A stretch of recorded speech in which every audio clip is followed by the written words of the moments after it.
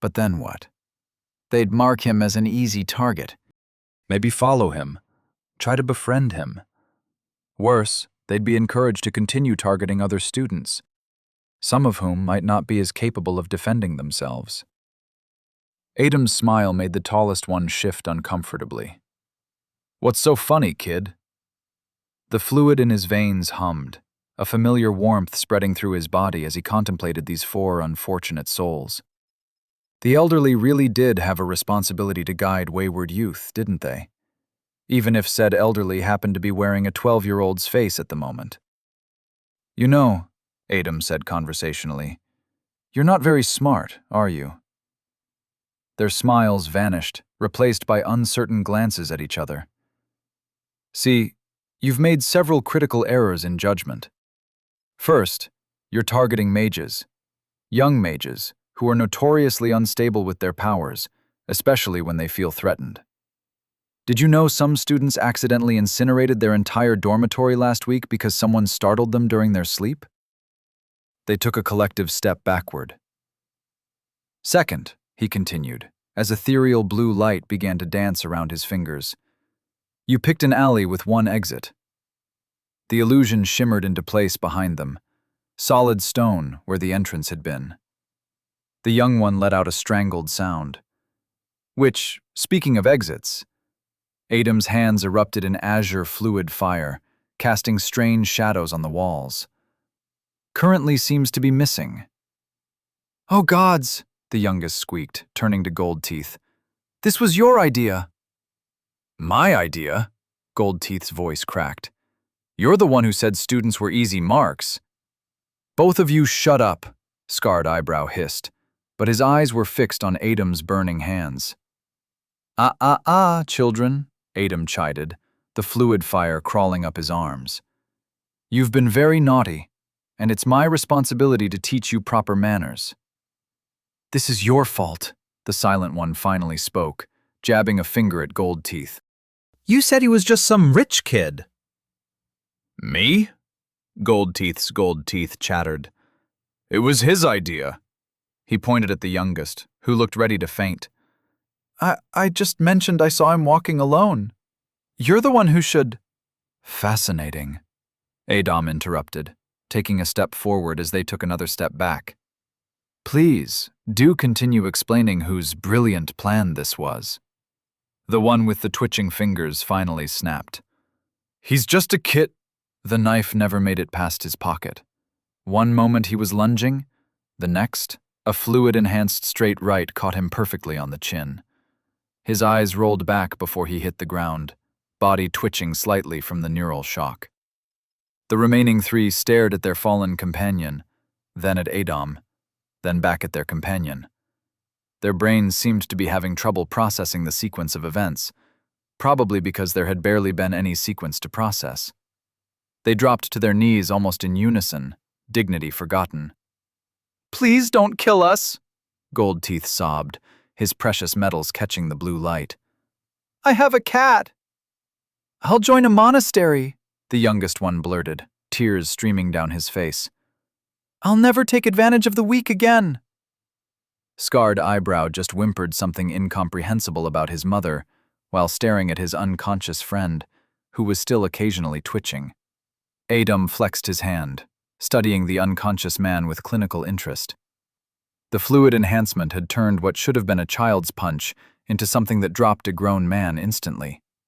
It wasn't his first time experiencing it, but still. Fascinating.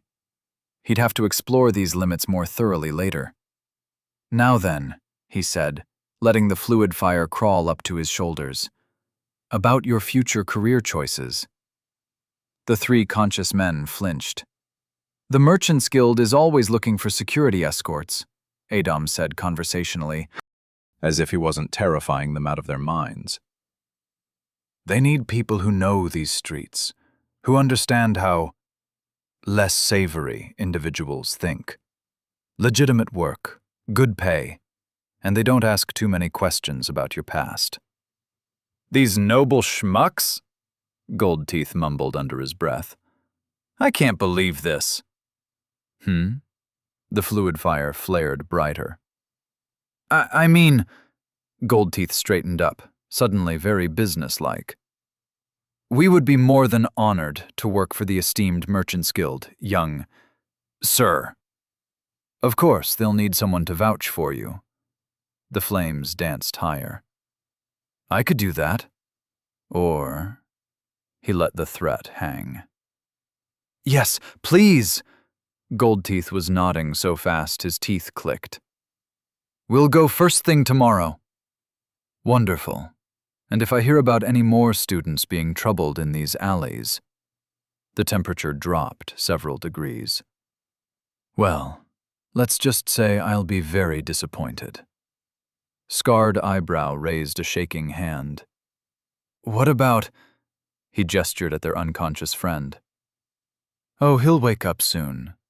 Make sure he understands our little arrangement. Adum smiled, and they collectively shuddered. I'll know if you don't show up tomorrow. I'll be watching. Adum watched as they stumbled to their feet, the youngest and Goldteeth hauling up their unconscious friend between them.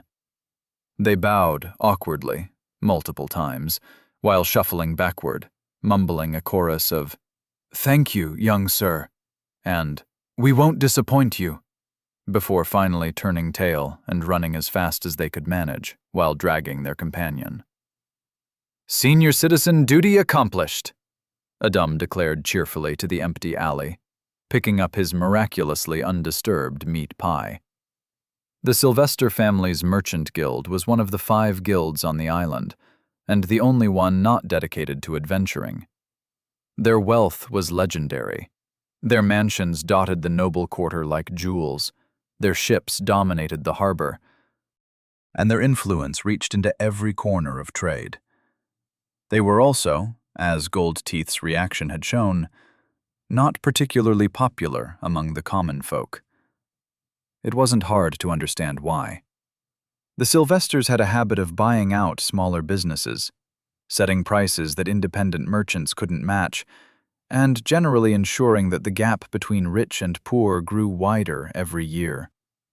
They were the epitome of noble privilege, looking down on common folk while profiting from their labor, living in luxury while others struggled to put food on the table. But for people like those would-be muggers, the guild offered something rare, a legitimate opportunity.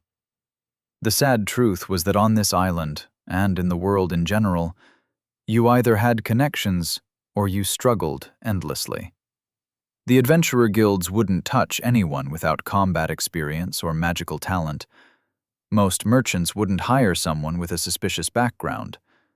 The mines were always hiring, sure, if you didn't mind a life expectancy measured in months. The Sylvesters' security force was different. They provided real training, decent pay, and clear paths for advancement. Sure, the nobles would always look down their noses at you, but you could earn a respectable living, support a family, maybe even save enough to start your own business someday. They were always looking for people who knew the streets, who could spot trouble before it started, who understood how the desperate thought, because they'd been desperate themselves. Adum headed toward the guild hall. Being a Xerxes student came with certain privileges. The Sylvesters might look down on common folk, but they'd trip over themselves to curry favor with someone wearing these robes. One word from him, and those 4 would have their chance. The guild hall's application reception was a stark contrast to the opulent exterior. Just a plain room with a desk, a few uncomfortable-looking chairs, and a bored guard who was currently slumped in his seat, sword propped against the desk, hat pulled over his face. Adum cleared his throat. No response. He cleared his throat again, more forcefully. Still nothing. "Excuse me, I heard you the first time," the guard drawled from under his hat, not moving an inch. "Then why didn't you answer?" "Didn't feel like it," the man replied, finally pushing his hat back and sitting up with the enthusiasm of a sloth. He blinked at Adum's Xerxes robes, but his expression remained steadfastly unimpressed. You gonna stand there all evening or actually say something? Adam sighed. Sometimes he missed the days when people showed proper respect to their elders. I'm here to vouch for 4 potential recruits for the security force. They'll be coming tomorrow morning to apply. And what makes you think they're suitable recruits? Well, Adam said, they attempted to mug me in an alley about 20 minutes ago. One of them is probably still unconscious. But they showed excellent teamwork, survival instinct, and a remarkable ability to recognize when they're completely outmatched. Plus, he added cheerfully, they're very motivated to change careers now.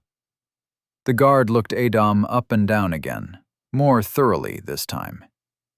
You beat 4 people? You? That's rather offensive. Just being honest, kid. He stood up, and kept standing up. The man was easily 6.5 feet tall, well-muscled beneath his uniform, with long, dark hair tied back in a loose tail. He couldn't have been more than 25. Grabbing some papers from his desk, he pulled out a quill. Names? Well, there's Gold Teeth, Scarred Eyebrow, the young one, and the unconscious one. The guard's quill stopped mid-stroke. He stared at Adam. Those are their names? No, I was a bit too busy avoiding being mugged to ask for proper introductions. The guard snorted, then shrugged. Tomorrow's problem, I guess. He scribbled the descriptions down anyway. Gold Teeth, Scarred Eyebrow, Young One, and... He paused. Unconscious one? And the big one, Adam sighed.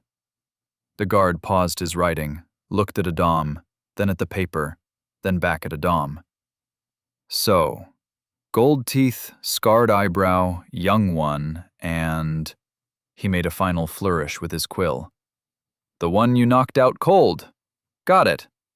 He sounded almost amused now. You know, this might be the most interesting recruitment form I've filled out all month. Usually it's just, my uncle knows someone, or I need money for my sick grandmother.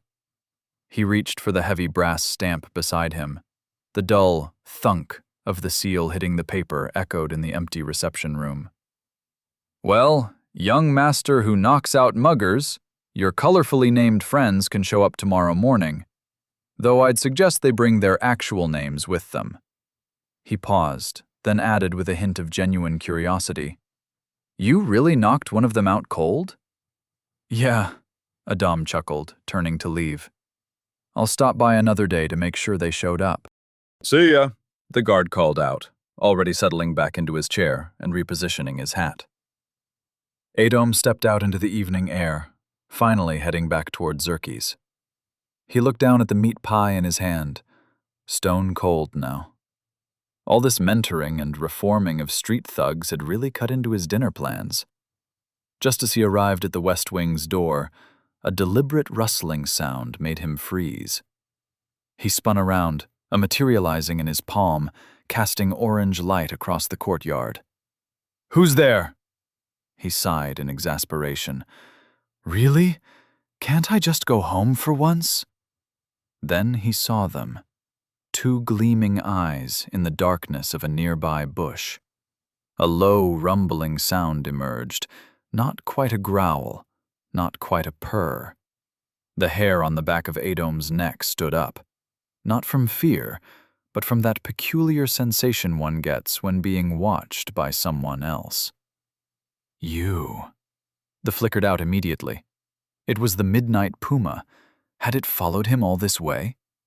The creature remained in the shadows, its eyes fixed on him, unblinking.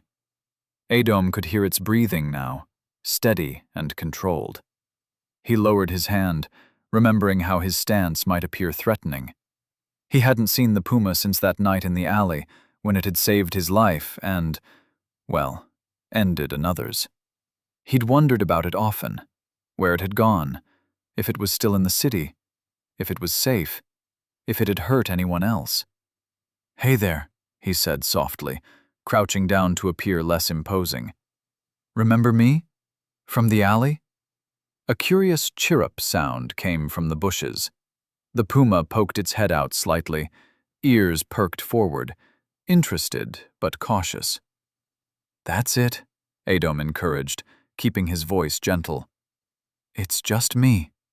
He looked down at his cold meat pie, then back at the hesitant feline. "Sorry, Sam," he murmured, placing the pie on the ground between them. "It's lamb. Might be a bit salty for your taste, but you're welcome to try it.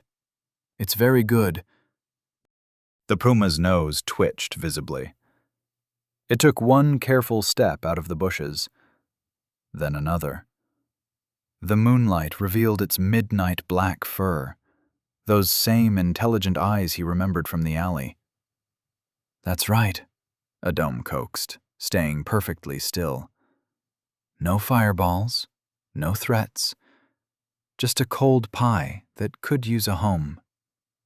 He watched as the puma took another step forward. "You've been keeping an eye on me, haven't you?"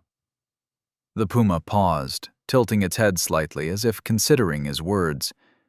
Its tail swished once, twice. It finally approached the pie cautiously, keeping one eye fixed on Adom as it lowered its head to sniff the offering. "Go on. It's just for you." It began to eat, its movements quick and desperate. In the moonlight, Adom could see how its ribs pressed against its skin, how its flanks had hollowed. At least that answered one question. It clearly hadn't been feeding on humans, or it wouldn't be this thin. "You know," Adom mused, watching it devour the pie, "I've been wondering how you managed to stay hidden in a city like this. Not a single report of a puma sighting, not even a rumor. How did you—" He never finished the question. The puma's form began to shrink, faster than seemed possible, until, with a soft poof, a regular black cat with startling blue eyes sat where the massive predator had been just moments before. "Whoa!" Adom fell backward in surprise. This was unheard of. Animals couldn't change form like that. Unless they were not animals. Eyes wide, he cast Identify on the cat. Adom's jaw dropped as the black cat looked at him and simply went, "Meow." Chapter 21. Professor Kim. "Meow? I thought you didn't want to have cats." "I don't." "Then why is there a cat drinking milk in our dorm?" "It's a long story." Adom sat on his bed, watching the small black cat lap delicately at the bowl of milk he'd scrounged earlier. It was surreal seeing such a dainty creature and knowing that just hours ago it had been a massive midnight puma. The transformation still boggled his mind.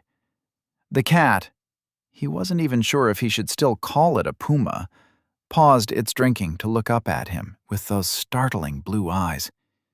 In the warm light of the dorm room, they seemed to shimmer with an intelligence that made him distinctly uncomfortable. Sam sat down on his bed, too, nursing his scratched hand. He'd learned the hard way that their new guest had strong opinions about being petted without permission. "At least it's cute. I like cats. Let's keep it." "Yeah," Adom said, watching the black cat meticulously clean its whiskers. "At least for now." "So," Sam looked at his roommate, "what are we naming it?" "Haven't really thought about it." "How about Asteroid Destroyer?" "No." "Apocalypse Bringer?" "Absolutely not." "Death's Shadow?" The cat actually hissed. "Maybe we should call it—" "Please stop," Adom begged. "You're terrible with names." "Hey, I named my father's familiar." "Sam?" "What's wrong with that?" "Mighty Fox is not a proper name for a fox familiar." "I liked it." "That says more about you than anyone else." Sam flopped back onto his bed with an exaggerated huff. You and your cat have no sense of grandeur." He lay there for a few seconds before rolling onto his side. "So, are you going to make it your familiar?" Adom looked at the black cat, which was now watching their exchange with what he could swear was amusement in those two intelligent blue eyes.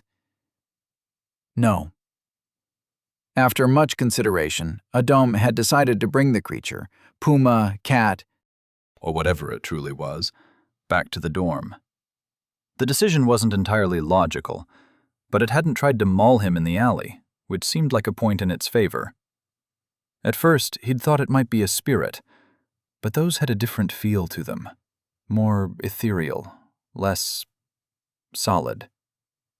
A shapeshifter, perhaps? But natural shapeshifters usually couldn't maintain forms this perfectly, and they tended to avoid cities. A familiar without a mage? Possible, but unlikely. Familiars didn't typically show this level of independence. The more he observed its seamless transformations and those unnaturally intelligent blue eyes, the more one explanation kept rising to the top of his list. A curse. Curses were tricky things in the magical world. Not quite spells, not quite bindings, but something in between. They worked by imposing a twisted pattern onto someone or something's natural mana flow. While normal spells were temporary transformations of mana, curses were more like permanent distortions, forcing someone's mana to flow in unnatural ways that created lasting effects. The strength of a curse depended on how deeply it was woven into the target's mana. Surface curses were relatively simple, things like bad luck or minor transformations. These sat on top of someone's natural mana flow, like a parasitic pattern.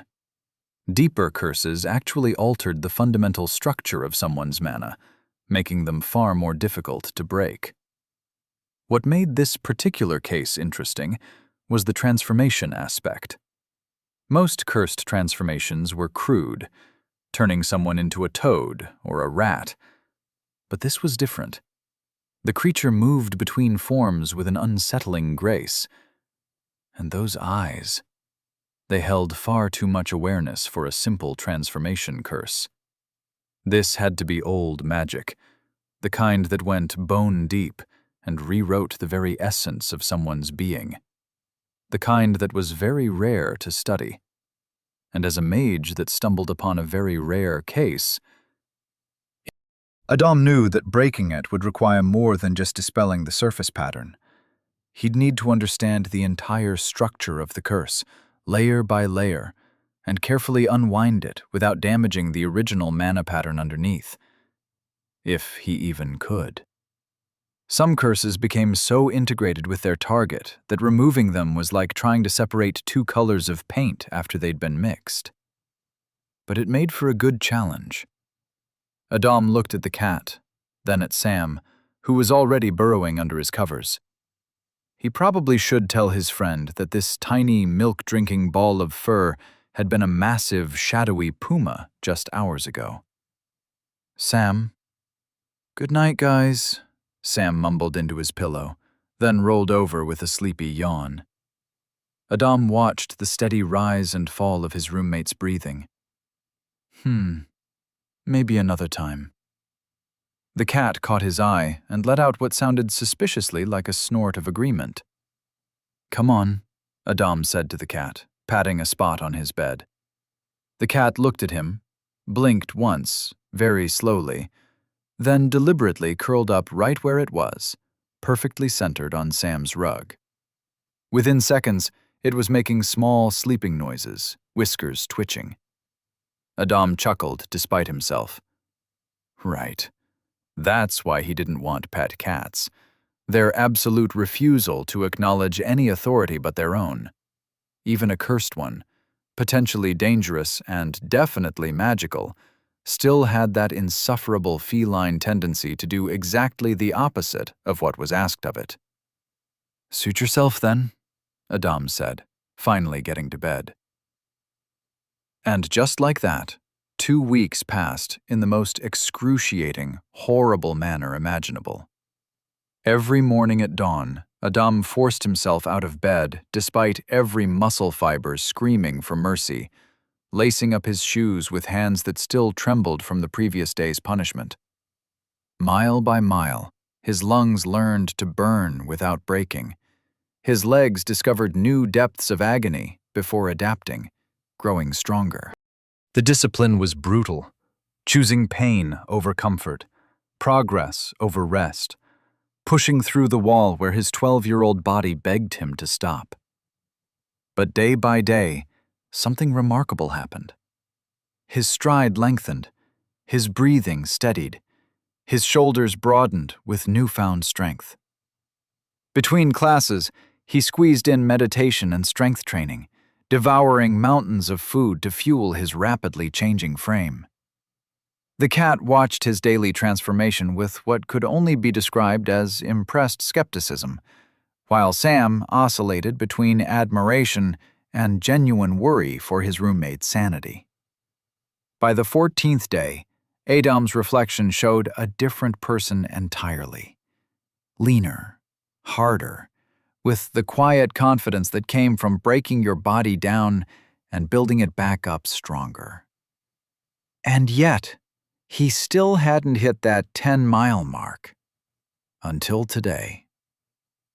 +1 endurance. +3 endurance. "Come on, Adam!" Hugo's voice boomed across the training hall. "You're almost there!" "He's actually doing it," Diana shouted, jumping up and down at the track's edge. "Go, go, go!" Phil and Caius were practically vibrating with excitement. 30 seconds left, Vale called out, watching the timer. "Don't you dare stop!" Even Sam, who usually treated physical exercise like a personal insult, was screaming himself hoarse. "Don't you dare!" Adam couldn't really hear them anymore. His world had narrowed down to the burning in his lungs and the steady thud of his feet against the track. Every breath felt like swallowing fire. His legs had stopped being legs about 6 minutes ago. They were just pain-filled appendages that somehow kept moving. Pain tolerance increased detected. 77% capacity. He wanted to throw up. He really wanted to throw up. But throwing up would mean stopping, and stopping wasn't an option. Not today. Not when he was so close. 15 seconds! His vision was starting to blur at the edges. The constant notifications in his peripheral vision had melted into a smear of blue light. He couldn't feel his face anymore. Was that normal? Probably not. 10 seconds! Warning, physical limits approaching. Recommendation, decrease pace. "Shut up!" he growled at the system, pushing harder. 5, 4, 3, 2, 1. Congratulations! Side quest completed. 10 miles completed in 59 minutes, 58 seconds. Achievement unlocked. Breaking barriers of one's body. Reward. Skill, Iron Lungs, unlocked. Description. Dramatically increases overall stamina and oxygen efficiency. Reduces fatigue buildup. Enables longer periods of sustained physical activity and improves recovery time. +5 stamina permanently added. Body adaptation progress, 27%. Adam barely registered being lifted off his feet. The entire club had rushed the track, hoisting him onto their shoulders like he'd just won some grand championship, instead of just not dying during cardio. "He did it!" Hugo screamed. "Up, up, up!" the club chanted, tossing him in the air. Through his exhaustion-addled brain, Adam noticed Sam grinning like an idiot, clapping harder than anyone. "Now that," Sam shouted over the celebration, "was actually kind of awesome!" Adam would have replied with something appropriately sarcastic, but he was too busy trying not to throw up on his celebrating clubmates. Also, he couldn't feel his legs. Or most of his body, really. Iron Lungs skill integration beginning. Estimated recovery time, 47 minutes. Recommendation, water. Lots of water. It was just a run. Damus's dry voice cut through the celebration from somewhere in the back of the room, where he was casually leaning against the wall. The entire club turned to glare at him in perfect synchronization. Even Sam, who normally avoided confrontation. Hugo just grinned wider, still holding the almost unconscious Adam. Everything's just something until you actually try to do it. Damus raised an eyebrow, but wisely chose not to comment further. Adam sat against the wall, legs stretched out, watching the blurry shapes of people training. His vision had gotten worse since losing his glasses. Now he could barely make out anything beyond 157 inches. Just vague shapes moving around, their edges bleeding into each other. The cat sat next to him, back straight, looking thoroughly unimpressed with the whole affair. A water bottle appeared in front of his face, blocking what little vision he had left. Adam squinted, which only made Hugo laugh. "You know," Hugo said, settling down next to him, "you actually look pretty good without the glasses. Very scholarly warrior chic." "Everyone's telling me that. But I look like I'm constantly judging everyone," Adam muttered, accepting the water bottle. The cat gave it a disdainful glance. "Aren't you, though?" "That's fair." Hugo's laugh boomed across the training hall, making several students miss their steps. "You should really get new ones, though. Can't have you missing all the important form corrections I'm about to show Sam." As if summoned by his name, Sam's yelp of surprise echoed from somewhere in the blur of motion that was the training area. The cat's ear twitched, the closest thing to interest it had shown all morning. "I can see just fine," Adam lied, taking a sip of water. "You've been staring at the storage closet for 5 minutes."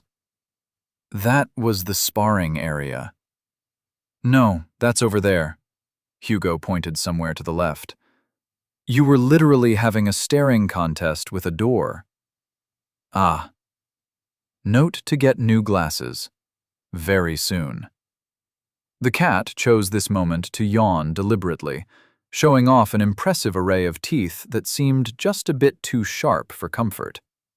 Hugo glanced at it, his expression shifting ever so slightly.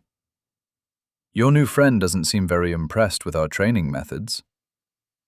"The cat," Adam said, "has very high standards." "Have you considered making it your familiar?" Hugo asked, watching the cat with curious eyes. "I tried. It declined the offer." Hugo's laugh echoed through the hall again. "Very cat-like indeed."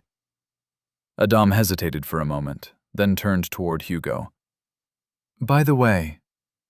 Over the past 2 weeks, Adam had been carefully planting seeds. A question here about advanced magical theory during water breaks. A casual mention there about helping younger students with their assignments. He'd even started organizing the equipment after training sessions without being asked. The club was just a club, a place for training.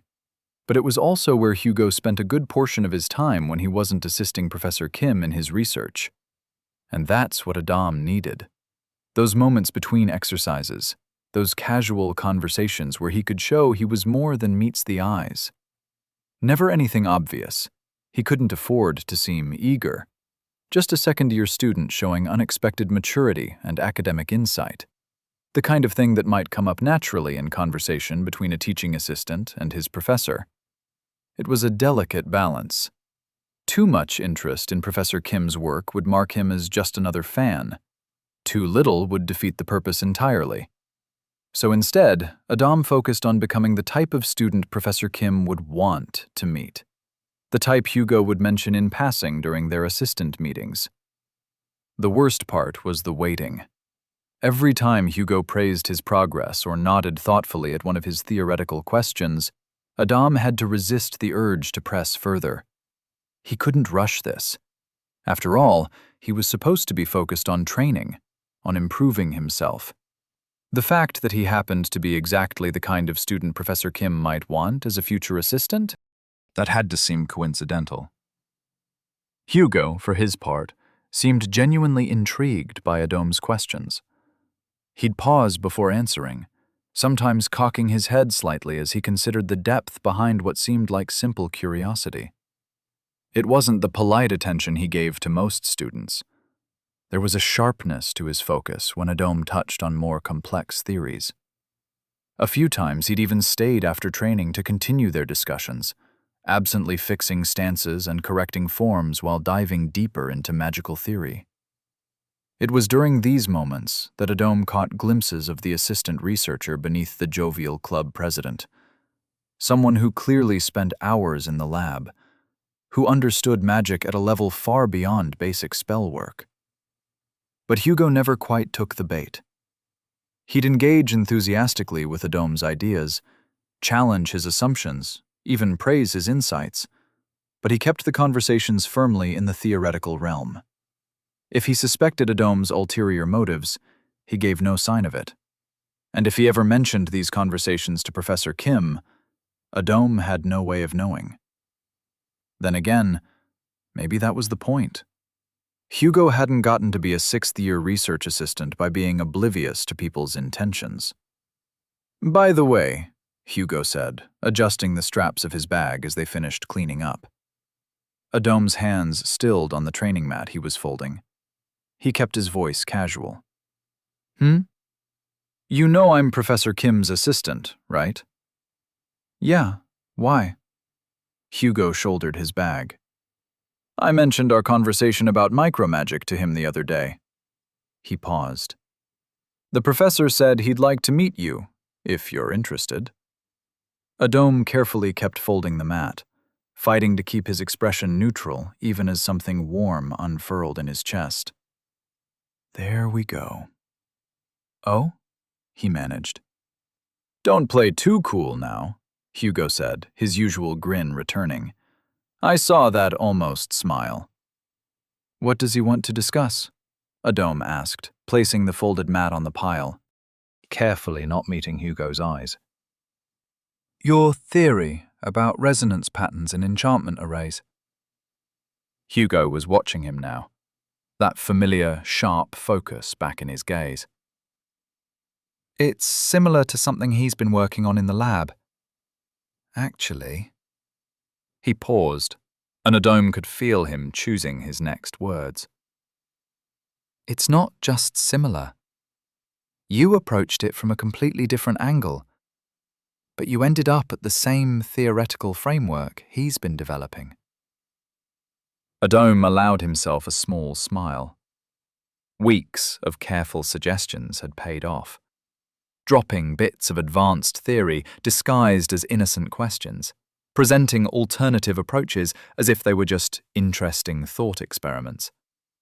He'd known exactly which problems Professor Kim was tackling in some of his research, and had carefully guided Hugo toward those specific topics, making the connections seem natural, coincidental.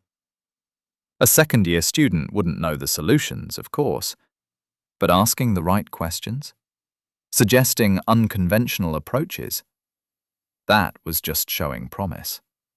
And now it had worked. He had his opening. "When did you want me to meet him?" "Right now, actually, if you're free.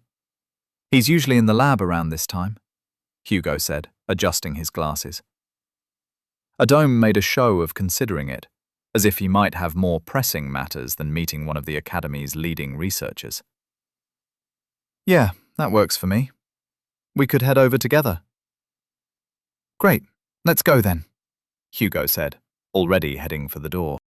The cat padded silently between them as they made their way through the Academy's winding corridors, its tail held high like some sort of furry navigation system. It had rejected every name Sam had suggested over the past week, Lord Whiskers had earned a particularly withering glare. As they approached the research wing, Hugo slowed his pace. "I should probably warn you," he said, rubbing the back of his neck. "The professor is special." "I know," Adom nodded. "His work on magical resonance theory is brilliant. The implications for enchantment stability alone—" "No, that's not—" Hugo cut himself off, looking oddly uncomfortable. "I mean, yes, he's brilliant, but that's not what I'm talking about." He sighed, glancing down at the cat, which had stopped to clean its paw with deliberate disinterest. "You'll see for yourself. Just look beyond the apparent. You might be surprised." Adom felt a twinge of unease.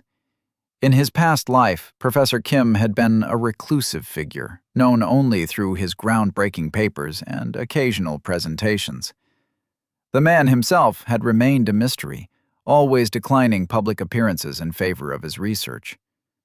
Now, watching Hugo's strange hesitation, Adom wondered what exactly he'd gotten himself into. The cat finished its grooming and looked up at them both, its expression somehow managing to convey that it found their conversation tedious. It flicked its tail once and continued down the hall, clearly expecting them to follow. "Right," Hugo muttered. "This way." He paused. "And try not to stare. He really hates that." "Stare at what?" Adom wanted to ask. But Hugo was already moving again, following the cat around a corner toward a heavy wooden door marked Advanced Theoretical Research, Authorized Personnel Only. Hugo approached the door and knocked. 1, 2, 1, 2, 3, 1, 2. A rhythmic pattern that made Adom and the cat exchange glances.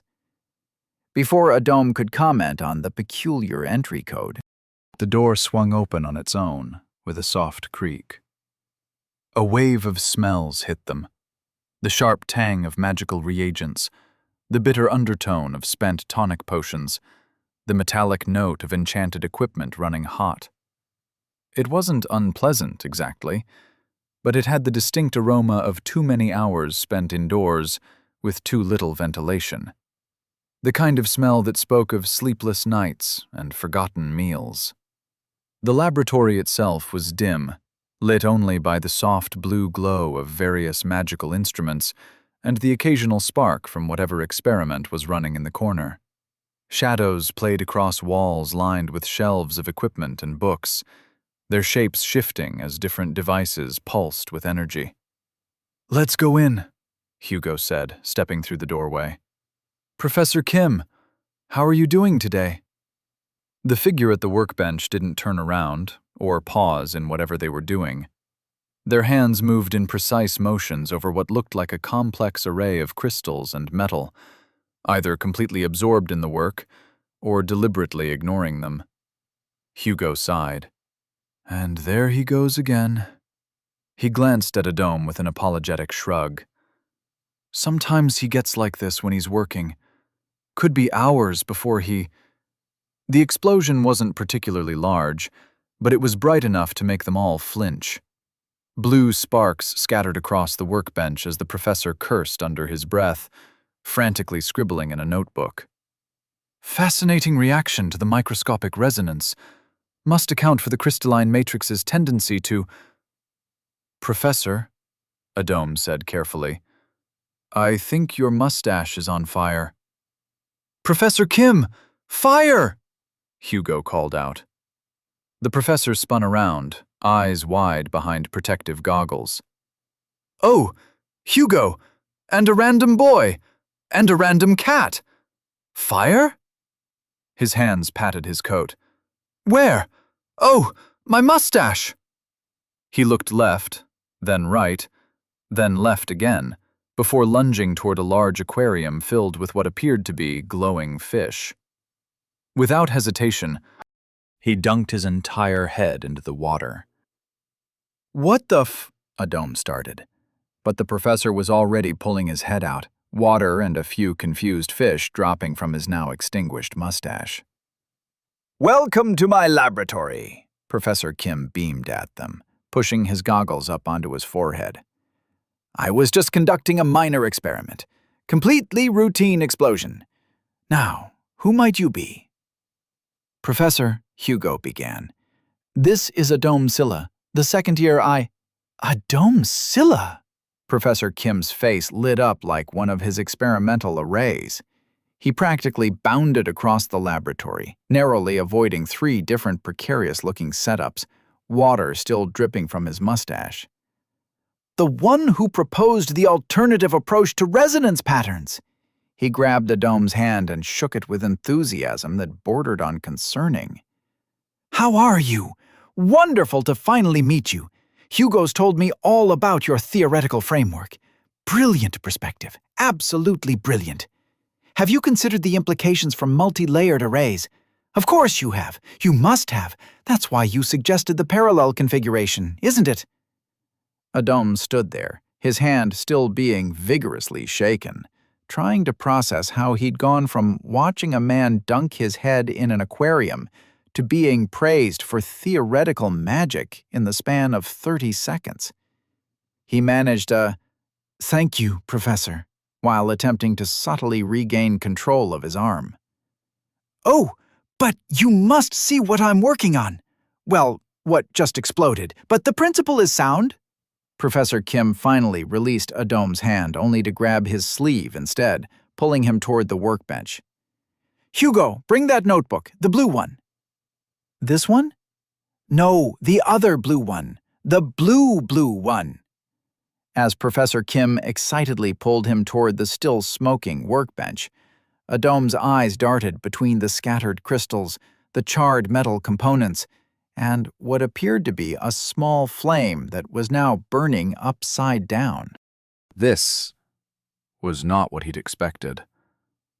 All his careful planning, all those subtle conversations with Hugo, and now he was being dragged toward an active explosion site by a man whose mustache was leaving a trail of confused, glowing fish on the floor.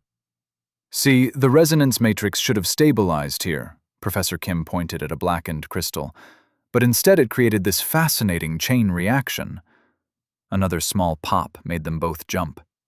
Oh, don't worry about that. Completely normal. Probably.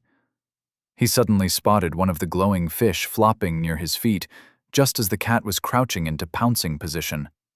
Oops, sorry, Guga. He scooped up the fish and dropped it back in the aquarium, barely breaking stride in his explanation. Now, where was I? Ah, yes, the chain reaction. Adom found himself torn between genuine academic fascination and basic self-preservation instincts. The theoretical framework was brilliant. He could see that even in its half-destroyed state, but he was also fairly certain that smoke wasn't supposed to be that color. Behind them, he heard Hugo muttering something that sounded suspiciously like, "At least nothing's on fire this time." This time? Professor Kim was still talking about resonance patterns when Adom's eyes adjusted enough to the dim light to make out something in the corner. Behind stacks of books and equipment, partially covered by a heavy cloth, sat an unfinished framework. A prototype. Even in its crude state, the theoretical arrays were unmistakable. So this was where it started, Adom thought. Dragon's Breath. Chapter 22. Magic Theory. The funny thing about world-changing discoveries is how they always seem to start with the best intentions. This will revolutionize everything, they say. Think of the possibilities, they insist. And they're right, of course. Just not in the way they expect. Take Dragon's Breath, for instance. When Professor Kim first unveiled his prototype, he could barely contain his excitement. Here was a material that could store as much magical energy as a proficient second circle mage. Imagine, he'd said, eyes bright behind those ridiculous goggles. A world where even those without magical talent could access powerful enchantments. Where every home could have the energy equivalent of a mage at their disposal. The academic community went wild. Papers were published, theories were proposed. Everyone wanted a piece of what promised to be the greatest magical breakthrough since the rediscovery of magic by Law, the farmer mage. No one stopped to ask the obvious question. What happens when you give that much power to people who really shouldn't have it? Well, no, that's not entirely true. Some people did ask that question. They just weren't the ones anyone was listening to. 3 months after the initial announcement, Professor Kim was found dead in his laboratory. The official report called it an accident, something about an experimental malfunction. Quite convenient, really, how all his notes burned in the same accident. Even more convenient how the prototype vanished without a trace. The world moved on. New discoveries were made.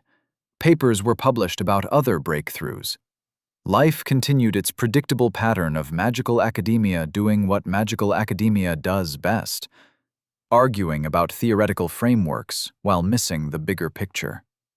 And then Verdant Isle disappeared. One day it was there, a thriving community of 15,000 souls. The next?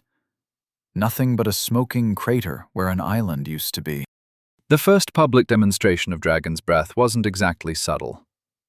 The textbooks would later call it the mana conflicts, a nice sanitized term for what was essentially everyone trying to either steal, replicate, or defend against a weapon that could turn cities into memories.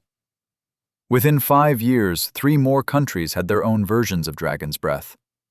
Within 10, the death toll had reached numbers that made statisticians quit their jobs and take up farming.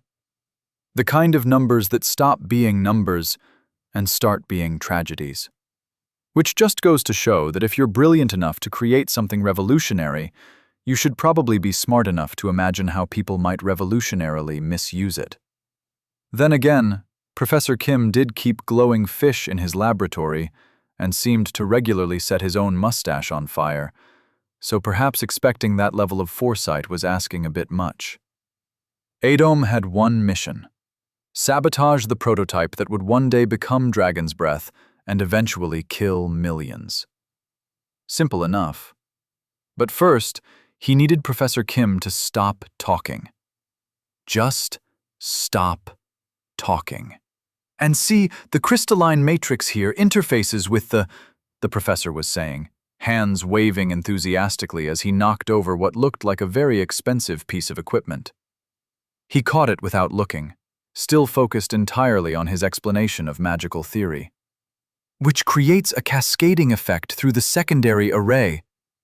The world's most dangerous invention was sitting right there, covered in dust and old papers, and its creator was currently explaining the proper way to calibrate resonance frequencies while his mustache smelled like burnt hair and gel.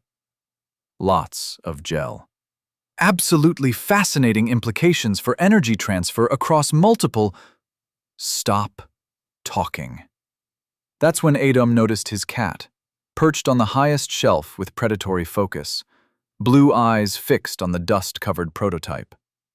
And if we adjust the resonance frequency, we could theoretically... Professor Kim's endless monologue cut off abruptly as he spotted the cat. "Oh, hello there, kitty cat. Aren't you a cute little..." The cat didn't even blink. "Professor," Hugo said slowly, "I don't think it likes that name." The cat's eyes met Adom's. There was a moment of perfect understanding between man and feline. The kind of silent communication that transcends species, time, and common sense.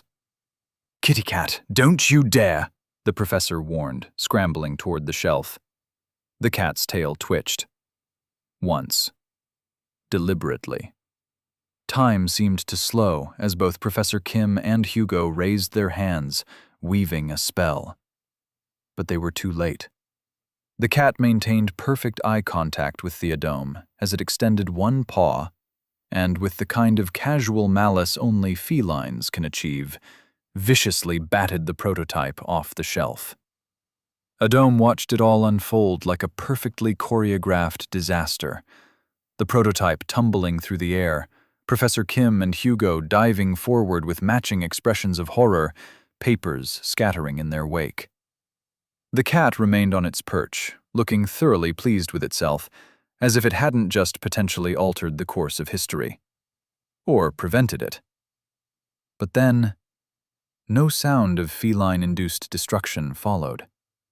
Adom looked down, heart sinking as he saw Hugo, hand raised and brow furrowed in concentration, holding the prototype suspended in a perfect levitation spell. Damn it. Professor Kim stood frozen, arms still outstretched, mouth open in a silent scream that had yet to catch up with reality. For perhaps the first time since Adom had met him, the professor was completely silent. "I've got it, Professor," Hugo said, carefully maneuvering the prototype back to safety. "It's okay. Everything's fine." The professor seemed to remember how to breathe. "Oh, thank the circles, Hugo. Thank you. Thank you." He practically collapsed against his desk, dabbing at his eyes with his sleeve. That was... "I am so sorry," Adom said, watching his cat stretch lazily on its perch, looking entirely too satisfied with itself. "I really don't know what got into—" Actually, he knew exactly what had got into it. The same thing that made him wish Hugo had been just a fraction slower with that spell. No, Professor Kim waved him off, definitely wiping away tears now. "It's a cat. Cats do cat things. It's what they do. Can't blame them for following their nature, can we?" Hugo carefully placed the prototype on the professor's desk. "Maybe we should keep it somewhere more secure." The professor's eyes fixed on the device, now free of its dusty cover. "Oh, this?" He noticed Adom's intense gaze. "I suppose you're wondering what all the fuss is about." "It must be something important," Adom said, trying to keep his voice neutral, "to cause such a reaction." "Important?" Hugo snorted. "It's only 20 years of the professor's life." 23, actually, Professor Kim corrected, running a gentle finger along the prototype's edge. "My magnum opus, you could say. The project that's consumed nearly half my life." "Really?" Adom leaned forward, feigning fascination while his stomach churned. "What exactly does it do?" The cat's tail twitched again, but this time Hugo shot it a warning look. "Don't even think about it." So Adom endured 3 more hours of theoretical discussion, nodding at the appropriate moments while the professor excitedly explained concepts that Adom had already learned. Would learn? From the professor's own published works. Future works. Works that would be scattered across charred library remains. The irony of correcting the professor's theories using the professor's future discoveries was not lost on him. "That's actually a fascinating perspective," Professor Kim said for the 3rd time, scribbling frantically in his notebook. "I never considered approaching the resonance matrix from that angle. Hugo—" "Are you noting this down?" "Every word, Professor," Hugo replied, though he kept shooting suspicious glances at Adom. Whether it was due to the cat incident or Adom's surprisingly deep knowledge of experimental magical theory, it was hard to tell. Adom could have completed the prototype in 2 weeks if he wanted to. He had all the knowledge, after all. Decades of research compressed into his memory. But that was exactly why he needed to guide the professor down a different path. Plant seeds of doubt. Suggest alternative approaches that would lead nowhere. Buy time. "But what if," Adom said carefully, watching the professor's eyes light up with each new suggestion, "we considered a non-linear absorption pattern?" The professor's quill stopped mid-sentence. "Non-linear? But that would mean—" "Complete restructuring of the base theorems," Hugo finished, frowning at the equations. "Exactly," Adom said, trying not to smile as he watched 23 years of research begin to unravel. Sometimes, the best way to prevent a disaster wasn't to destroy it, but to ensure it never quite came together in the first place. The guilt gnawed at Adam's stomach as he watched the professor enthusiastically tear through decades of his life's work, redesigning fundamental principles based on suggestions that Adam knew would lead nowhere. The man's pure excitement and genuine love for discovery made it worse. But then Adam remembered Verdant Isle, and the guilt became a bit more manageable. "Oh, circles!"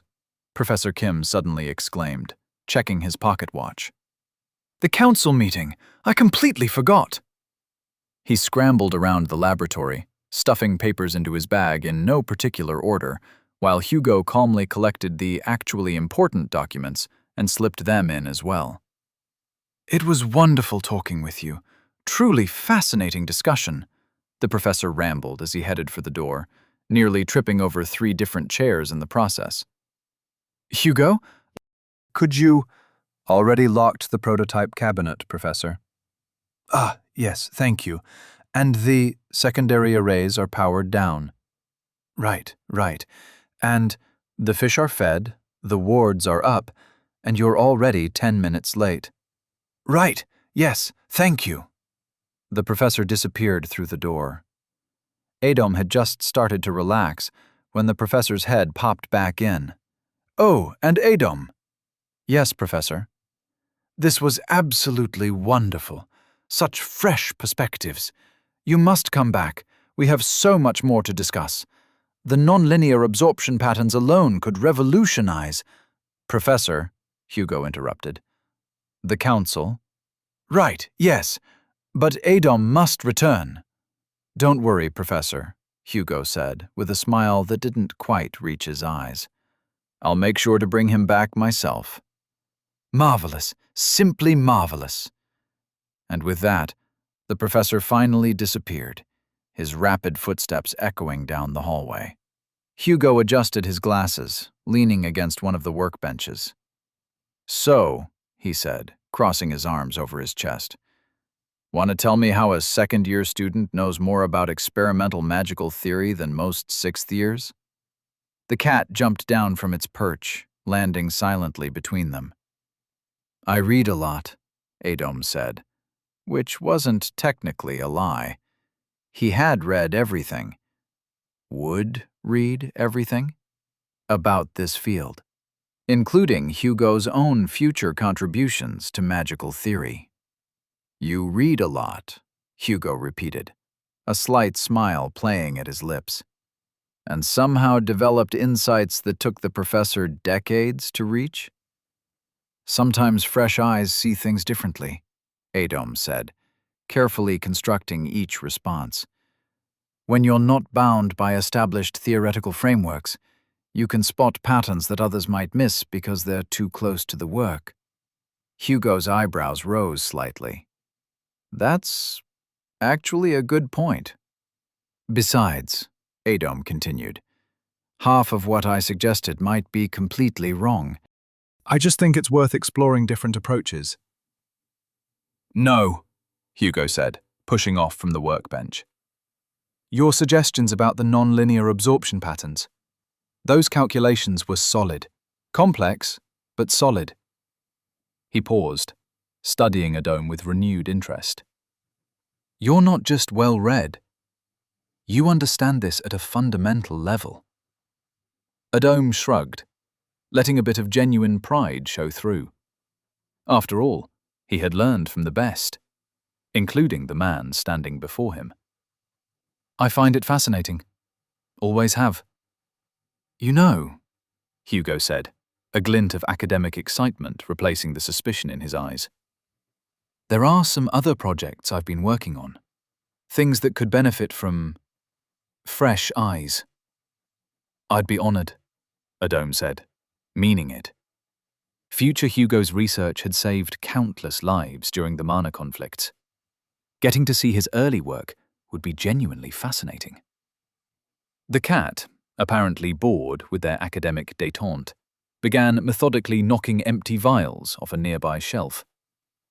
Although, Adome added, watching the cat, maybe somewhere with fewer breakable things? Hugo laughed, the last of his suspicion melting away. Agreed. The East Wing's cafeteria's still open. We could grab something to eat while we talk theory. Firsty. The day had slipped away faster than Adome expected, and he was still sitting there, staring at an empty book through Riddler's Bane, like it would somehow make words magically appear on the blank pages.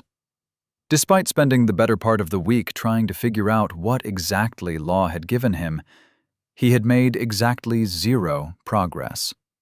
Which was both frustrating and impressive, considering there wasn't even anything to make progress on to begin with. No words, no invisible ink, no hidden messages, not even a single doodle in the margins, just page after page of absolutely nothing. He was starting to wonder if Law was just messing with him at this point. Maybe the real treasure was the time he'd wasted along the way. "Hey," Sam said from his bed, where he was sprawled out looking like he'd been hit by several successive waves of exhaustion, which, considering the day's training, wasn't far from the truth. "You could just buy new glasses instead of trying to read with some old guy's monocle." Adome snorted, finally letting the book drop onto his lap. Yeah.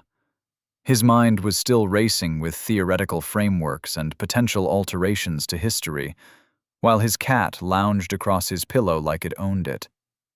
The empty book could wait. It wasn't like it was going anywhere, being empty and all. "You know," Sam said, voice muffled by his pillow, "I'm really glad you didn't die during running practice today." Adome snorted again. "Thanks." "No, seriously." Sam actually pushed himself up to sitting position, which was impressive given how he'd been declaring himself permanently horizontal just moments ago. "You looked like death warmed over, but you kept going. Like, I've never seen anyone look so absolutely done with existence, but still refusing to stop." I mean, stopping would have meant dying on the spot, so... "That's exactly it!" Sam was fully animated now, gesturing with unusual enthusiasm. "You just pushed through. And I was thinking, maybe I should do that too, you know? Not just with running, but with everything. Like, maybe I could be better. A better version of me." Adome turned to look at his friend, genuinely surprised. Sam, who took pride in his ability to find the path of least resistance through life. Sam, who once spent 3 hours figuring out how to avoid a 10-minute task, was talking about self-improvement? The silence stretched between them, growing increasingly awkward as Sam seemed to realize what he'd just said out loud. Adome couldn't help it. He started laughing. "Oh, shut up!" Sam groaned, falling back onto his bed, his face noticeably redder. "This is why I don't say things." No, Adome managed between chuckles. "It's just... You know what? You are changing. You've been different lately. In a good way." "Yeah?" Sam asked, trying and failing to sound disinterested. "Yeah." Adome stood up, stretching. "Change looks good on you." The cat opened one eye to watch him move toward the door. "Where are you going?" Sam asked, propping himself up on an elbow. "Just need to walk a bit. Bit of insomnia tonight." "Ah." Sam was already sinking back into his pillow. "I'll probably be asleep when you get back." "Probably for the best. You look like you're about to pass out mid-sentence." "Do not," Sam mumbled into his pillow, already half asleep. "Good night." "Night, Sam." The cat silently padded after Adome as he slipped out the door. Behind him, he could already hear Sam's soft snoring beginning to fill the room. Whether it was the skill making him more resilient to fatigue, or just the endless stream of magical theories bouncing around in his head, sleep felt like a distant concept. The conversations with Professor Kim and Hugo had stirred something in him, that familiar excitement of pushing magical boundaries that he'd known in his previous life. The night air was crisp as he walked through the academy grounds, watching the massive stone buildings slowly drift across the landscape like clouds made of marble and granite. The third-year dormitory was currently rotating clockwise, its Gothic spires scraping against the star-filled sky, while the library tower seemed to be waltzing with the alchemy department, their foundations leaving trails of soft blue light in their wake. "Evening, Adam," called out Guard Captain Marina from her patrol route. She was accompanied by 2 newer recruits. Adam recognized them from last week's incident with the escaped experimental frogs. "Everything all right?" asked Devon, the younger of the 2 guards, hand instinctively resting on his wand. "Just couldn't sleep," Adam replied, gesturing vaguely at the shifting buildings. "Thought I'd walk it off." "Ah, insomnia," Marina nodded knowingly. "The gardens are particularly nice tonight. Just keep an eye out. The rose garden's getting a bit territorial again. Tried to eat Thompson's hat yesterday." "I liked that hat," the other guard, Thompson, muttered. "I'll keep my distance from any suspicious-looking roses," Adam promised, earning a chuckle from the guards. "Stay safe, kid," Marina called as they continued their rounds. "And try to get some sleep eventually." Adam watched them disappear around a corner before continuing his walk. The rose garden was indeed settling into place near his dorm. He could already smell the mix of night-blooming varieties. It was his favorite among the Academy's numerous gardens, not just for its beauty, but for its personality. Even now, he could see some of the more mischievous bushes trying to rearrange themselves into new patterns, while the older roses swayed disapprovingly. A particularly bold red rose attempted to snag his sleeve as he passed, but the cat swatted it away with practiced indifference. Finally, he reached his destination, one of the practice rooms, its stone walls still settling into place with a soft grinding sound. The room had just finished its nightly migration. He placed his hand on the door, feeling the protective wards recognize him. This was probably a terrible idea, especially with tomorrow's meeting with Cisco looming. But his mind was too awake, too full of possibilities, and sometimes the only way to quiet a restless mind was to exhaust it completely. The door swung open silently, revealing the empty practice room beyond.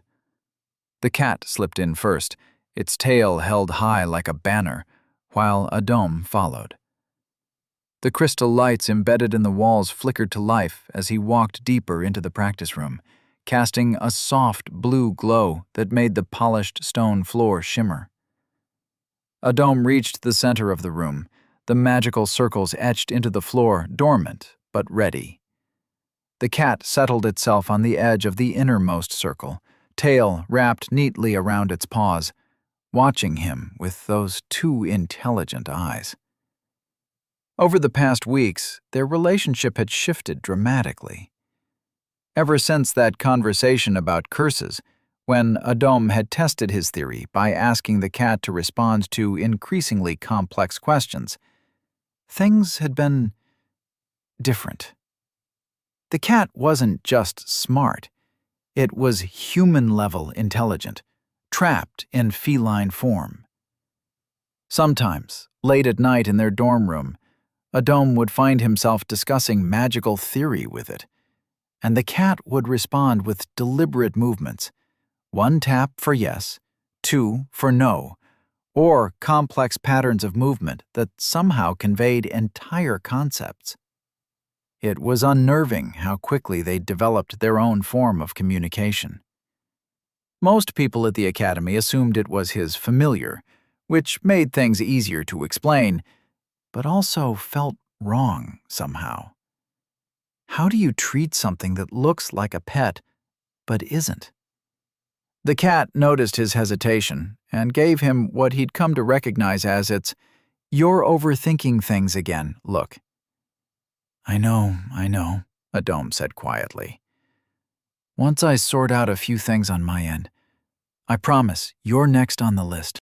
There has to be a way to break your curse. The cat blinked slowly at him, their shared signal for agreement, before settling in to watch whatever experiments he was about to attempt. Adom pulled out the broken golem knight in front of him, or what was left of it anyway. He'd been working on it a lot these past few days. The cat's ears perked up with interest, moving closer to inspect the remains. "See this?" Adom murmured, picking up one of the larger pieces. "Golems shouldn't be able to use fluid. They're magical constructs powered by runes and crystallized mana. But this..." He traced the channels where the fluid had once flowed. "This is more like a circulatory system. Almost organic." The cat placed a paw on one of the smaller pieces, then looked up at Adom with what he'd come to recognize as its theoretical question expression. "Exactly," Adom nodded, already setting up a basic analysis array on the floor. "If someone managed to create a hybrid between mechanical and organic systems in a golem, that would be..." He paused, remembering the future he was trying to prevent. "Well, that would be groundbreaking. And potentially terrible." The cat's tail twitched, their signal for danger or warning. "Don't worry," Adom said, arranging the golem pieces within the array. "I just want to understand how it works. Knowledge itself isn't dangerous. It's what people do with it that causes problems." The cat gave him a look that clearly said, "That's debatable," but settled down to watch as Adom began his analysis. Sometimes he wondered if the person trapped in that feline form had been a researcher too. They certainly had the mindset for it. With methodical precision, Adom began dismantling the golem's outer shell. Each piece of armor came away with careful application of a minor dispelling charm. Whoever had built this hadn't wanted it to be easily taken apart. The cat watched intently, occasionally batting away pieces that rolled too close to the analysis array's boundaries. "Let's see what you're really made of," Adom muttered, using Riddler's Bane. The monocle immediately sharpened his perception, making the magical patterns more distinct. The construct's internal structure began to make more sense, or rather, its strangeness became more apparent. "I really don't get it," he said, tracing what appeared to be crystallized fluid channels. "These pathways, they're not just conducting mana, they're transforming it somehow." The cat leaned in closer, equally fascinated. The internal architecture was unlike anything he'd seen in standard golem crafting. Instead of the usual rigid mana channels, these were more like veins, flexible and adaptive. "It's almost like..." Adom paused, an idea forming. "Like it's turning regular mana into fluid form as it flows through the system. But that would require..." His fingers found the central chamber where the core should be. Most golems had a simple crystalline core, a power source that fed mana through fixed channels. This was different. The core was organic, almost heart-like in its construction. "This isn't just a core," he realized. "It's a converter. But converting mana to fluid form requires..." He trailed off, carefully extracting the core-like organ from the dismantled body and setting it on the analysis array. The golem's remains lay scattered around them, completely inert without its power source. The cat made a questioning sound. "Well, technically, if we want to understand how it works," Adom began, already knowing this was probably a terrible idea. He formed a small mana channel between his palm and the core. "We just need to restart it, just enough to observe the conversion process." The cat's tail began to twitch nervously. "Just a tiny bit of power," Adam assured it, feeding a careful stream of mana into the core. For a moment, nothing happened. Then the core pulsed. Once, twice, and a pattern of runes he'd never seen before began to glow along its surface. "That's interesting," he said, leaning closer to examine the runes. "These look almost like—" The cat suddenly hissed, fur standing on end. "What's wrong?" Adam asked, looking up from the core in his hands. "Oh." Behind the dismantled pieces of armor, behind the exposed channels and deconstructed parts, the golem's eyes were glowing blue. Without its core. Chapter 23. Golem. Here's the thing about golems. They need cores to function. That's like Magical Engineering 101, Day 1 stuff. The kind of basic fact you learn right after "don't eat mysterious glowing mushrooms" and "yes, that ancient tomb is probably cursed." So when you're holding a golem's core in your hands, staring at the very definitely coreless golem whose eyes are now glowing a serene blue, you start questioning everything you know about magical engineering, and possibly your life choices. Adam stood there, spell burning hot and ready in his palm, aimed at what remained of the golem's exposed frame. Behind him, a low growl filled the room as the cat's form began to shift and expand, fur rippling as muscles grew and stretched until a full-sized puma stood in its place, teeth bared and ready to pounce. "Wait," Adam said, holding up his free hand. Something wasn't adding up. The golem hadn't moved, hadn't attempted to reassemble itself, hadn't tried to recover its core. It just sat there, pieces scattered across the practice room floor, eyes glowing with that steady blue light. Watching. Adam's spell flickered slightly as a new thought occurred to him.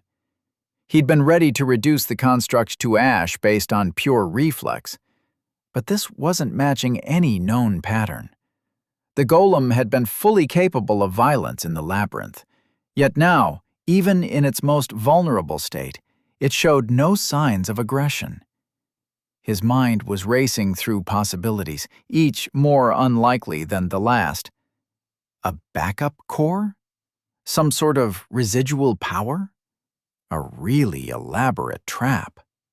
"This is either going to be the most interesting discovery I've made," Adam said to the puma, "or the stupidest last words anyone's ever had."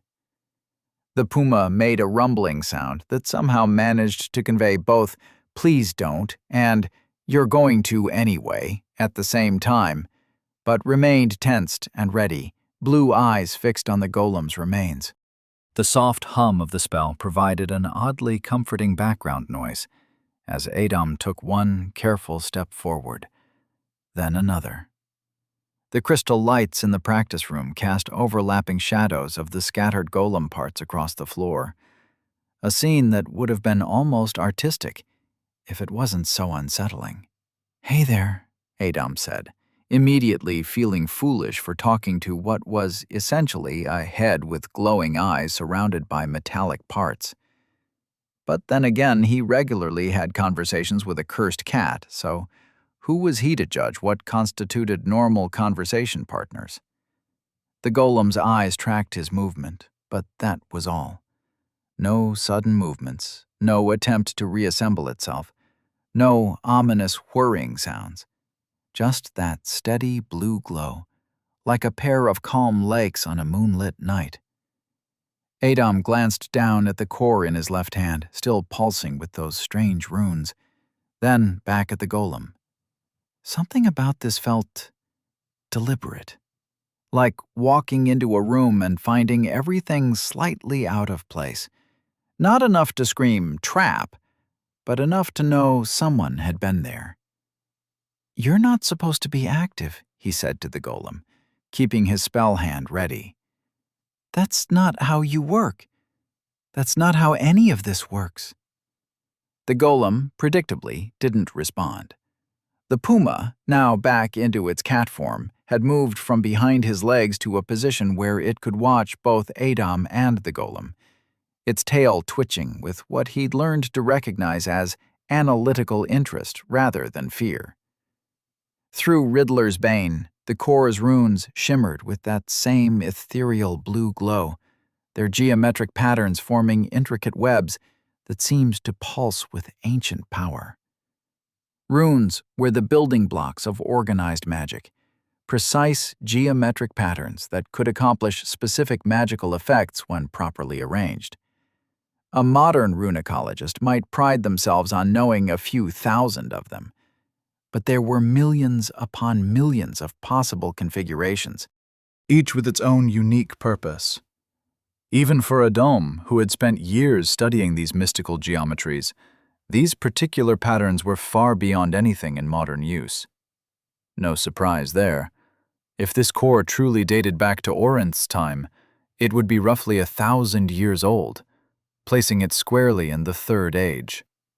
The ages of magic were a testament to humanity's cycle of triumph and catastrophe.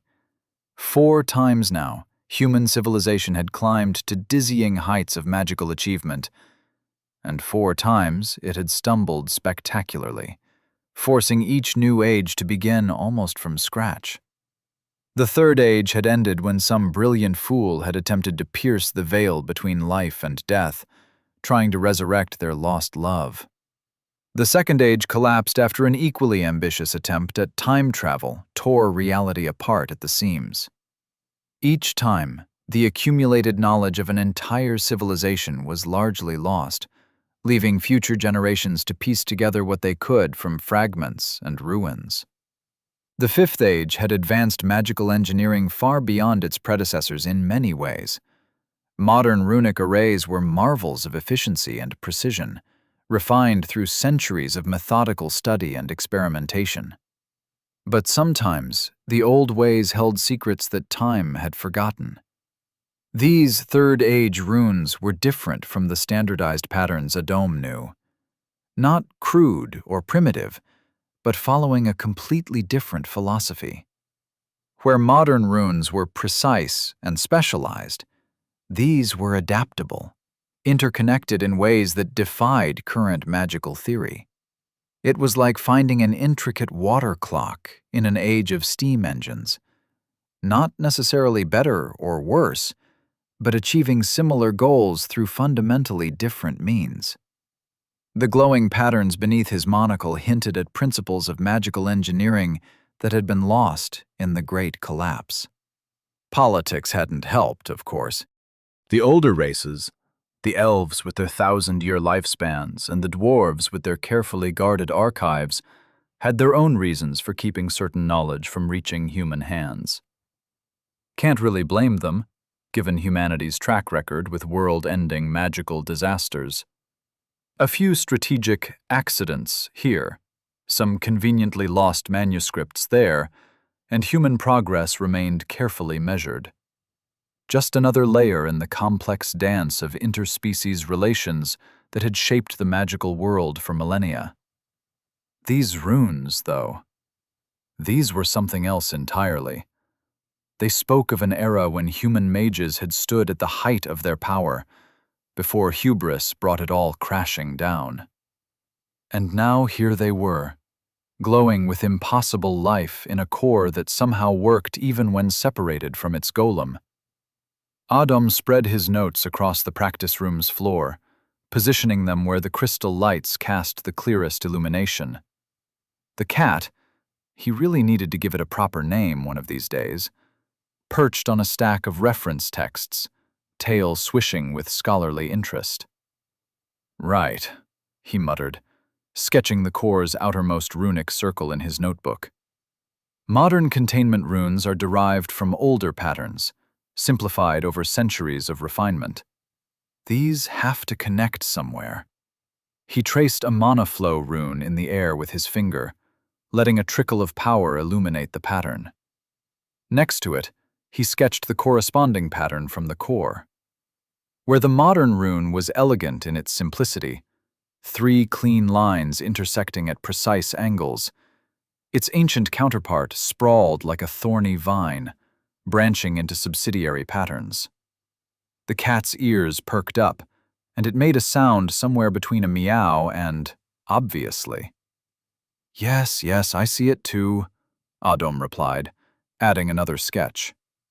The secondary branches aren't decorative, they're... He paused, squinting through the monocle. They're fail-safes. Alternate power channels. Modern runes are more efficient, but these are adaptable. Hours slipped by as Adam filled page after page with comparative diagrams. The cat moved between positions, sometimes watching the golem, sometimes batting at his quill, occasionally making that distinctive grunt that meant, "You're thinking about this wrong." Each time he thought he'd grasped the pattern, some new detail would catch his eye, sending him back to his references. "Look here," he said, tapping his quill against a particular sequence. "We use power containment runes as pure boundaries. Energy goes in, stays in. But these older versions..." He traced the pattern with a finger glowing with mana. "They're more like membranes. Permeable. They don't just contain power, they..." The cat's tail went rigid. "They transform it," Adam breathed. "That's why the golem's still active. The core isn't just a power source, it's more like a template. The actual energy could come from..." He glanced around the room, suddenly very aware of the ambient magical field generated by the practice room's crystal lights. Carefully, he sketched a modified version of a modern energy detection rune, incorporating elements from the ancient pattern. A drop of mana to activate it, and... The air lit up with flowing streams of power, all converging on the scattered golem parts. The cat yowled a warning, but Adam was already moving, fascinated by the implications. "It's using the ambient magic. The core wasn't the power source at all. It was just the... The golem's arm moved faster than anything that size had any right to, missing Adam's head by inches as he threw himself backward. The cat, now very much a puma again, caught him mid-fall, breaking his tumble as the fist crashed into the wall behind them. "Right," Adam said, heart pounding as he scrambled to his feet. Note to self. Successful magical breakthrough does not always equal good magical breakthrough. The golem parts began to twitch, and the blue glow in its eyes flickered to a deeper, darker shade. Another set of runes caught his attention, spiraling patterns that seemed to fold in on themselves. "No way," he muttered, sketching furiously. The cat peered over his shoulder with unusual intensity. Back in the labyrinth, he'd seen this golem use fluid. At the time, he'd been too busy trying not to die to question how a construct could possibly manipulate it. But here it was, written in the runes themselves. These patterns weren't just storing mana, they were processing it, compressing it, forcing it through layers of increasingly dense runic matrices until... "It's artificially generating fluid," he breathed. The cat's tail went completely still, a sign Adam interpreted as surprise. These mad geniuses actually created a runic sequence that can transmute raw mana into fluid. He could recognize maybe 1 in every dozen runes in that particular sequence. The rest were completely foreign, following principles that violated half of what he knew about the subject. The fact that it worked at all was nothing short of miraculous. "I could spend years studying just this section alone," he muttered, adding another diagram to his growing collection. Scattered papers rustled as Adam paced the room, running fingers through his disheveled hair. His monocle caught the moonlight from the high windows, casting prismatic patterns across his diagrams. The hour of the wolf. "It's not just storing power," he muttered, while yawning and adding another hasty sketch to his growing collection. Look at these branching patterns here. They're not containment runes at all. They're more like a nervous system. The cat chirped inquisitively, batting at a diagram with its paw. Exactly! Adam's quill flew across the page, matching ancient patterns with their modern equivalents. Modern golems use rigid control runes, direct commands, binary responses, but these... He traced a complex spiral pattern, letting mana illuminate its branches. These allow for adaptive responses. The core isn't just a power source or a control unit. It's more like a template for consciousness. His hands shook slightly as he drew a new diagram, combining 5th Age precision with 3rd Age adaptability. The first attempt sparked and fizzled. The second left scorch marks on the page. The third pattern hung in the air, shimmering with potential. That's why it responded to the ambient magic. The core contains the pattern, but any compatible energy source can power it. It's brilliant, really. Terrifying, but brilliant. Hours melted away as Adam worked, the cat alternating between helpful suggestions and judgmental naps. Each breakthrough led to new questions. Each solution revealed deeper mysteries. His fingers were stained with ink, his sleeves dusted with chalk from countless erased attempts. The key, he said, marking a complex series of interlocking runes, is the resonance pattern. Modern golems use standardized control runes, but these... He pressed his palm against a freshly drawn array, pushing mana through it. The pattern absorbed his energy, shifted, adapted. With the right modification, He smiled. I think I can make these attune themselves to my personal mana signature. The cat's tail twitched. Approval. One more element. Adam's voice was hoarse from hours of muttered calculations. He sketched a final set of runes, a hybrid creation combining modern stability with ancient adaptability. A control matrix keyed to my specific mana frequency. Without it, we'd have a fully conscious construct with no loyalty parameters. In theory. Finally, after triple-checking every connection, he lifted the core. New runes of his own design now intertwined with the ancient patterns, glowing with a subtle resonance that matched his own magical signature. Adam took a deep breath, weaving a spell and raising it around himself, the strongest he could maintain. The cat shifted into its larger form, muscles tensed beneath midnight fur. If this goes wrong, he said, positioning the core above the golem's chest cavity, we run. No heroics. The puma huffed in agreement. 3. His hands steadied as he aligned the core. 2. The shield strengthened around him. 1. Runes pulsed in harmony with his additions. Arise. Blue light rippled through joints, coursing like liquid lightning until it reached those massive eyes. Adam stepped back, shield humming, while the puma's muscles bunched in anticipation. Theory was one thing. He'd spent hours modifying those runes, weaving his mana signature into their very structure. But would it work?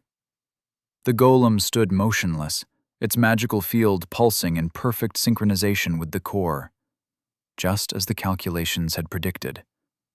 Adam and the puma shared a look. This was the moment of truth. Magic, at its core, was all about intent. Every mage knew this. It was why the most powerful spells came from the heart rather than the tongue. And Adam had done something rather clever with that principle. He hadn't just marked the core with his magical signature. He'd woven it into the very fabric of the golem's consciousness matrix. In theory, the construct should respond not just to his magic, but to his will. In theory. He cleared his throat. Raise your right arm. The golem's arm lifted in one smooth motion, holding perfectly steady at shoulder height. Adom contained his excitement. No, too soon to jump. Let's try... Lower it. The arm descended. Adom's quill slipped from his suddenly trembling fingers, clattering to the floor. He stared at it for a moment, then at the golem. Would you, please pick that up for me? The golem moved with surprising grace for something its size, kneeling to retrieve the quill. But here was the real test. Before Adom could say another word, the construct was already extending its arm, offering the quill back to him. Just as he'd hoped. Not responding to words at all, but to the pure intent flowing through that modified core. Yes! Adom leaped into the air with a whoop of joy, papers scattering around him. I did it! The puma, finally satisfied that the immediate danger had passed, shrank back into its smaller form, giving him a look that somehow managed to be both pleased and exasperated. Adom's celebration froze mid-jump. Oh. The cat's ears perked forward inquisitively. There was more to this golem than simple tasks. The core's architecture had revealed layer upon layer of combat runes, formations, attack patterns, weapon stances. This wasn't some simple worker construct or messenger automaton. This was a knight, a warrior, built for the battlefield. The same deadly efficiency that had nearly killed them in the labyrinth was now under his control.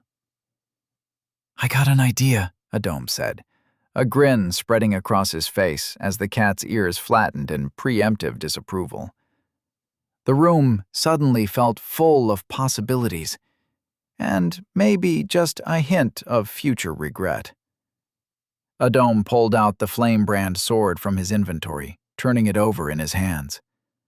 The craftsmanship was evident. Perfect balance, elegant lines, deadly purpose in every curve.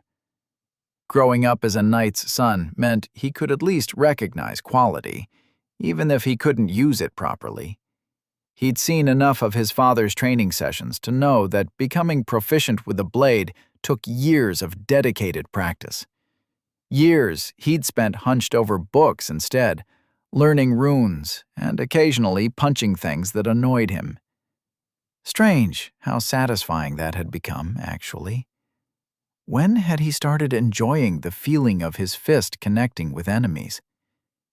Probably around the same time he started collecting scars and getting into increasingly questionable situations. He extended the sword toward the golem, handle first. The construct's fingers closed around the grip with precise, Practiced movements. Show me how this is supposed to be used. The golem settled into a stance. Then, out of nowhere, the blade erupted into flames. It could do that? Oh, Adom blinked. Right, Flamebrand. It's in the name. The demonstration that followed made Adom feel slightly better about his own inability to use the weapon. The golem moved like liquid metal, each strike flowing into the next, leaving trails of fire in the air that hung for moments before dissipating. High guard, low sweep, thrust parry riposte, movements Adom recognized from his childhood, but had never seen executed with such mechanical perfection. The blade sang through the air, its flames showing patterns that would have been beautiful if they weren't so obviously deadly. The cat watched from atop a table, tail twitching with grudging approval. Well, Adom said as the golem returned to ready stance, flames still dancing along the blade. That's definitely better than me smacking things with it and hoping for the best. He had effectively just gained a personal knight, one that would never tire, never question, and apparently knew exactly how to use a magic sword. The corner of his mouth twitched upward. I wonder what else you know how to do. Morning. The sun felt particularly offensive today. its cheerful rays completely at odds with the dome's current state. He stared into his untouched coffee, watching the steam rise in lazy spirals. The private dining room's morning light felt too bright, too cheerful, and definitely too early. Across the oak table, Cisco methodically spread butter on his toast while Marco arranged the morning's documents with precise movements.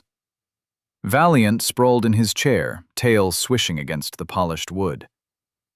"Rough night, huh?"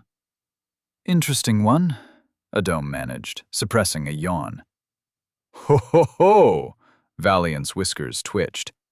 "Interesting," he says. "I bet it was interesting." He winked, grinning. "Very interesting, if you know what I mean." Valiant laughed heartily, tapping the table. 3 sets of eyes turned to the young mouse beastkin. All had different intensities, but carried the same sentiment. Disappointment. The silence stretched. Valiant's laughter died slowly, like air leaking from a balloon. He glanced between their faces, tail going still. "You guys have no sense of humor." Cisco turned another page of his morning report. Adome wasn't quite sure what to make of Valiant. The young mouse beastkin treated everyone like a childhood friend, even those he'd just met, skipping entirely past the usual social graces that made interactions bearable. Perhaps it was the exhaustion from last night's work with the golem making him irritable, or maybe it was just his age showing, but there was something particularly grating about someone who acted like the court jester at a funeral. Cisco paused in his methodical toast buttering, nose twitching slightly. "You smell like cat." Ah. Adome took a sip of his coffee, keeping his expression neutral. "Got one recently." "What?" Valiant nearly knocked over his cup, tail straight as a rod. "You? A cat? Those things are vicious. My cousin got scratched up real bad by one last month. Said it looked at him like he was breakfast." "It's just the nature," Adome said mildly, thinking of judgmental blue eyes and surprisingly supportive purrs. "They're independent creatures. They do what they want." "Independent? More like murderous. Did you know they play with their food? Actually play with it before—" "We're aware of feline hunting habits, Valiant," Marco interrupted, not looking up from his papers. "Some of us even appreciate their efficiency." Valiant shuddered dramatically. "Efficiency, right. That's what we're calling it now." "They're also excellent judges of character," Cisco added, with just the slightest emphasis that made Valiant's whiskers droop. The conversation drifted into a comfortable lull, broken only by the clink of cups and the rustling of papers, until Cisco finally set down his toast and cleared his throat. "As entertaining as this morning's zoological discussion has been," he said, wiping his hands, "I believe we have more pressing matters to discuss." "Thanks for meeting on such short notice," Adome said, settling into his chair. "Aaron mentioned you had something to discuss as well?" Cisco nodded, his usual calm demeanor carrying a hint of tension. "There have been complications with your order." "Complications?" Something in Cisco's tone made Adome's stomach tighten. "The wyvern proved more troublesome than anticipated. Ambushed our first hunting party near its nest. We lost good people." Cisco's fingers drummed once on the table. "I've dispatched a second team, more experienced with aerial predators, but it will delay things." "How long?" 2 weeks, perhaps 3 at most." Cisco spread his hands apologetically. "We'll adjust the price accordingly, of course." Adome forced himself to breathe slowly. 2 weeks. He ran the calculations in his head. The preservation spells on the other ingredients would hold, barely. The cure was still possible within that time frame, just tighter than he'd like.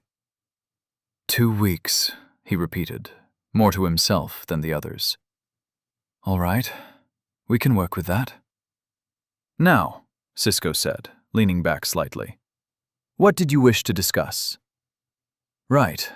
Adam set down his cup. A few weeks ago, I was attacked. Broad daylight. My friend was with me. He paused. Children of the Moon. Helios's people, without question. How did they track you? Cisco asked. The Undertow incident. They slipped a tracking spell on me during all that mess. Cunning bastards, Valiant muttered. They are. So you want to kill the vampire, Cisco said, reaching for his cup. Getting him out in daylight won't be easy, but we could do it if we try.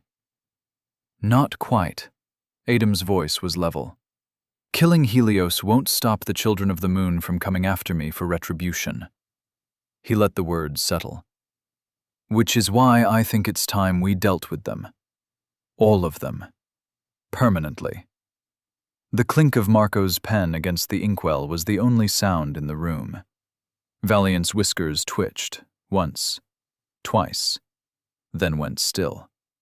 Even Cisco, who rarely showed surprise, sat a fraction straighter in his chair. You're not suggesting a mere disruption of operations, Cisco finally said. No, Adam said simply.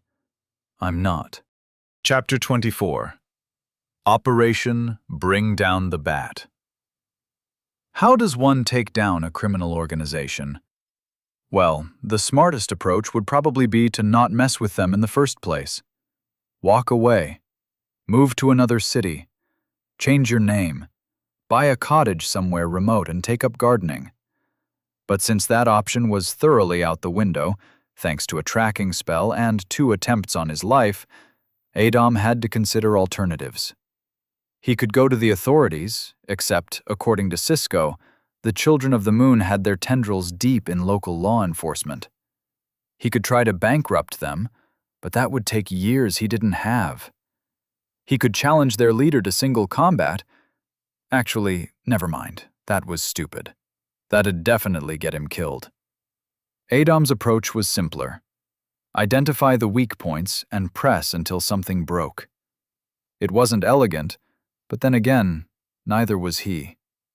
What he did have was a frighteningly practical mind, a talent for magic that surprised even himself sometimes, and the kind of cunning that came from spending too much time thinking about how things could go wrong. It turned out those were exactly the right qualities for bringing down a criminal empire. Who knew? You've caused quite the mess in the Undertow, Cisco said, his tiny paw now adjusting the silver-headed cane. The children haven't had time to properly hunt you, too busy fighting a war on 6 fronts. Me? His whiskers twitched. Bad blood runs deep in the Undertow. The Silver Circle never forgot how the children muscled into their shipping routes 5 years ago. The River Kings still remember the warehouse massacre. Even the Shadow Market holds a grudge over a business with some artifact smuggling. The mouse's dark eyes glinted. All it needed was a spark that you caused. And now? Now? Cisco's tail curved with satisfaction. The children are losing territory by the day. Their allies, the few they had, are suddenly developing selective memory when it comes to old agreements. No one wants to back a losing side. He gestured at his ledger. My profits are up 30%. Turns out a lot of people were waiting for an excuse to move against them. They made enemies of everyone who mattered in the Undertow, Adam noted. Arrogance, Cisco shrugged. They thought fear would keep everyone in line. But fear only works until something scarier comes along. He paused. Or until someone shows that the monster can bleed. In that case, Adam said, I don't suppose I could get a discount? Cisco's deep laugh filled the office. No. Now, about the Children of the Moon. Cisco's voice cut through Adam's budding protest. They're vulnerable. Their attention is split, resources stretched thin. Perfect time to strike. He tapped his cane against the desk. First, we identify their income streams. Protection money, smuggling routes, gambling dens. Interrupt those, their soldiers don't get paid. Unpaid soldiers get creative with their loyalties. Then we target their information network.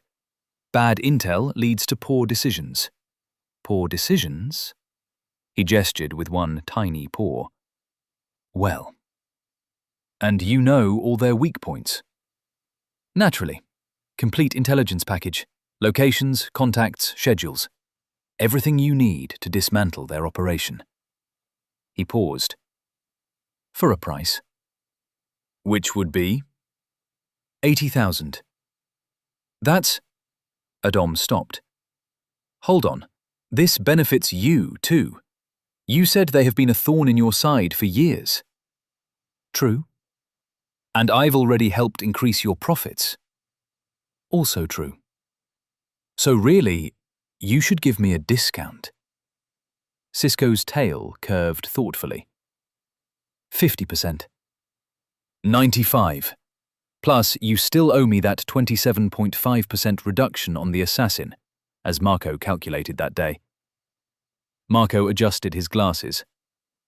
90%. And 15 off the assassin. You know, Cisco said, each word measured like drops of poison. Most people who sit in that chair understand the delicate nature of our relationship, the careful balance between... His tail coiled. Favor and necessity. I understand perfectly. I'm still not paying full price for something that benefits me so little. So little? Dark eyes fixed on Adom. Tell me, what do you think happens to the territory once the children fall? The wealth, the connections. His deep voice grew softer, more dangerous. Have you considered that perhaps I already have plans for all of it? Keep it, Adom said flatly. I don't want their territory, their money, or their people. I want them gone. Cisco went very still. No profit? A pause. Just destruction? Just destruction. The mouse's expression shifted, something between appreciation and curiosity. 5% of operational costs. You cover your own expenses. Deal. Marco adjusted his glasses again, probably calculating how many headaches this partnership would cause him. Cisco lifted his absurdly tiny coffee cup. We start today. The children have a shipment coming in at midnight. Weapons, mostly. Would be a shame if someone tipped off the city guard about illegal cargo at Dock 13. And you're just now mentioning this. Information has a shelf life. He took a delicate sip. I'll keep you updated on similar opportunities. And I'll be expecting that 5% soon. His dark eyes shifted. Marco, what's the exact figure? 40,000 gold pieces, accounting for operational costs, minus the previously discussed reductions, factoring in current market variables and anticipated resource allocation. Marco said without looking up from his ledger. Comes to 39,722 gold pieces and 4 silvers.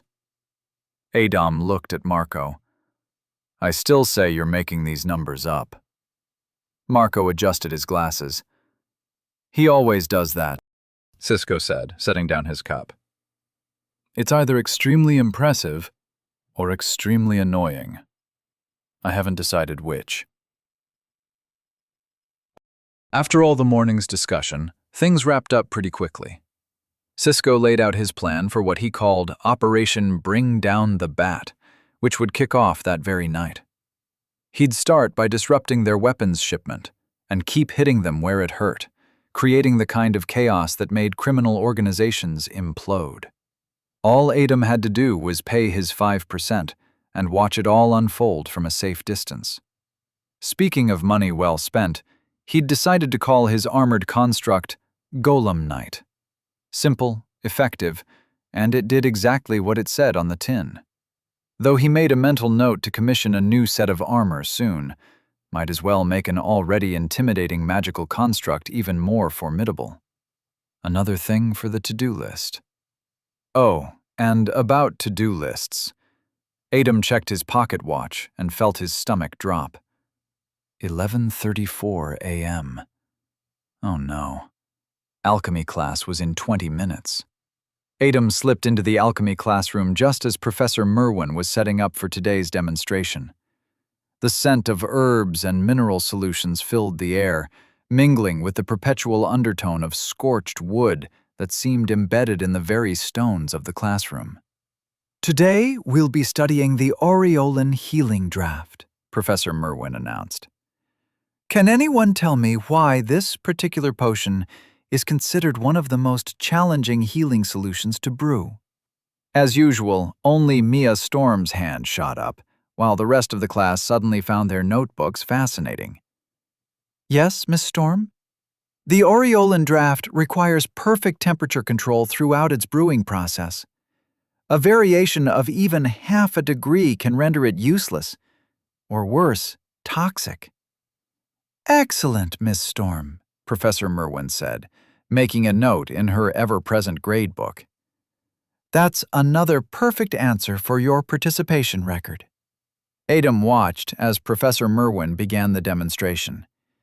The potion started as a clear liquid, slowly taking on a golden hue as she added precisely measured ingredients. When she introduced powdered sunstone, the mixture began to emit a soft, pulsing glow. What makes this potion particularly valuable? She asked again. Mia's hand was already up. Unlike standard healing potions, the Aureolin draft can heal internal injuries without side effects, and it works instantaneously. Lisa Chen, still sporting faint purple spots from last class's mishap, whispered something to her friend about Mia being a know-it-all. Sam, next to Adam, was sketching what appeared to be a detailed diagram of the brewing process, his tongue stuck out in concentration. The demonstration continued, with Professor Merwin explaining each step in detail. When she added 3 drops of artificial phoenix tears, which made half the class gasp, those were rare and expensive, the potion shimmered like liquid sunlight. And finally, she said, why must this potion be brewed during daylight hours? This time, even Mia hesitated, but raised her hand anyway. The potion draws power from natural light, she said, though less confidently than before. Artificial light would... Close, Miss Storm, but not quite, Professor Merwin smiled. Can anyone else? She looked around the silent classroom. Mr. Silla? Adam, who'd been lost in thought about possible improvements to the formula, startled slightly. The potion doesn't actually draw power from light at all, he said. It's the ambient life energy that peaks during daylight hours. Brewing at night would result in a potion that draws vitality from the patient instead of supporting their natural healing process. A few students turned to stare at him. As the class ended and students filed out, Sam packed up his things. Market later? We cannot go empty-handed, he asked. I'll join you there, Adam replied, gathering his materials. Need to speak with Professor Merwin first. Sam nodded and headed out, nearly colliding with a first-year who was trying to peek through the doorway at him. As Adam waited for the last students to file out, he pulled the carefully wrapped vial from his bag. Before he could approach Professor Merwin's desk, Sam suddenly turned back. Oh, wait! Almost forgot. Sam rummaged through his bag, pulling out something wrapped in soft cloth. Found these while cleaning my drawer last night. Thought you might want them back. Adam unwrapped the cloth, and his eyes widened. In his hands were his old glasses from first year, the ones that had been broken during that awful day when Damas and his friends had cornered him behind the library. The frame had been carefully repaired, though you could still see the places where it had snapped. The lenses had been replaced, and despite the frame's worn appearance, they were clean and functional. You kept these? Adam's voice was barely above a whisper. Sam shrugged, looking slightly embarrassed. Just in case, you know? You've been squinting a lot lately and, well, Figured they might help until we can get you new ones.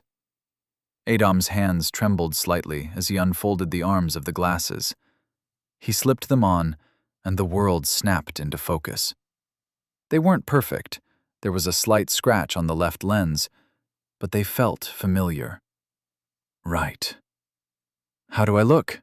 He asked, adjusting them self-consciously. Sam grinned. Finally like yourself again. Adam couldn't help but laugh, though it came out a bit shaky. We definitely need to get new ones soon. Obviously, but these'll do for now. Sam headed for the door again. See you at the market. Adam started walking. The delayed shipment of ingredients left him uneasy. He wanted to believe everything would work out, that he was just being paranoid and the delivery would arrive right on schedule. But a nagging voice in the back of his mind wouldn't let him rest easy. Experience had taught him the value of contingency plans. Even if the alternative was far more complicated, the peace of mind it offered was worth the extra effort. Better to have a backup plan and not need it, than need it and not have it. He'd spent hours analyzing the elixir of rebirth, combining his knowledge with Riddler's Bane, but had made frustratingly little progress. Not surprising, really. While he was no slouch in alchemy, his expertise lay in magical theory and runicology. Completely different beasts. No, what he needed was the insight of a true master of the craft. And they didn't come much more qualified than Professor Alyssa Merwin. Her thesis on catalytic transmutation had revolutionized modern alchemy, earning her the Paracelsus Medal 3 times over. The shelves in her office practically groaned under the weight of awards and recognitions from every major alchemical institution in the known world. Her work on stabilizing volatile compounds had saved countless lives, and her contributions to medical alchemy were required reading at every prestigious academy. A bitter thought crossed his mind. In his original timeline, after Arcos fell, and Xerxes with it, he'd never managed to learn what happened to her, or to so many others. The lists of the missing had been endless, and most were presumed dead in the chaos that followed. But here she was, very much alive, preparing for her next class with the same methodical precision he remembered. If he could get her to appoint one of her student assistants as his tutor, well, that would be ideal. Professor Merwin was known for taking promising alchemists under her wing, training them personally in advanced techniques. Her assistants were among the most knowledgeable students in the academy when it came to practical alchemy.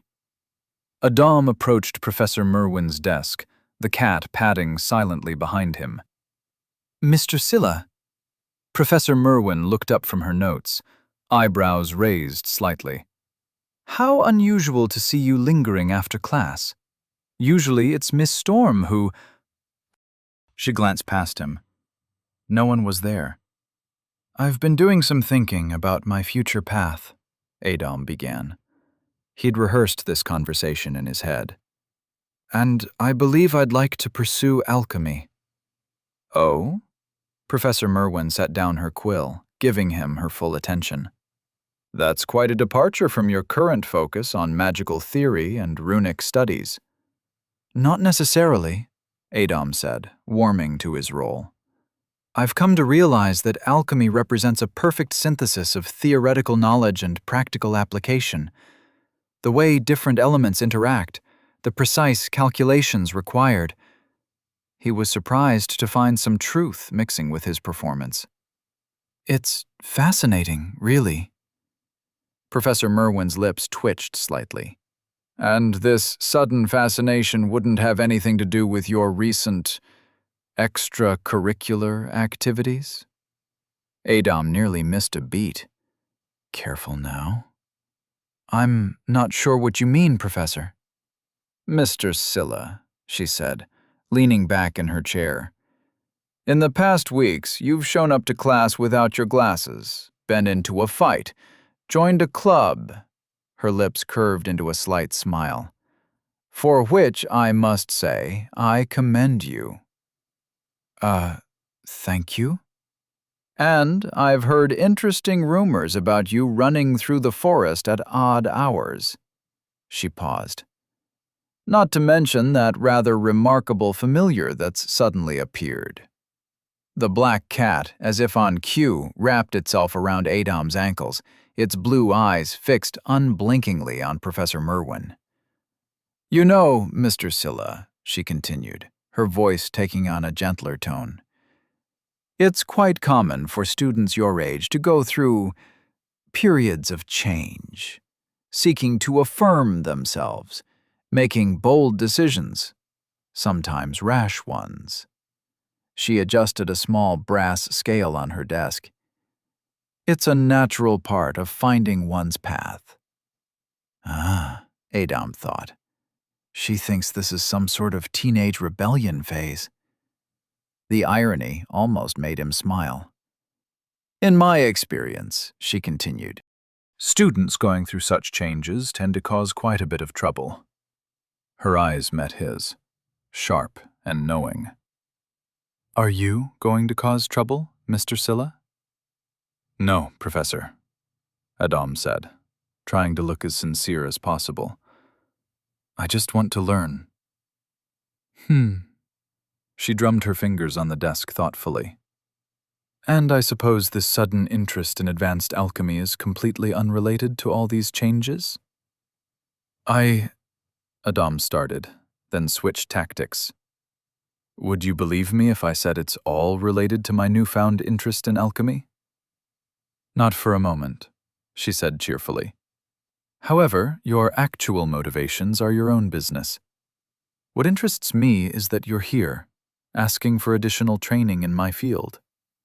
She drummed her fingers on the desk. Though I suspect you were about to suggest something specific? Adam nodded. I was hoping you might be able to assign a senior student to help me with some advanced studies. Someone who could guide me through the basics I might have missed. A senior student, Professor Merwin repeated thoughtfully. Someone to help you understand certain specific aspects of alchemy, perhaps. Particular formulations or effects. Well played, Professor, Adam thought. Well played indeed. Something like that, he admitted. Well then, Professor Merwin said, standing up, I believe I have a better solution. She began gathering her materials with precise movements. Instead of assigning you a student tutor, I'll handle your additional training myself. Adam blinked. He'd been prepared for several possible outcomes, but this wasn't one of them. Professor, I couldn't possibly. Oh, but I insist, she said, and there was a glint in her eye that reminded him why she was considered one of the most brilliant minds in modern alchemy. As it happens, I already conduct special sessions with Miss Storm on Thursday evenings. Advanced theoretical work, transmutation, experimental procedures, practical applications. She smiled. The sort of things that might interest someone with your newfound passion for the field. Adam felt a genuine smile tugging at his lips. This was better than he could have planned. Not only would he have direct access to Professor Merwin's expertise, but the regular sessions would provide perfect cover for his increasing interest in advanced alchemical processes. That would be perfect, he said aloud. Thank you, Professor. Excellent. Thursdays at 7, then. She paused at the door. And, Mr. Scylla, whatever game you're playing, whatever answers you're seeking, do be careful. Alchemy can be rather volatile when approached with hidden agendas. I'll keep that in mind. Thank you, Professor. As Adam turned to leave, the black cat let out a questioning meow, its blue eyes fixed on him. I need to make a quick stop somewhere with Sam, he told the cat, adjusting his bag. Care to join us? The cat's only response was to pad silently after him as he left the classroom, its tail held high like a banner. The Strider's long legs ate up the dirt road with an easy gait, the cart swaying gently behind it. The black cat perched regally on the front bench between them, watching the passing landscape while the light breeze carried the mingled scents from their market hall: fresh bread, ripe peaches, and what the vendor had sworn were the best butter cookies this side of the Isles. Law's Farm. The thought had been needling at Adom ever since the events of the labyrinth. A living piece of history, still running after all these centuries, and he'd never bothered to visit.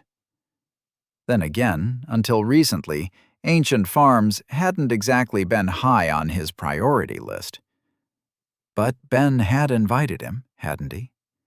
The old groundskeeper's warm voice and easy manner still fresh in his memory, along with the promise of hospitality. "You know," Sam's voice cut through his thoughts, "we've been at Zerke's, what, 2 years now? And I've never actually been up there." He gestured toward the cliff top, where enchanted windmills spun lazily against the morning sky. Pretty sad when you think about it. I mean, it's literally the Farmer Mage's farm. The Farmer Mage. He shifted in his seat, glancing sideways at Adom. "You sure it's okay for me to tag along? I mean, the old man invited you, not me." "Yeah," Adom replied, adjusting a peach that threatened to escape its wrapping. "I don't like going to new places alone anyway." The cart wound its way up the mountain path, each turn revealing more of the sparkling ocean below, until the whole southern coast of Arcos stretched out like a painting. The sunlight caught the enchanted windmills, their crystalline blades throwing rainbow light across fields of gently swaying wheat that definitely wasn't in season anywhere else on the island. Stone fences lined with wildflowers marked the boundaries between pastures where fat sheep grazed, alongside creatures that looked like someone had tried to cross a cow with a cloud, their wool-like fur shifting colors in the breeze. A border collie spotted them first, barking excitedly as it raced alongside their cart, herding them up the final stretch of road. The cat merely glanced at the energetic dog with royal disdain, turning its head away as if the very concept of acknowledging such common behavior was beneath its dignity. Adom and Sam exchanged looks and burst out laughing. The farmhouse itself was a sprawling 2-story building of weathered stone and dark wood, with a wraparound porch that seemed designed for long evenings, watching the sunset over the ocean. Herb gardens surrounded it in concentric circles, each ring holding plants that shouldn't have been able to grow together: winter mint beside summer sage, frostberries next to desert bloom. The air itself felt different here, cleaner, easier to breathe, carrying the mingled scents of ocean spray and fresh-baked bread. Even the cat seemed affected, ears perked forward with unusual interest as it surveyed this new domain from its perch. A booming laugh rolled across the farmyard as Ben emerged from behind a stack of freshly cut timber, his face creasing into a map of cheerful wrinkles. "Well, if it isn't my jogging friend!" He dusted off his hands on his work pants, that same twinkle in his eye Adom remembered from their first meeting. "And you've brought company, including—" He paused, studying the black cat who had jumped down from the cart with unusual grace. "Quite an interesting cat." "Thank you for the ride." Adom turned to the Strider driver, reaching for his coin pouch. "Would you be able to return in about 2 hours?" "Nonsense," Ben interjected, waving his hand dismissively. "I'll take you back myself later. No need to arrange another ride." After Adom paid the driver, he lifted a covered basket from the cart. "We brought some things from the market. Just a small thank you for having us." "Oh, you shouldn't have." Ben's face lit up as he peeked under the cloth. "Fresh peaches! And are those butter cookies I smell?" "The vendor claimed they're the best in the duchy," Sam chimed in with a grin. "Though, personally, I think the honey cakes might give them a run for their money." "Sorry for dropping by unannounced," Adam added. This is Sam, by the way, my friend from Xerxes. A pleasure, sir, Sam said, offering a polite bow. Another mage in training, are you? Ben's eyes crinkled with interest. Yes, sir. Second year, like Adam. Sam gestured at the windmills. I've read so much about this place. Those enchanted windmills are famous even in the northern provinces. Ah! Ben's face lit up. My daughter's a mage too. Graduated Xerxes few years back. Works with weather patterns now, down in the Southern Isles. Always nice to meet fellow practitioners. Though, he chuckled, I'm just a simple farmer myself. The land does most of the magic around here. I just tend to it. Does she work with the merchant ships? Sam asked, genuinely curious. The Southern Isles are quite far, Adam mused. Must be quite different from working the farmland here. That's my Maya. Never could resist a challenge, Ben beamed proudly. Though she started right here, helping me predict the rains for planting season. The old groundskeeper's eyes lingered on the cat for a moment longer than strictly necessary, but his warm smile never wavered. Perfect timing, too. Just finished splitting the morning's wood. Though, he added with a knowing grin, I suspect you didn't come all this way just to watch an old man stack lumber. Actually, Adam began, but Ben raised a weathered hand. He wiped his brow with a worn handkerchief, gesturing toward the main house. Come on then, let's get you two settled. Nothing like morning tea after a long ride. That's what my grandmother used to say. Course, she also said never to trust a rooster that could do arithmetic, but that's a story for another time. Following Ben's lead, they made their way through the farmyard. Sam's head kept turning left and right, taking in everything with wide eyes. The air here, Sam whispered to Adam. It's incredible. Adam nodded. Even for a mage-tended farm, the concentration of mana was unusual. It permeated the air like morning dew, fresh and pure, making them feel oddly light, almost buoyant. Each breath seemed to fill them with vitality. Past the windmills and orchards, a grand manor house rose in the distance, its stone walls gleaming in the morning sun. That's the Duke's residence, Ben explained, following their gaze. Though it's been quiet these past months. His Grace was summoned to the capital by the Emperor himself. Took most of the household with him. Just us caretakers watching over things until they return.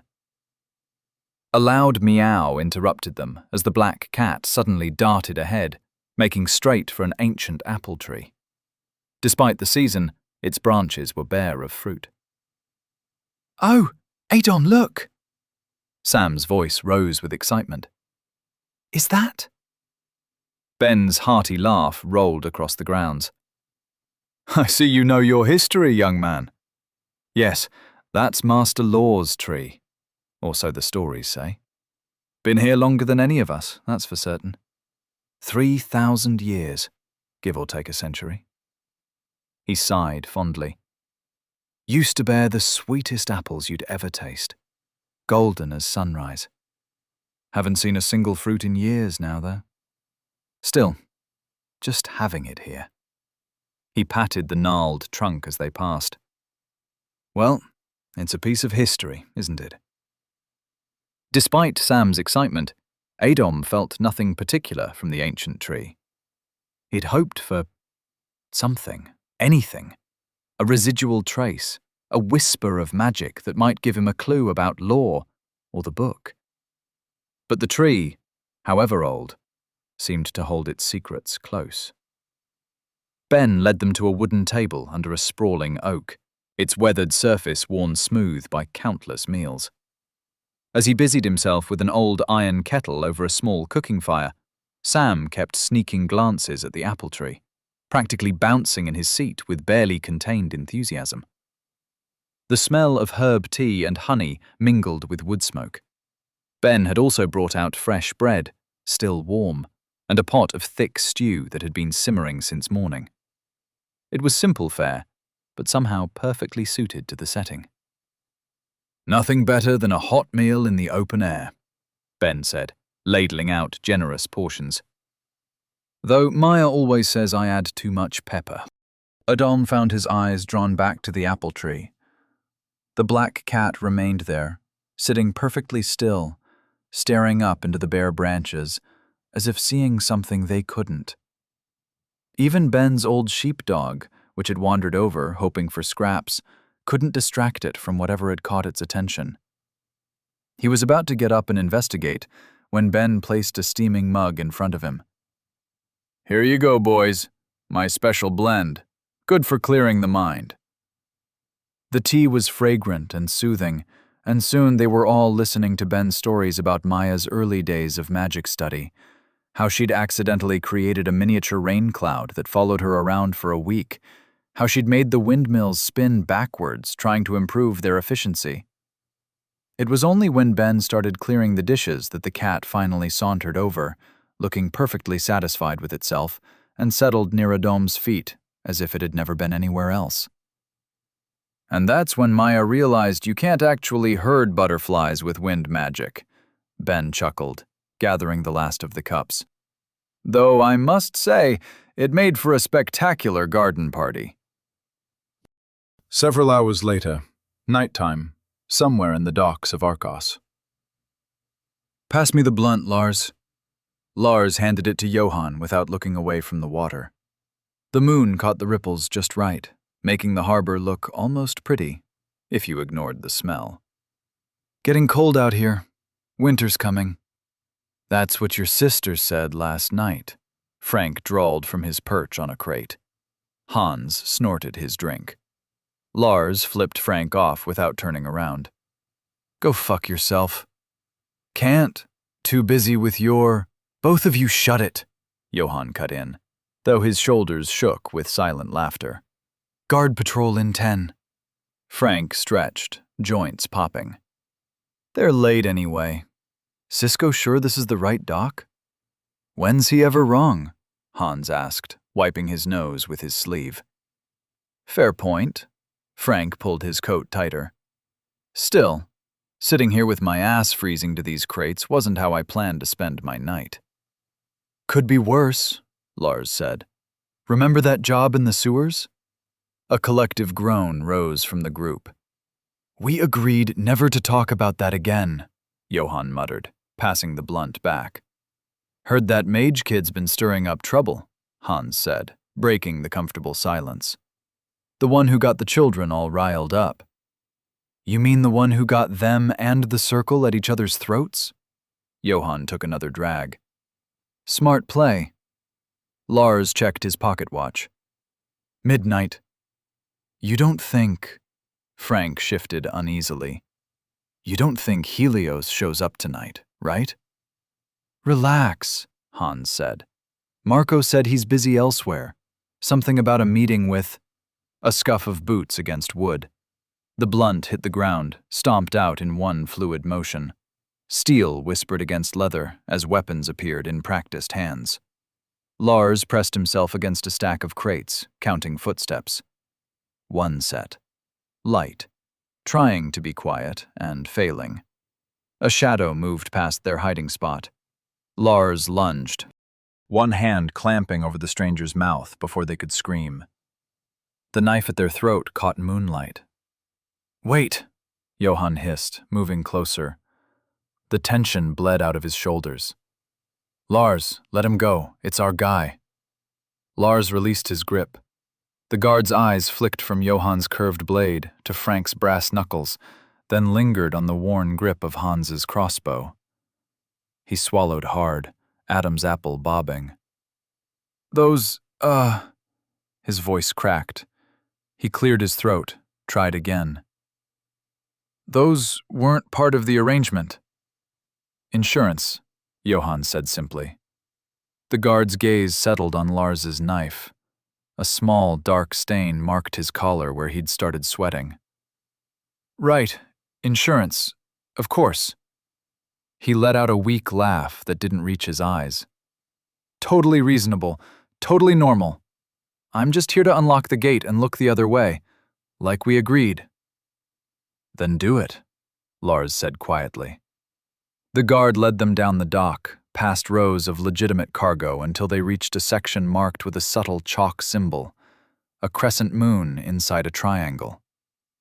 "Just came in," he whispered, gesturing to a stack of unmarked crates. "Arrived through the ghost port." "Ghost port?" Frank asked. The guard glanced around before explaining. "They use hedge mages to create a pocket space, like a bubble between realities. Ships sail in through normal waters, then slip sideways into the bubble. Makes them invisible to harbor patrol. When they're ready to unload, they phase back in, but only part way. Cargo exists in both spaces at once until it's marked and pulled through completely." Lars ran his fingers over the chalk symbol. "Smart. That's why you need someone like me to mark it," the guard said, a hint of pride creeping into his voice. "Without the right sigils, you'd reach for a crate and your hand would pass right through. Or worse, get stuck between spaces." "Fascinating," Johann drawled. "Now open it." The guard pulled out another key, this one marked with similar symbols to the chalk marks. "Right. Yes, of course." The lock clicked and the crate's lid creaked open. Rows of weapons packed in straw. "Would you look at that?" Hans whistled low. "Quality stuff." Frank lifted a crossbow, testing its weight. "Children aren't going to like missing these beauties." Lars grinned, running his finger along a sword's edge. "Shame, that." They shared a laugh, the kind that comes easy after a job well done. "Keep it down," the guard hissed, though he was smiling too. "My payment?" All right, Johann chuckled, reaching into his pocket. Then, "Huh." It was such a small sound. Confused, almost thoughtful. Lars turned just in time to see Johann's eyes go wide, his mouth forming a perfect O of surprise. A dark stain spread across his chest. The moment stretched like molasses. Lars saw everything with crystal clarity. The way Johann's hand fell from his pocket, coins scattering across the dock. The guard's empty smile. The metallic gleam between Johann's ribs. Then time snapped back like a bowstring. "Ambush!" Lars screamed, but Hans was already falling, a crossbow bolt through his throat. Frank's brass knuckles caught moonlight as he spun. Hot blood sprayed across Lars's face. Frank's head took a lazy spin through the air, a look of surprise forever frozen on his features, before it splashed into the dark water.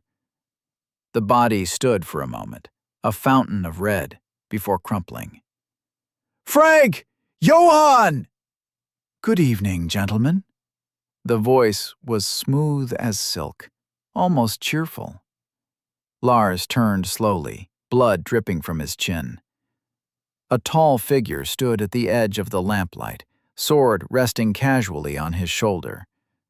Moonlight caught his unkempt blonde hair, and stubble shadowed his jaw like he hadn't bothered to shave for a few days. His eyes glowed an unnatural green, shifting and swirling. The same energy dripped from his blade as if it was on fire. Green fire. A fluid user. The guard broke first, scrambling backwards. "Please, sir, I was just—" "Leaving?" The figure's smile widened. "How rude." He made a lazy flicking motion with his sword. A crescent of green fluid sliced through the air, a signature move every person in the Empire knew to fear and admire. The guard's scream cut off abruptly as his upper half slid away from his legs. Both pieces hit the dock with a wet thud, the cut so clean it took several seconds for blood to well up. "Star Knight," Lars whispered, the words tasting like ash. Every story, every warning about these enhanced killers crashed through his mind. The fluid in their veins that made them more than human, the impossible speed, the casual violence. "Oh, you recognize me? I'm flattered." The knight stretched, joints popping like he was preparing for a light workout rather than standing in a growing pool of blood.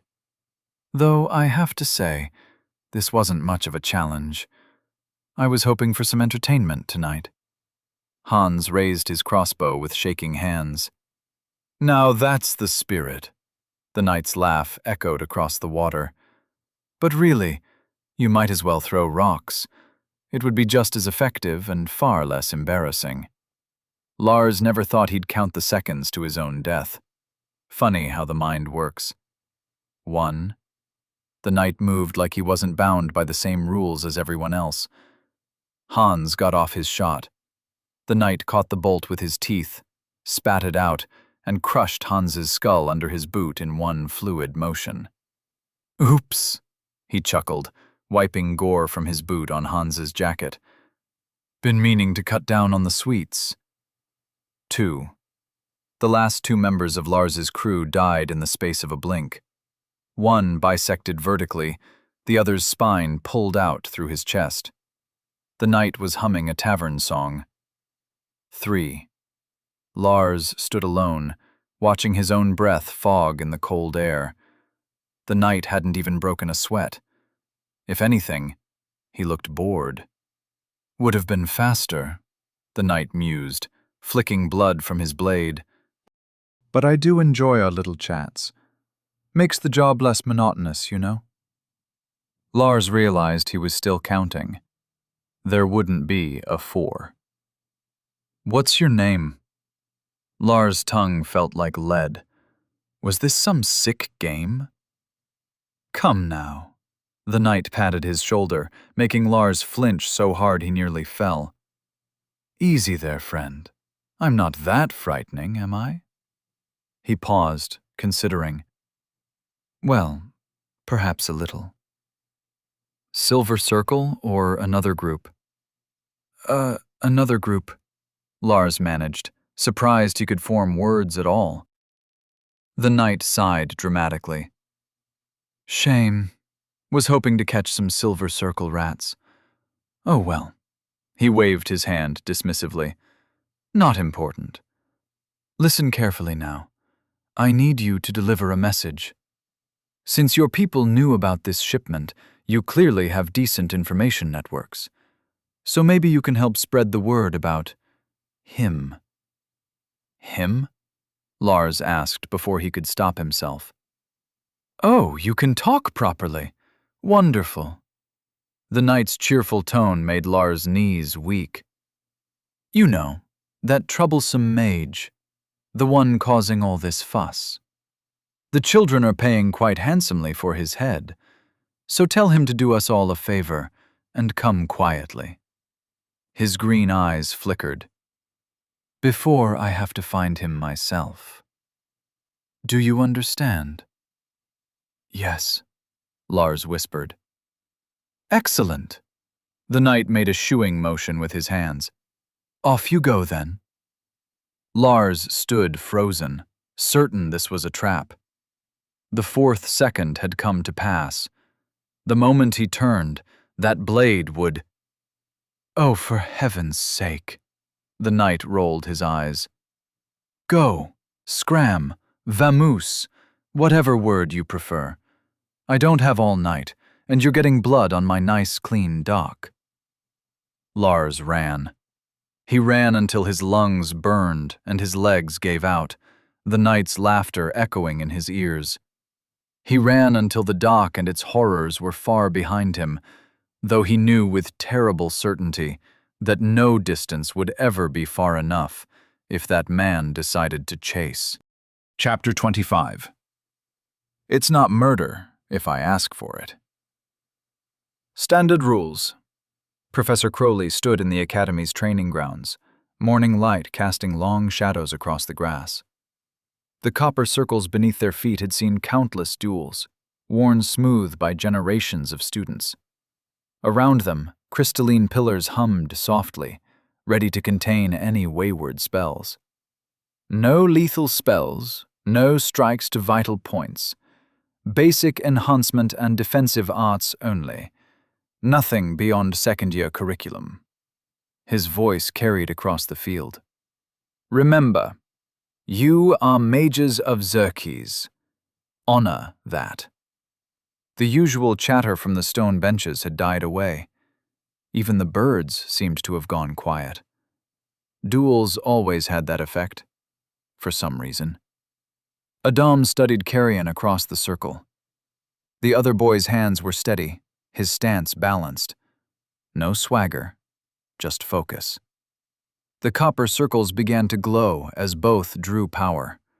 Around them, the crystal pillars hummed, barrier spells shimmering into place. This counts for 10% of your finals, Crowley said. Remember, the moment you step outside your circle, the duel begins. Victory by yield, incapacitation, or ring out. He looked between them. Ready? The silence deepened. Neither boy moved. Neither blinked. Crowley raised his hand and let it hang in the air, suspended between one moment and the next.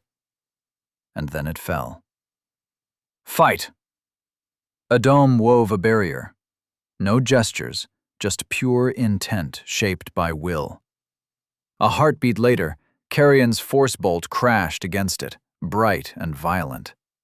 Fighting another mage was like playing 3 games of chess at once while running a marathon. Every spell cost mana. Every defense needed maintenance. Every moment required complete awareness of your reserves, your opponent's stance, the dozen possible counterspells you might need in the next breath. Adam let his barrier fade and launched 3 quick bolts of his own. Carrion deflected 2, dodged the third, his hands tracing the standard defensive forms. Those precious half-seconds of gesture weaving gave Adon the opening he needed. He layered a subtle binding spell beneath his next attack, basic second-year magic, but perfectly timed. Carrion saw the obvious strike coming. He didn't notice the trap until his shield spell snagged on the binding, destabilizing both. His recovery was fast, but Adam was already moving, pressing the advantage with a series of precise, mana-efficient strikes. This was the core of magical combat, not raw power, but the interplay of technique and timing. Every spell was a commitment of energy. Every defense had its blind spots. Victory went to the mage who could think 3 moves ahead while executing the current one perfectly. Carrion switched tactics, abandoning complex shields for quick deflections. Smart, less mana drain, more mobility. But Adam had anticipated this. He wove his attacks into patterns, each spell forcing specific responses, gradually limiting Carrion's options, like a net slowly tightening. But lately, these pure magical duels had started feeling sterile. Adam couldn't quite place when the restlessness had begun. Was it puberty increasing rashness, as Professor Merwin had so diplomatically suggested? Or maybe, after everything he'd been through, he'd simply developed a deep personal appreciation for solving his problems with a well-placed punch to the face. The cause did not matter that much. He liked it that way. Adam began closing the distance, weaving his spells tighter, shorter, more personal. Carrion noticed. A grin spread across his face. He understood. Carrion Dmitri, heir to the Dmitri barony in the northern reaches of Sundar. They weren't friends, barely spoke outside of classes, but everyone knew of his family. The Dmitris were an old bloodline, notorious for their unique approach to magic. While most noble houses focused on pure spellcraft, the Dmitris had maintained their warrior mage traditions for generations, blending physical combat with magical theory. The boys met in the middle of the arena. Adam's barrier deflected a force bolt while his left hook sliced through where Carrion's head had been a moment before. The other boy moved like water, his counterspell flowing into an elbow strike that Adom barely blocked. This was better. This was alive, more challenging. Pure spell weaving? Adom clearly had the edge there. But here, in this dance of fist and force, technique and timing, here, Carrion was in his element. Magic crackled between punches, basic spells woven in split seconds, defensive barriers snapping up and down between exchanges. Adom's straight right connected, backed by just enough force magic to make it sting. Carrion answered with a sweep enhanced by momentum spells. The adrenaline sang in Adom's blood. This wasn't just about mana management anymore. It was about reading muscles, anticipating strikes, feeling the flow of combat in bone and breath. Their spells became shorter, sharper, integrated into their movements.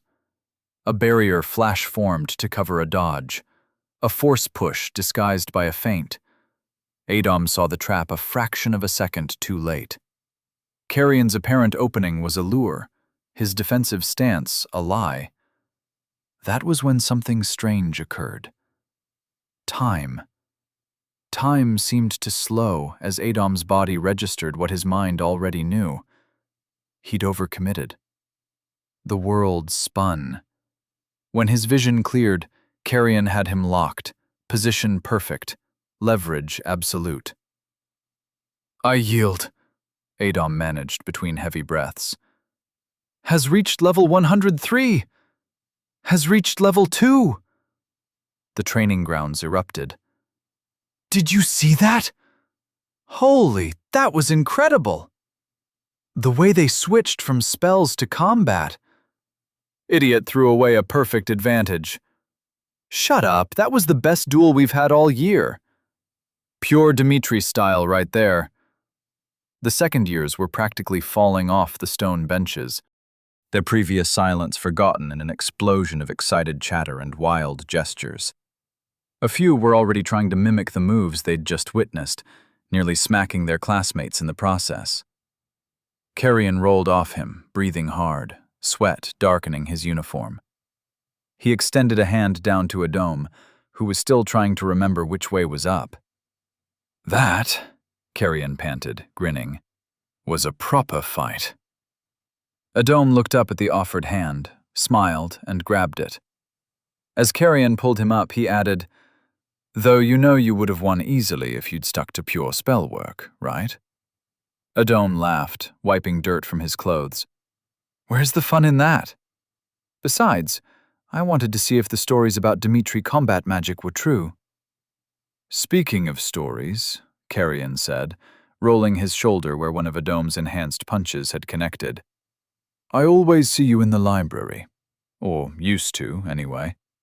Then the rumors started about you going hunting in the forest preserve." He gestured at Adom's improved physique. "Guess they weren't just rumors." "Could have used my glasses, though," Adom admitted, squinting slightly. "Pretty sure I missed some good openings there." "You fight without your—" Carrion started before Professor Crowley's voice cut through their conversation. "If you two are quite finished with your mutual admiration society," he called out, "we have 3 more duels to get through before lunch." The boys shared a look and quickly moved to clear the arena. But Crowley pulled them aside as the next duel was setting up, speaking low enough that only they could hear. "Excellent showing, both of you. Mr. Dimitri, 17 out of 20. Clean victory, good form throughout." He turned to Adom. 15 out of 20. Your initial spell work was exceptional, but deliberately abandoning a winning position during an exam— He shook his head. "Test your limits on your own time, Mr. Silla." 15? Adom frowned. He'd expected a deduction for abandoning his advantage, but that seemed— "Not for your tactical choices," Crowley clarified, his voice dropping even lower. "You used fluid. Just for a fraction of a second, but you did. I don't need to remind you that's forbidden, regardless of your year." "You can use fluid," Carrion whispered. eyes wide. Adom opened his mouth to deny it, then hesitated. That moment when time had seemed to slow. Had he unconsciously... "We'll discuss this another time," Crowley said firmly. "Now, back to your seats, both of you."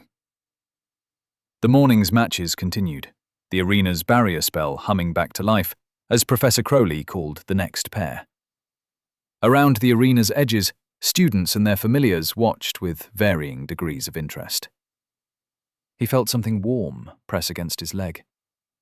The black cat, still nameless, still mysterious, had decided to grace him with its presence. It now allowed him to scratch behind its ears, purring softly.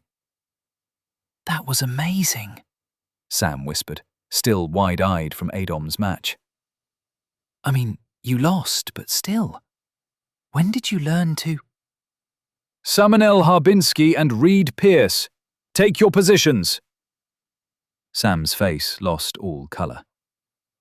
"Stop panicking," Adom said quietly. "Your spell weaving is good. Just be confident. Good luck." "Thanks. I'm gonna need it," Sam muttered as he stepped into the circle, adjusting his robes with trembling hands.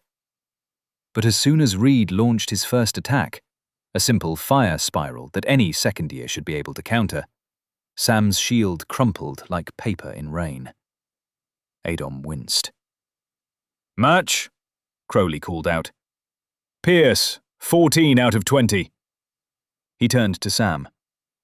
"Harbinski, 11 out of 20. Your weaving patterns were correct, but hesitation in combat is fatal. Work on your confidence before the next evaluation." "Yes, Professor." Whispers rippled through the crowd. 2 copper on Damus's match. Make it 3 and I'll take that bet. Sam slumped onto the bench beside Adom, nursing a singed sleeve. "I don't suppose you could—" Sam. "Let's train together," Adom said immediately, before Sam could continue. He'd been watching his friend struggle for weeks now, and something in today's match had finally crystallized his decision. Sam had potential. Adom had seen it in their theoretical classes, in the way he could break down complex spell patterns like they were children's puzzles. He just needed someone to believe in him. And while Adom might not be the most qualified teacher, having learned most of his combat skills from that old street fighting manual and surviving against people who'd thought they could steamroll him, well, sometimes the best teachers were the ones who remembered what it was like to struggle. "Really?" Sam's eyes lit up slightly, though he tried to hide it. "You're not too busy?" "For you?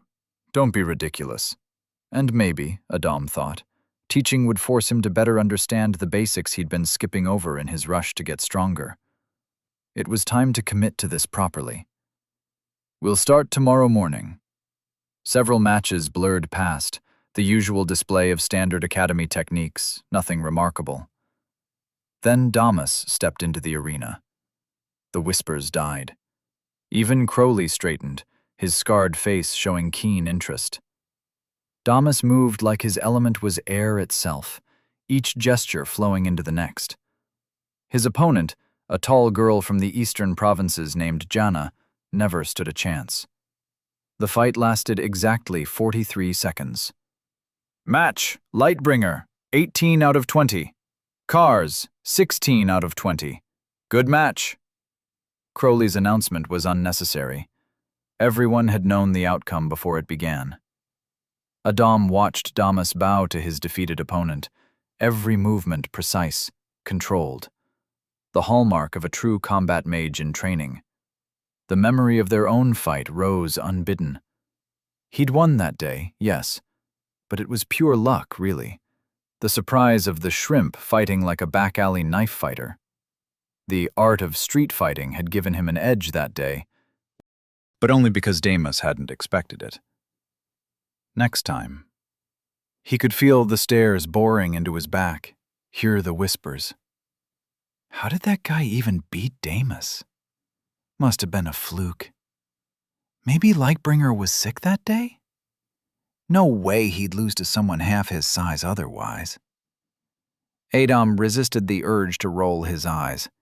First off, Damus was not that taller than him. And second, yes, because height was clearly the determining factor in magical combat. These people would probably fall for the same tricks Damus had, but that wasn't the point. Adam's fingers drummed against his notebook where he kept track of the fluid movement exercises. His current approach, using surprise and cunning to overcome superior skill, had worked so far. But sooner or later, he'd face someone who wouldn't give him the luxury of being underestimated. Someone who'd come at him with full force from the start. The club's schedule flashed through his mind. If he doubled his boxing practice, added extra fluid control exercises between classes. Later that day, after classes. "You never did tell me how you lost your glasses during hunting," Sam said as they walked down the cobblestone streets of Arcos. Market stalls lined both sides, their colorful awnings fluttering in the early autumn breeze. "How does someone even struggle with a deer that badly?" "Bold of you to assume it was a deer," Adam said, stepping around a puddle that reflected the city's floating towers. "I tripped over a root and fell into a thorny bush. Not my finest moment." Sam's skeptical look suggested he wasn't buying it, but he didn't press further. The fact that Adam had actually spent hours in a magical labyrinth with a grumpy leprechaun doing a series of tests and somehow emerged stronger rather than irreparably traumatized was probably best left unmentioned. He still wasn't entirely sure how Orinth's magic had managed that particular feat of mental gymnastics. "The optician's shop should be around this corner," Adam said, pausing at a vendor selling roasted chestnuts. The warm, sweet smell made his stomach growl. "Unless they've moved since the last time I was here," which was about 6 decades ago. They turned onto Silver Street, where enchanted lanterns were already starting to glow despite the early hour, their light catching on the various magical implements displayed in shop windows. The optician's sign, a pair of golden spectacles that actually blinked at passers-by, creaked gently in the wind. "At least we won't have to go all the way to the upper district," Sam said, eyeing the floating towers above them. "I hate those sky bridges." "Not fond of heights?" "Not fond of bridges that sway in the wind while floating hundreds of feet in the air, no." The shop bell tinkled as they stepped inside. It smelled like polish and old wood. A plump woman with silver-streaked hair looked up from where she was adjusting a pair of floating spectacles with a crystal wand. Her own glasses shifted through different colors as she spoke. "Welcome to Clarity and Craft. I'm Madam Iris."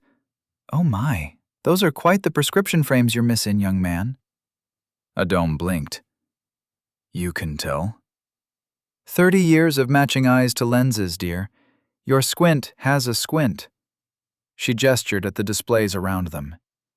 "Now, we have everything from basic clarity to our premium Eagle's Vision line. Those let you spot a copper coin from 2 districts away, though I wouldn't recommend them unless you fancy constant headaches." Sam wandered over to a pair that kept splitting into multiple frames and merging back together. "What about these?" "Ah, the Diplomat's Choice. Shows you what people looked like 5 minutes ago. Wonderful for catching liars. Terrible for avoiding motion sickness." "Just prescription lenses, please," Adam said hastily. "For reading and distance." "Sensible choice." Madam Iris pulled out a small golden disc etched with concentric rings of runes. "Hold still, dear. This will map your sight pattern." The disc hummed softly, runes lighting up as she held it before his eyes. "Interesting. Your magical signature is quite unique. Almost like—" She paused, then smiled. "Well, never mind that. Now, frames?" They went through several options: self-cleaning, unbreakable, ones that adjusted their tint based on lighting. Adam settled on a simple pair with thin silver frames. "Good choice. Now, the attunement." She placed the frames on a velvet cushion and began tracing patterns with her wand. The runes from the disc transferred to the lenses, shrinking until they were nearly invisible, mere whispers of light catching the glass. "The runes will sync with your sight," she explained, "adjusting constantly as you wear them. Try them on." Adom put them on. The world snapped into focus. "They're great, but—" He reached into his pocket and pulled out the monocle, Riddler's bane. Would there be any way to integrate this into the new glasses? Madame Iris took the monocle carefully, her own color-shifting glasses flickering rapidly as she examined it. Her eyes widened slightly. "This is— my word. This is quite the artifact you have here, young man," she said in a lower voice, glancing at Sam, who was thoroughly distracted by a display of smoke lens spectacles. "Can it be done?" "Done? I could do it right now." Her eyes sparkled with professional excitement. "Give me a few minutes in my workshop." They heard various sounds from the back room, gentle chiming, a few whispered chants for some reason, what might have been crystal being carefully worked.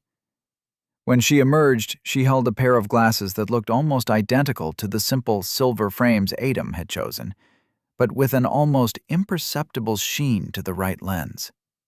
"I've layered your prescription over the artifact's lens and changed its form to better adapt to the pair," she explained quietly, "maintaining its original properties while adding the clarity you need. The enchantment shouldn't be affected at all. In fact, the prescription layer might even help focus its effects more precisely. Quite remarkable craftsmanship in this piece, by the way. Haven't seen work like this in decades." "Perfect," Adam said, then frowned. "Though for combat training—" "Say no more." Madame Iris produced a thin enchanted cord. "Dwarvish-style metal weave, flexible but unbreakable. Might save your nose in a fight, and they are thin enough to be almost invisible." As she attached the cord, she added with a wink, "Oh, and I've thrown in a little extra protection charm. No charge. Impact resistance and stabilization enchantment. Even if you take a hit to the face or they get jostled about, they'll stay put and keep working. Can't have a young mage losing his sight in the middle of a scrap, can we?" "That's incredibly generous. Thank you," Adam said, Genuinely surprised by the unexpected kindness. "I really appreciate it." "Think nothing of it, dear. Just promise me you'll be careful out there." Sam peered at a pair of specs that seemed to be made of living smoke. "Don't even think about it," Adam told him. "Those probably show you your own future, or something equally headache-inducing." "Ghost glimpse model," Madame Iris confirmed cheerfully. "Very popular with spirit mediums and temple diviners. Quite the marvel for ceremonial work. Though I always advise customers to use them sparingly. The ethereal plane can be overwhelming for beginners." She adjusted her own color-shifting glasses with pride. "We do have a modified version that's gentler on the senses, if you're interested in divination work." Sam's eyes lit up for a moment before Adam shook his head. "Maybe another time. We should head back before afternoon classes." Of course," Madame Iris said, wrapping up their purchase. "But do come back if you're curious about our specialized collections. A young mage never knows when alternative perspectives might come in handy." They walked back through the market, Adam occasionally tilting his head just to marvel at how crisp everything looked. It had only been a few days without his glasses, but he'd somehow forgotten just how clear the world could be. The floating towers weren't just vague shapes anymore, and he could actually read the market signs without squinting himself a headache. With a subtle thought, he activated the artifact's power in his right lens. The world shifted, mana particles dancing through the air like dust in sunlight. Another thought, and they vanished, leaving just the crystal-clear, normal vision. Perfect. The integration was seamless. "We're getting those chestnuts," he declared, already veering toward the vendor they'd passed earlier.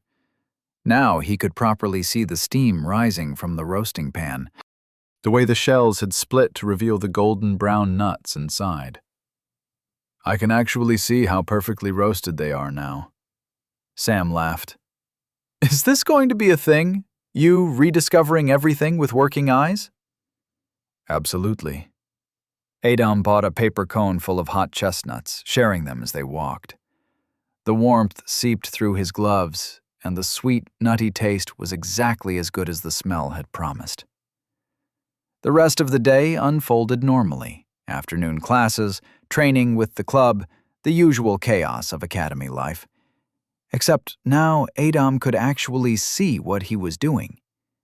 The round silver frames settled on his nose like they'd always belonged there, and if anyone noticed the nearly invisible cord keeping them secure, they didn't mention it. But as the last class wrapped up, Adam wasn't ready to call it a day.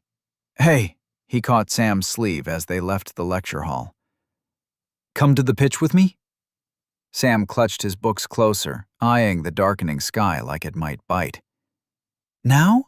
It's cold out there, and dinner won't take long. Besides," Adam grinned, "you can't hide in the library forever." "I don't hide," Sam muttered, but fell into step beside him anyway. "I strategically avoid situations where people might set me on fire." "That's why we're going now. No one around to see you practice." "Oh, wonderful. So when I freeze to death, no one will find my body until spring." Sam hugged himself tighter. "You know, my father says everyone in this school is basically a walking disaster waiting to happen. One bad day, one slip in control," he gestured vaguely. "Boom!" "That rarely happens. But it happens. Remember last year? When that fifth year lost control during exam week? 3 people in the infirmary." Sam's voice dropped. "As my father says, better safe than sorry when everyone around you can accidentally kill you with a sneeze." Adam stayed quiet for a moment. He couldn't exactly argue with that. He'd seen enough training accidents to know how quickly things could go wrong. He glanced at his friend, understanding the weight behind those words. Sam came from a long line of merchants, generations of non-mages who'd never had to worry about accidentally setting things on fire or freezing them solid. Then Sam had awakened at 8, the stone turning silver for him when the Seekers came. The first mage in his family's history. No one had been prepared for what that meant, least of all Sam himself. That devastating loss of control, his sister being injured, and his mother still lying comatose in a healing ward 3 regions away. The monthly letters Sam wrote, knowing she might never read them. Like all awakened mages, he'd had no choice but to learn control. It was imperial law and simple necessity. No wonder his father's protective instincts had transformed into constant cautioning against the dangers of magic. Better safe than sorry had become the family motto, even as they supported Sam's education from afar. After all, what merchant father knew how to raise a mage child safely? Sam wasn't a coward. Cowards didn't spend extra hours in the library learning theory, didn't push themselves to understand every aspect of magic they could. Cowards didn't keep trying, keep studying, keep pushing forward despite their fears. That same caution that kept Sam safe, though, was also holding him back from reaching his full potential. "That's why we're doing this," Adam finally said, gentler than usual. "So next time someone loses control, you'll be ready." The crossball pitch stretched out before them, vast and empty in the deepening dusk. The black cat padded after them, settling on the sidelines like a tiny spectator. "Seriously, though, what are we doing out here?" Sam rubbed his arms. "In case you hadn't noticed, it's cold as a frost giant's learning," Adam said, feeling his fluid stir, warming him from within. Remember what you said about Eastern focusing techniques? Time to put theory into practice. He planted his feet shoulder-width apart and drew in a deep breath. The cold air filled his lungs, sharp and crisp. As he exhaled, a thin wisp of vapor curled upward. Another breath in, slower this time, deeper. The fluid responded, thrumming beneath his skin like a second heartbeat. Sam shifted uncomfortably. Is this the part where you reveal you've secretly been a breathing expert all along? When Adom didn't respond, he turned to their feline observer. Any idea what he's doing? Meow. Thanks, very helpful. With each measured breath, more vapor spiraled around Adom. The autumn chill bit deeper than it should, especially this early in the season. Something in his chest tightened. Not from the cold, but from memory. The year 847 had ended just like this, hadn't it? The same unseasonable chill that everyone had laughed off as a quirk of weather. No one had thought to question it until years later, when that necromancer rose from the northern wastes. But Adom was too weak to do anything about that now. Too far away. And who would believe him anyway, based on nothing but unusual weather? No, he just had to focus on the task at hand. One final exhale and... The warmth that had been building beneath Adom's skin suddenly erupted, rushing through every vessel and pathway in his body. Blue fluid burst from within, wreathing him in light that rippled like water, yet moved like flame. His breath caught, not from effort, but from the sheer euphoria flooding his system. Every nerve sang, every sense sharpened. The autumn chill that had been biting at him moments ago became nothing more than a gentle caress. Power, pure, intoxicating power thrummed through him, settling into his bones like it had always belonged there. Fluid? Sam stumbled backward, the blue light reflecting off his glasses. You manifested actual fluid? When did you? Adom couldn't help the smile that spread across his face. It wasn't the first time, but the rush of manifesting fluid never got old. That perfect moment when everything clicked into place and the world became sharper, brighter, more real somehow. His body felt lighter, yet stronger, as if gravity itself had loosened its hold. This, he said, is what we're going to learn. Adom rolled his shoulders. His joints cracked satisfyingly as he stretched, the sound crisp in his heightened awareness. He bounced on his toes, luxuriating in how responsive his body felt. So what emotion did it for you? Sam asked, watching him warm up. Everyone says it's different. Anger, joy, desperation. Spite. Sam fell quiet for a moment. Then, you know what? That's totally like you. Adom paused mid-stretch. You think I've always been like that? There were signs. Sam adjusted his glasses, speaking in that matter-of-fact way of his. Like when Instructor Brown from our first year said you'd never master basic shielding, and you spent 3 weeks perfecting it just to demonstrate it in front of the whole class. Or that time when Drew said memorizing runic sequences was pointless, so you learned the entire third codex by heart, just to correct him every time he misquoted it. Oh, and remember when Helena said your handwriting was atrocious? You spent 2 months practicing calligraphy until yours was better than hers. Adom blinked. He didn't remember any of those moments from his actual childhood, his first childhood. These were memories from this life, this version of him. But hearing them laid out like that... You just... Sam waved a hand vaguely. Get this look in your eyes sometimes. Like someone told you no, and you decided that was personally offensive. Adam let out a laugh that was maybe a touch too self-conscious, suddenly aware of how that look Sam described might be playing across his face right now.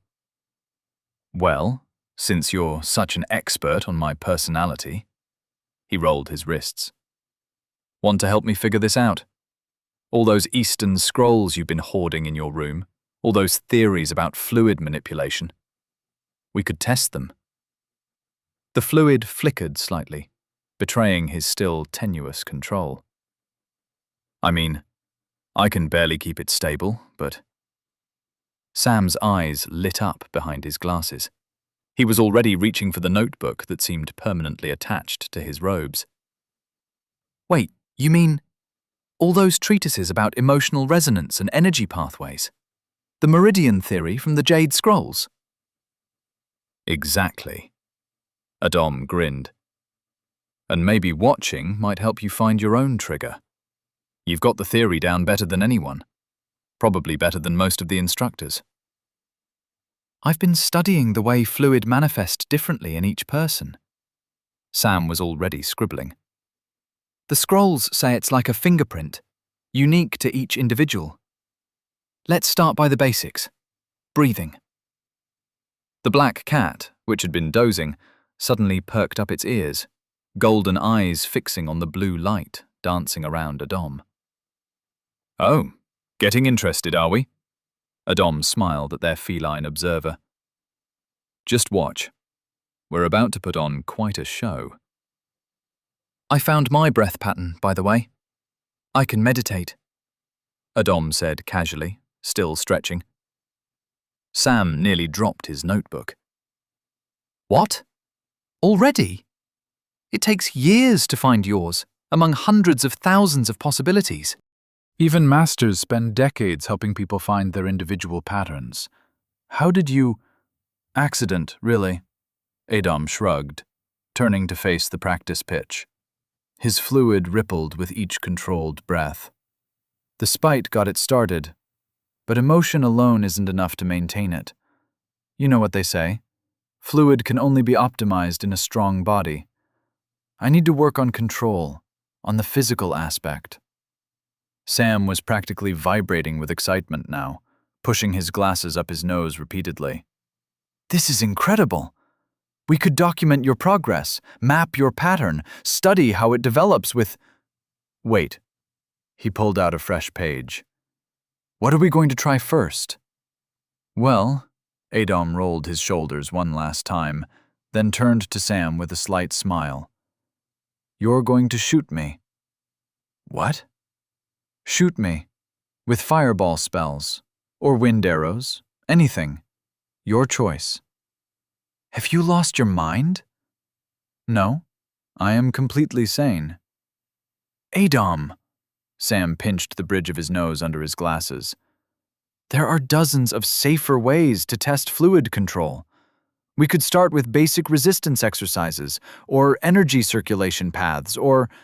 boring. Or measure your fluid's response to controlled stimuli. Still boring. Or document its natural flow patterns. Sam. Adam's fluid pulsed slightly with his impatience. I need real pressure. Real stakes. How am I supposed to learn control if I'm just standing there doing breathing exercises? By not dying? Sam threw his hands up. Look, even if, and that's a big if, I agreed to this madness, my accuracy with offensive spells is terrible. I could actually hurt you. Perfect. That makes it even more motivating.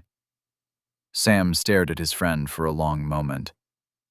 You know, when I imagined helping with your training, I was thinking more along the lines of taking notes and offering theoretical insights, not attempted murder. It's not murder if I ask for it, Adam said cheerfully. Come on. What's the worst that could happen? Do you want that list alphabetically or by severity of bodily harm? Look, it's not just about testing limits. Fluid enhances reflexes, right? But I need to learn how to gauge that enhancement, how to control it under pressure. I can't do that with theoretical exercises. Adom's fluid swirled more steadily now, matching his more serious tone. Right now, I either can't access it at all, or it comes out too strong. I need to find the middle ground, and for that, you need dynamic stimulus. Sam finished reluctantly, his academic side starting to see the logic. And the threat response would create more realistic conditions for control practice. Exactly. Besides, if I'm going to lose control, better do it here with you than in the middle of a battle. You're going to be in battles? Don't mind that. Adom waved his hand dismissively, and before Sam could press further, he continued. You know enough theory to spot if something's going wrong, and you're too cautious to actually hit me with anything dangerous. Sam adjusted his glasses, clearly wavering. The principle is sound, but you do realize you're asking me to break about 15 different academy safety protocols. 17, actually, I counted. Adom grinned. Think of it as a practical research opportunity. So, are you in, or are we doing this the boring way? Adom asked, already settling into a ready stance. Sam sighed heavily, taking off his robe despite the cold. I can't believe I'm agreeing to this. If anyone asks, I was coerced. That's the spirit! And we're starting with the weakest possible spells. Fine. And if I see anything looking unstable, we stop immediately. Yes, Professor. And, Sam, Adom interrupted, his fluid beginning to stir more actively. Stop stalling and shoot me. Okay, I'm weaving the spell now, Sam announced, raising his hand with exaggerated slowness. Adom rolled his eyes. You know, the point of combat training is that I'm not supposed to know exactly when you're going to— Ow! A small burst of wind caught him in the shoulder, making him stumble back a step. Sam's mouth twitched. You were saying? That, Adom said, rubbing his shoulder, was actually pretty good. Theory isn't everything. Sam readied another spell, looking slightly more confident. Ready? This time, Adom didn't answer, but his fluid began to move with more purpose. Chapter 26. Curse. Huff. Huff. Huff. This is completely insane, Sam announced, for what felt like the 100th time that evening. Own huff. One more time, Adom wheezed, straightening up with determination that his wobbling knees somewhat undermined. This was attempt number 21. Sam had missed twice, though Adom suspected at least one of those misses had been intentional. The other 19 hits had left various parts of his body stinging, his pride somewhat bruised, and his earlier confidence about this brilliant training idea significantly dented. Who knew the Academy's most cautious student could aim so well when properly motivated by academic curiosity? Despite the bruises forming under his robes, Adom couldn't help but smile, because there had been progress, real, measurable progress. Fluid control has reached level 2. White worm body has reached level 3. Boxing mastery, dodging, is getting better. Agility is getting better. Iron lungs is getting better. Physical enhancement moderately strengthened. The difference was subtle but unmistakable. His fluid moved more smoothly now, less like choppy waves and more like flowing water. The world around him seemed to come into sharper focus. He could track the slight movements of Sam's fingers as he prepared his next spell, catch the whisper of wind before it manifested into an attack. His body responded faster too. Not by much, but enough that he'd managed to partially deflect the last 3 hits instead of taking them full force. The fluid wrapped around him more naturally, like a second skin rather than an ill-fitting coat. It had taken 21 attempts, multiple bruises, and what felt like enough wind spells to power a small windmill, but he'd done it. Level 2. Level 2. Adom's smile turned slightly manic as he straightened up. Because here was the thing about Level 2. It meant Level 3 existed. And if Level 3 existed... Sam apparently recognized that look. He'd seen it too many times not to. "No," he said firmly, already knowing it was futile. "Whatever you're thinking, no. You can barely stand." But Adom was already settling back into his stance. After all, what kind of person would he be if he stopped at Level 2 when Level 3 was just waiting to be reached? "Just a few more tries," he said, ignoring how his muscles protested the movement. "I think I'm getting the hang of it." The black cat, still watching from the sidelines, let out what sounded suspiciously like a sigh. Adom breathed in deeply, then out. "Are you The world didn't exactly slow down. That would have been too simple, too convenient. Instead, everything became clearer, more defined, like switching from a clouded lens to a crystal clear one. It had started around the 11th attempt, when desperation and bruises had finally forced him to stop trying to just react faster and actually think. He'd noticed something then, a pattern so subtle he'd almost missed it. The way Sam's weight shifted slightly to his left when preparing a low shot. The barely perceptible tension in his right shoulder before a high one. The slight difference in how he moved his fingers for a straight shot versus a curved one. Since then, every attempt had been less about dodging and more about observation, learning, understanding. His fluid responded differently now, too. Instead of trying to make it circulate faster in his body, he let it flow naturally, using it to enhance his already improving perception. Each trial added another piece to the puzzle. The timing between Sam's inhale and the spell's release, the correlation between wind pressure and attack angle, the almost rhythmic nature of spell combinations.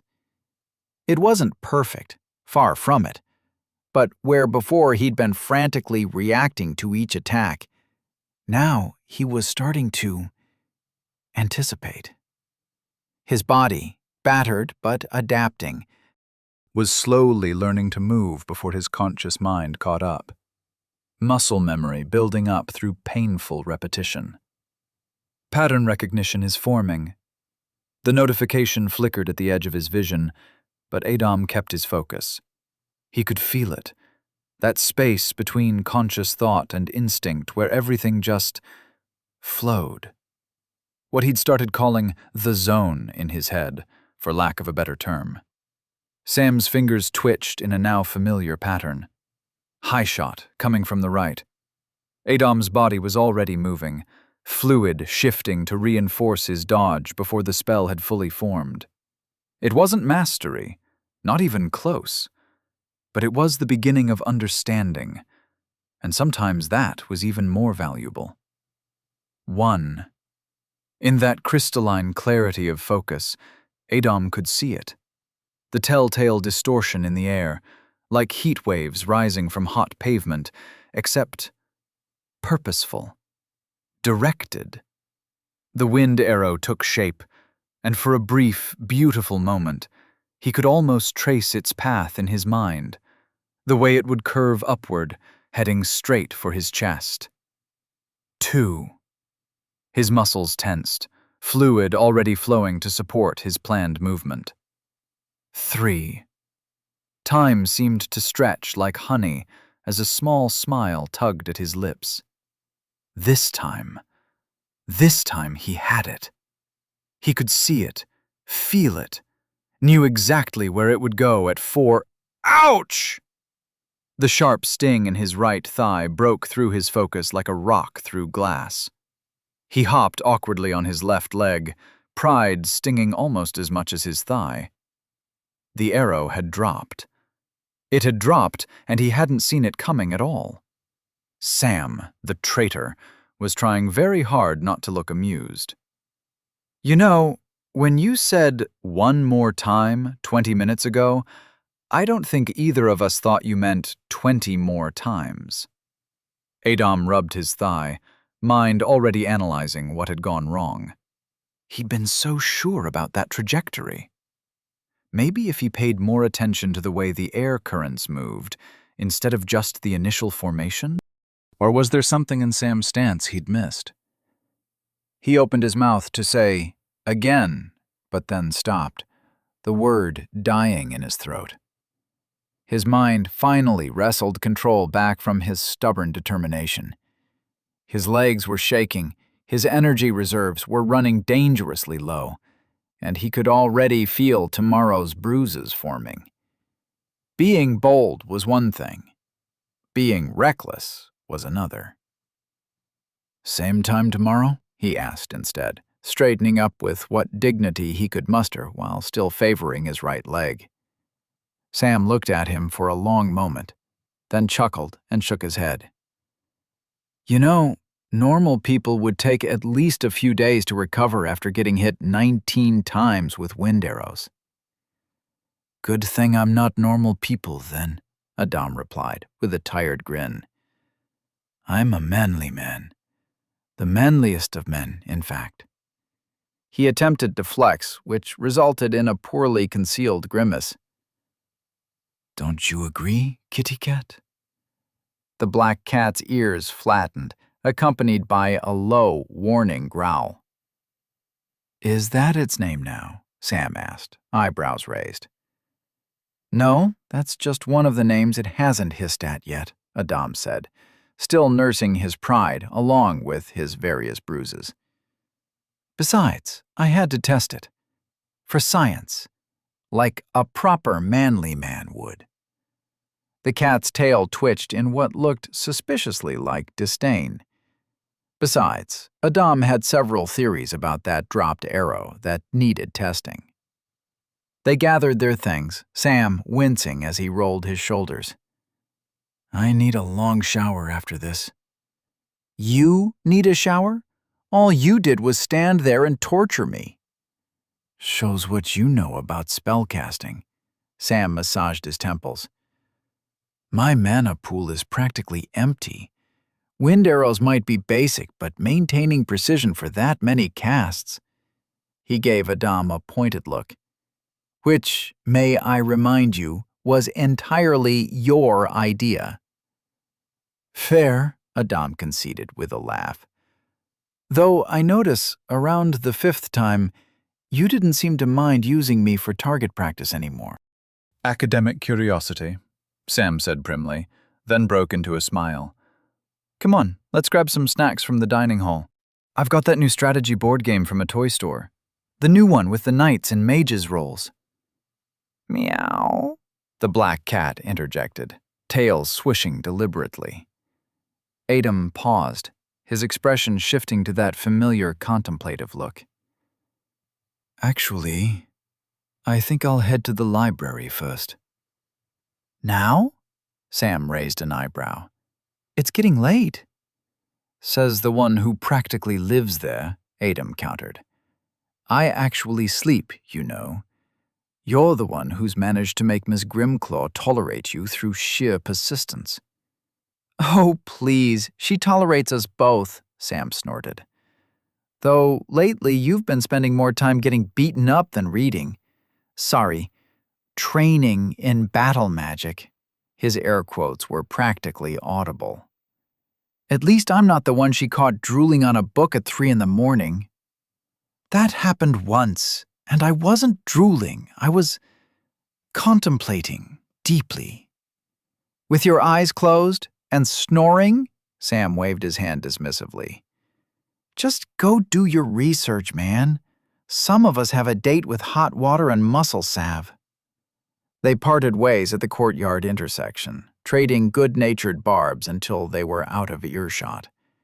Adam watched Sam's retreating form until he disappeared around the corner of the dormitory wing. A familiar weight settled in his stomach. Guilt. He wasn't actually heading to the library, and lying to Sam, even by omission, felt wrong. But what choice did he have?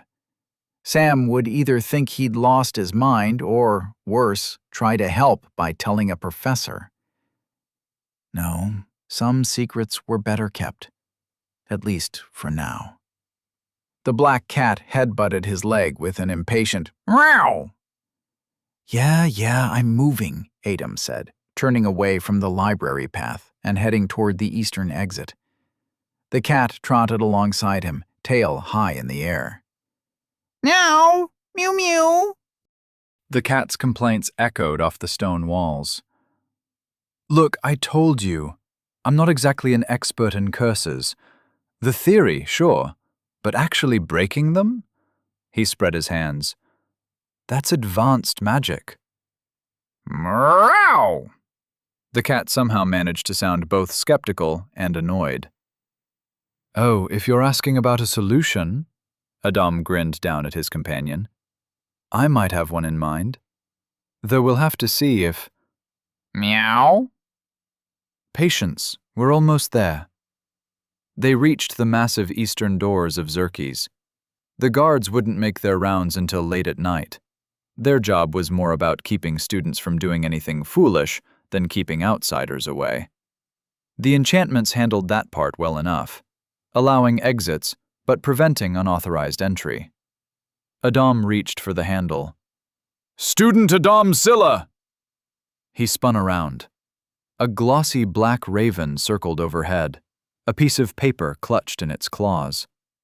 As the bird released its cargo, the cat crouched, muscles tensing. Cat, don't you dare, Adam warned. That's an employee of the school.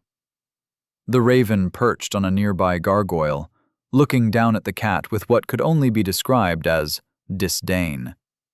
Then, to Adam's amazement, it actually scoffed. A short, harsh sound that was definitely not part of normal raven vocabulary, before spreading its wings and taking off.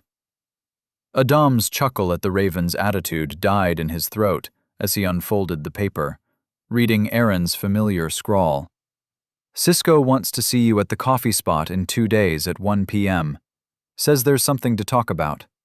I sent a raven, but it came back and said it didn't find you in the main yard, so I left this letter. Hope that's okay. Aaron. His heart dropped. What happened? Was it about his order? The timeline flashed through his mind. 1 month and 12 days until the first symptoms. His fingers tightened on the paper, crinkling it. Not enough time. Never enough time. Had something gone wrong with the ingredients? Maybe they couldn't get what he needed. Or worse, what if it was stolen? His breath quickened. Or was it about their operation? The one they'd discussed over steaming cups of coffee? Please let it be about the operation, he thought, his mind spinning faster and faster. At least that he could handle. That wouldn't mean... Meow. Sharp claws pricked through his pants leg, yanking him back to the present. The cat stared up at him, tail twitching. Adam blinked, becoming aware of how tightly he was gripping the paper, of how his shoulders had tensed up to his ears. He forced his fingers to relax, stuffing the crumpled note into his pocket. Let's go, he said, pushing the heavy door open. No point torturing himself with maybes. Better to just find out. The early night air hit his face as they stepped out into the city. The streets of Arcos wound past like a familiar dream. Through the weird stuff store's window, Adam caught a glimpse of her arranging crystals on a shelf, Mr. Biggins nowhere in sight. Emma was still there. She looked up, but he was already past, moving deeper into the city where the streets grew wider and the buildings shorter. The Strider station buzzed with its usual evening activity, drivers calling out destinations, passengers haggling over fares. A young man with bright red hair leaned against his cart, feeding his Strider an apple. Beach District? Adam asked. The driver grinned, tossing the apple core aside. Hop in. The cart's wooden seats creaked as Adam settled in, the cat curling up beside him. They rolled forward with a gentle lurch, the strider's paws clopping against cobblestones. Above, the full moon hung like a silver coin in the darkening sky. The autumn wind carried the scent of smoke from chimney fires, and Adam pulled his cloak tighter. The steady rhythm of the strider's gait and the cart's swaying motion made his eyelids heavy. His muscles ached from the training session, and Cisco's message gnawed at the edges of his mind, but the exhaustion won out. He slumped against the cart's side, his breathing growing deeper. Meow! Adam jerked awake to find the cat's paw batting his nose. The cart had stopped moving. We're here, the driver called over his shoulder. Beach District, as requested. Thanks. Adam stretched, working out the kinks in his neck. Any chance you could wait here for a bit? I'll need a ride back. The driver patted his strider's flank. Can spare an hour. That work? Perfect. Adam hopped down, his boots sinking slightly in the sand. That should be enough. The cat jumped down and padded beside him in the sand. Waves crashed to their right, and the city's lanterns glowed behind them. Adam walked along the shore, his steps slowing. The last time he'd been on a beach, he'd died. God, that moment felt like a lifetime ago now, and for some reason he could no longer remember her face. Death. All he could remember was that she'd been as beautiful as the moon.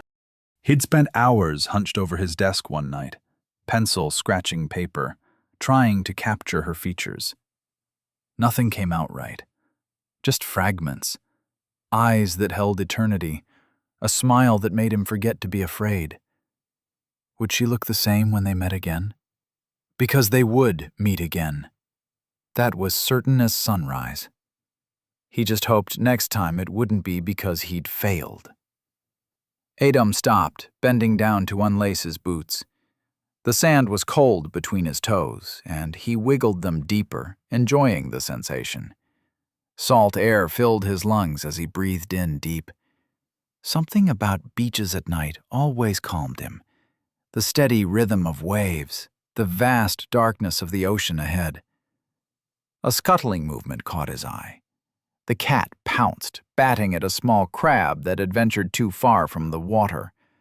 The crab waved its claws in protest before disappearing into the cat's mouth with a crunch. You know, Adam said, watching the cat lick its paws clean. I've been searching everywhere for someone who can break your curse. He kicked at a piece of driftwood. The Vaishari are probably getting ready to leave our coast soon. They always do when it gets cold. Better visit them now, while we can. Meow? The cat looked up, bits of shell still stuck to its whiskers. Adam chuckled. You'll see. Come on, their camp should be just past those rocks. A gust of wind whipped his cloak around his legs. Above them, clouds drifted past the moon, casting shifting shadows on the sand. The Vaishari. Every city had stories about them. Whispered rumors of demon blood and dark pacts. But that's all they were, stories. The truth was simpler. They were nomads who followed the warm seasons, setting up their colorful camps on the outskirts of cities, trading goods and offering services that locals either couldn't or wouldn't provide. Curses were their specialty. While temple priests and local mages would demand explanations and permissions, the Vaishari just asked how much you could pay. They didn't care if you wanted to curse someone or break a curse. Gold was gold. Adam glanced down at the cat padding beside him. In his months of research about curses, he'd barely scratched the surface. Books only told you so much, and most experts were frauds looking to empty your pockets. But the Vaishari? They had generations of real knowledge, passed down through families. If anyone could figure out what, or who this cat really was, it would be them. The first hint of their presence was a faint drumbeat carried on the wind, so distant Adom almost thought he'd imagined it. But as they walked, it grew clearer.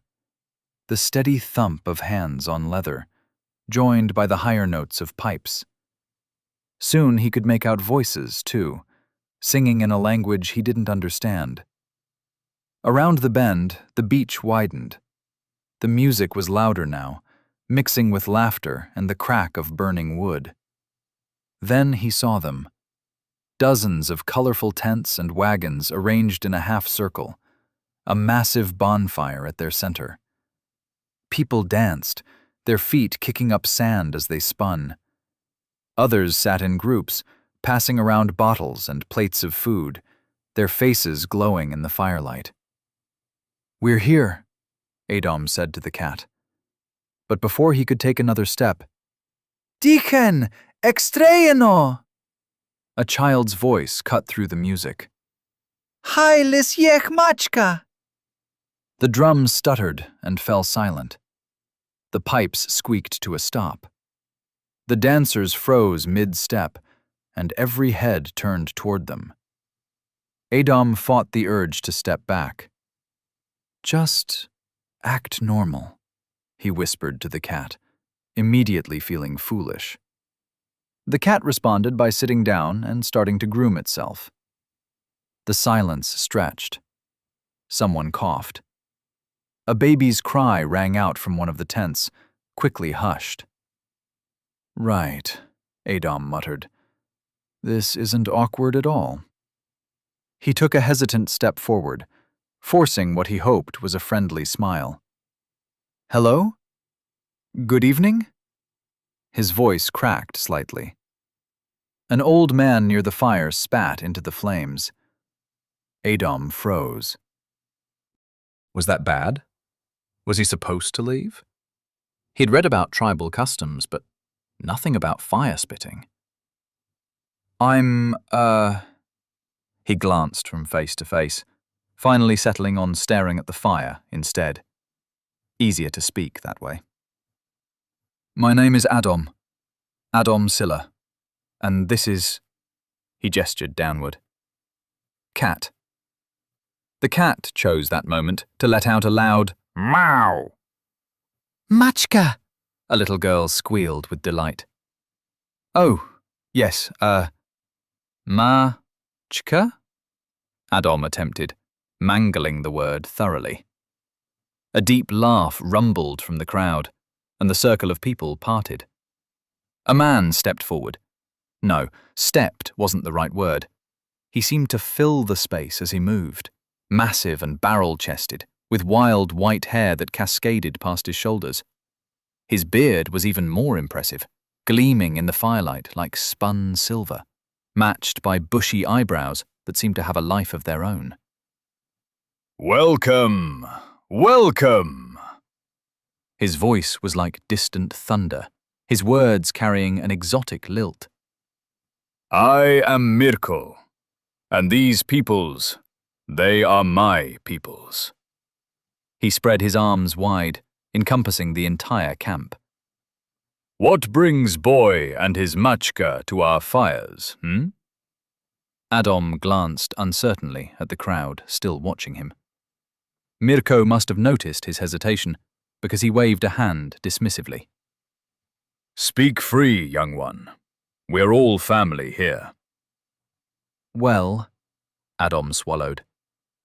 I think this cat is cursed, and I was hoping you might be able to help me uncurse it." Mirko glanced over his shoulder at someone in the crowd, then turned back to Adom. "And what makes you think this cat is having curse, "Kitty cat, if you would," Adom said softly. The cat stretched lazily, then let out a growl that seemed to come from somewhere far deeper than its small body should allow. People backed away as the growl grew louder, more primal. The cat's form began to shift and stretch, its shadow on the sand morphing into something much larger. Muscles rippled beneath expanding fur, midnight black in the firelight. Within moments, a massive puma stood where the house cat had been, its deep blue eyes reflecting the flames. A collective gasp rose from the crowd. Someone whispered a prayer. A child started crying. "What do you think?" Adom asked. Mirko turned again, this time to a young woman who stood slightly apart from the others. Copper-red hair fell in wild waves past her shoulders, adorned with small bells and colored beads that chimed softly as she moved. Intricate runic tattoos spiraled up her arms, disappearing beneath the flowing sleeves of her embroidered dress. Her face bore ceremonial paint, 3 white dots beneath each eye, and a crescent moon on her forehead. She stepped forward, bare feet silent in the sand, and circled the puma. Her hands moved in subtle gestures as she walked, and her lips formed silent words. The puma watched her, turning its massive head to follow her movement. Finally, she returned to Mirko's side and whispered in his ear. "Our sorceress. She is saying cat has powerful curse indeed," Mirko announced, nodding gravely.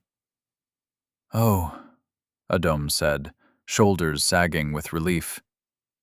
"Well, that's good to know. I mean, not good, but I wasn't imagining things." "You want us to lift curse?"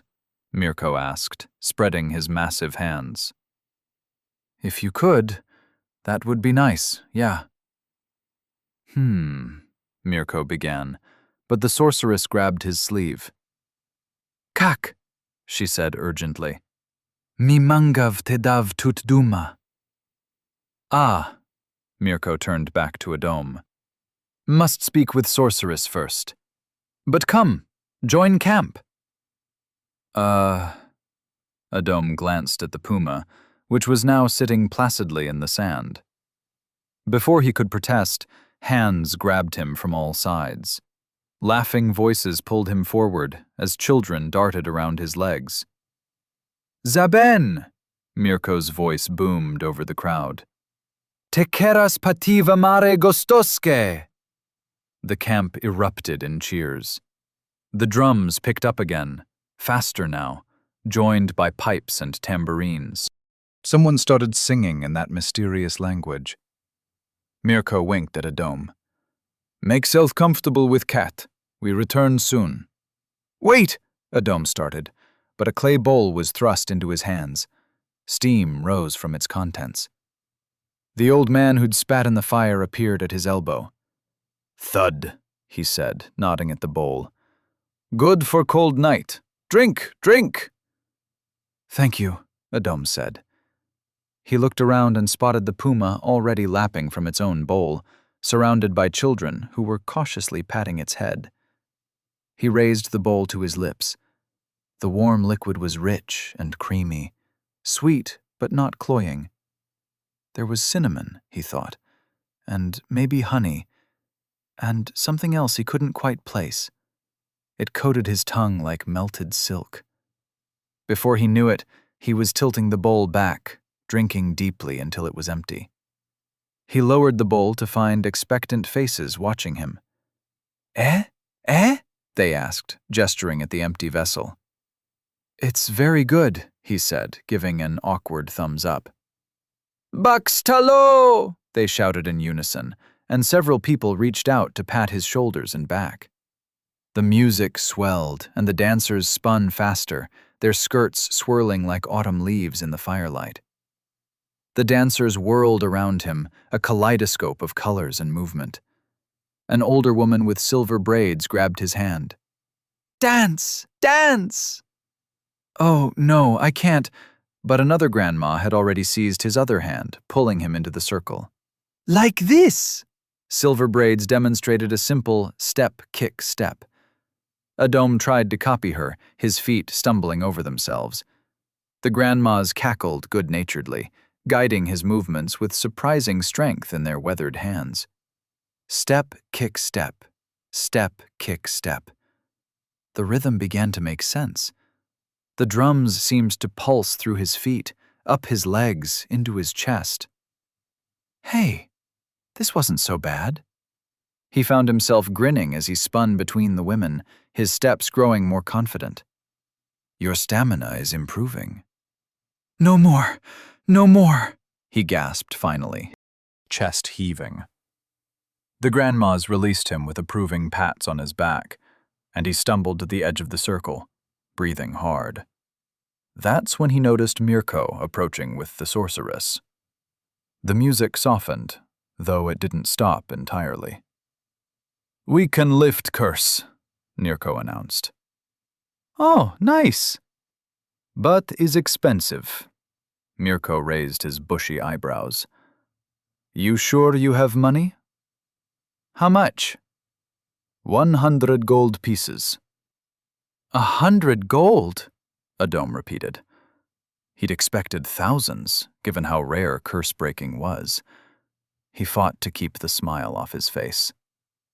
Deal. Mirko's hand engulfed his in a grip that made Adom's bones creak. Deal is made, the big man declared. Cannot be broken now.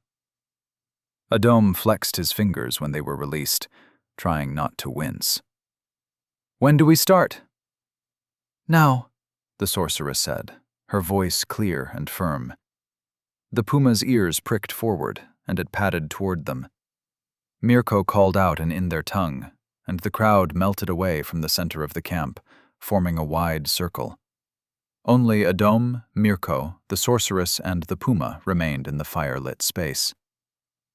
Please, step back, the sorceress instructed Adom. He retreated to the edge of the circle. She knelt in the sand, her skirts pooling around her, and began drawing runes with her finger. Adom recognized them, ancient symbols of unbinding, breaking, and freedom. The puma sat perfectly still as she worked, watching her create the intricate circle of runes around it. From her dress, she produced a crystal that pulsed with deep purple light. Adom's eyes widened.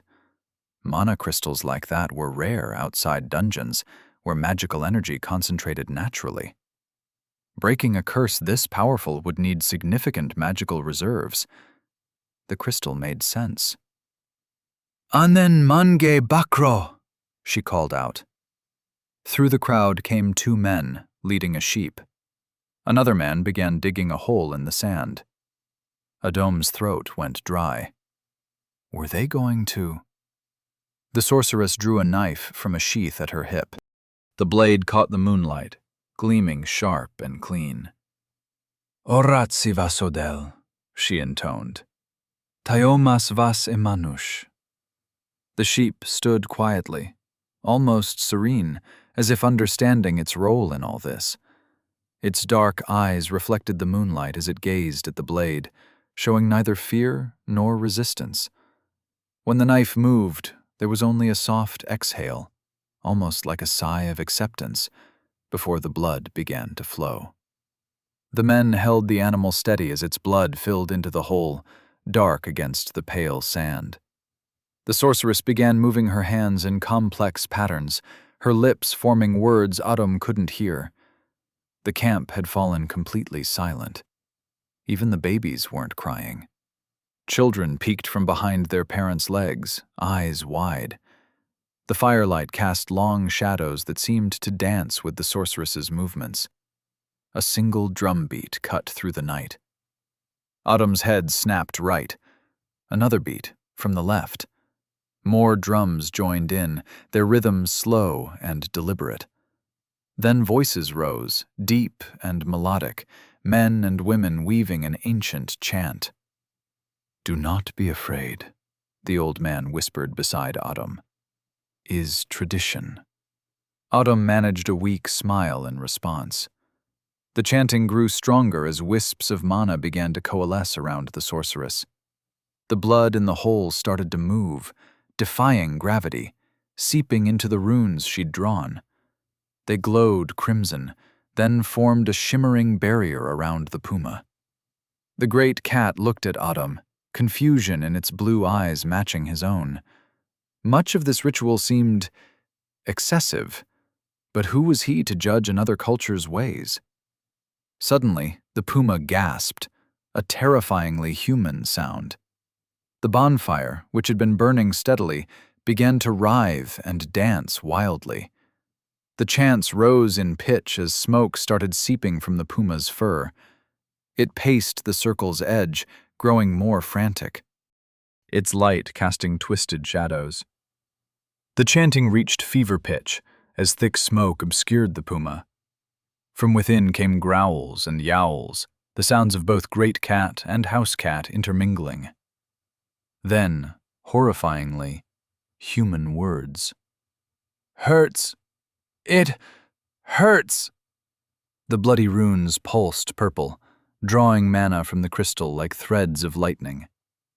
The air grew thick, heavy with power.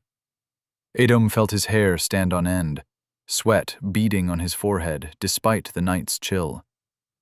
The light from the circle intensified, brighter and brighter, until he had to shield his eyes.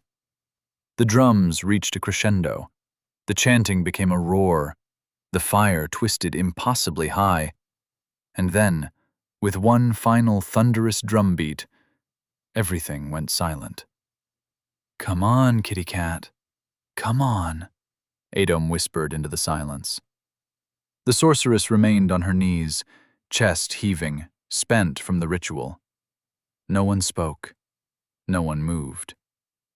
The smoke began to drift away on the sea breeze, revealing something. Someone, curled on the blood-stained sand. Dark hair spilled across pale shoulders like spilled ink in the moonlight. The woman stirred, and when she opened her eyes, they were the same striking blue as the puma's. Her features were delicate, almost feline. High cheekbones, a fine nose, lips slightly parted in confusion. Their eyes met. For a moment, time seemed to stop. Then Adom's brain registered her complete lack of clothing, and he spun away so fast he nearly fell. There was a rustle of fabric as the sorceress draped a blanket over the woman's shoulders. From the corner of his eye, Adom could see her trying to stand on shaking legs, looking at her own hands as if she'd never seen them before. "It is done," the sorceress said softly. Chapter 27. Kitty Cat and Little Mage. Well, shit. Adom's mind was still trying to process what had just happened. The cat, his cat, the one he'd been living with for days now, was a woman. A grown, very beautiful woman. His brain helpfully began cataloging every single time he'd changed clothes in front of the cat. Every morning routine, every post-training shower. That time he and Sam spent an entire evening making increasingly crude jokes about one of their professor's mustache. Oh, God. The realization hit him like a bucket of ice water. He'd even given the cat a bath once after she had fallen into a mud puddle. He could feel his ears burning at the memory. Through the embarrassed haze, he watched as the Vaishari women fussed over her, bringing more blankets and what looked like a spare dress. Her movements were uncertain, like someone relearning how to use their own body. But there was something about her face that tugged at his memory. A half-remembered dream, perhaps? The curve of her cheek, the way her eyes crinkled slightly when she looked around. It felt familiar, yet he was certain he'd never met her before. As if sensing his thoughts, she turned toward him. Their eyes met again, and this time she smiled. A warm, gentle expression that transformed her entire face. She raised her hand slightly, beckoning him over. Adom stood frozen, his feet apparently having forgotten how to move. "Very beautiful woman," the old man beside him commented matter-of-factly. "Good hips, strong."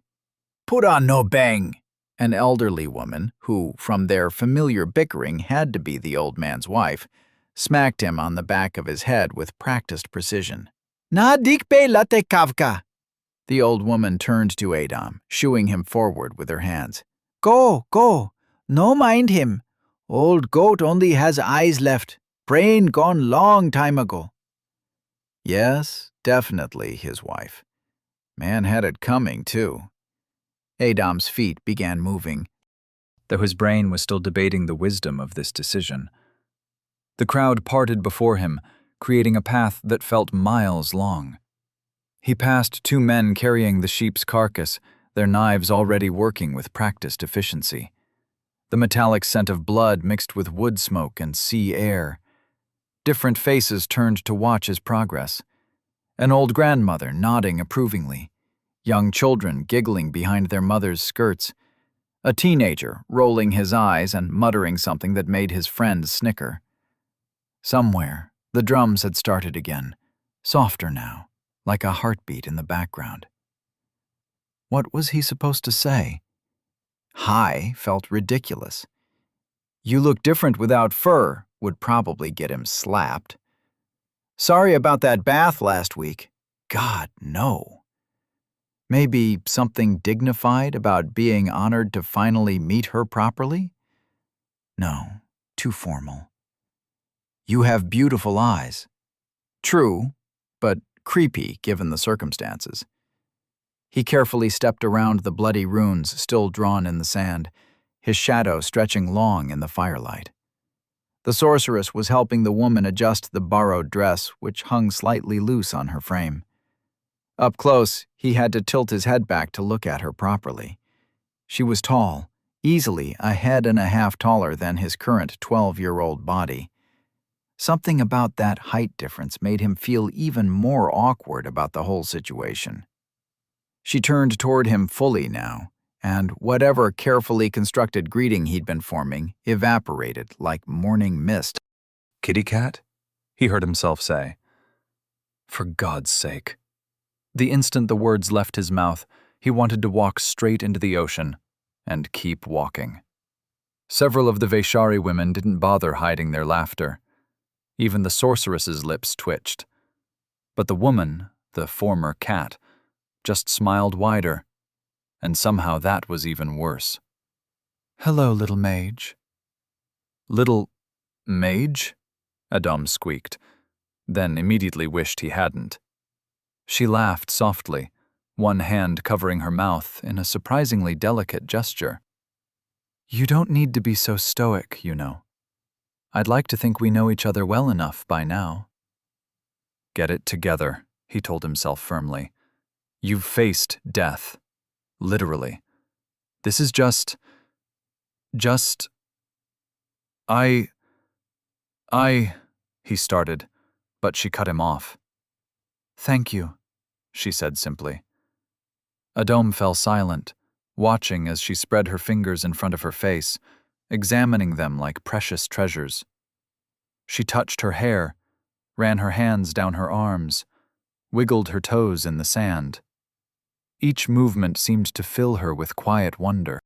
It's strange, she said softly. Being an animal. Everything is simpler, clearer.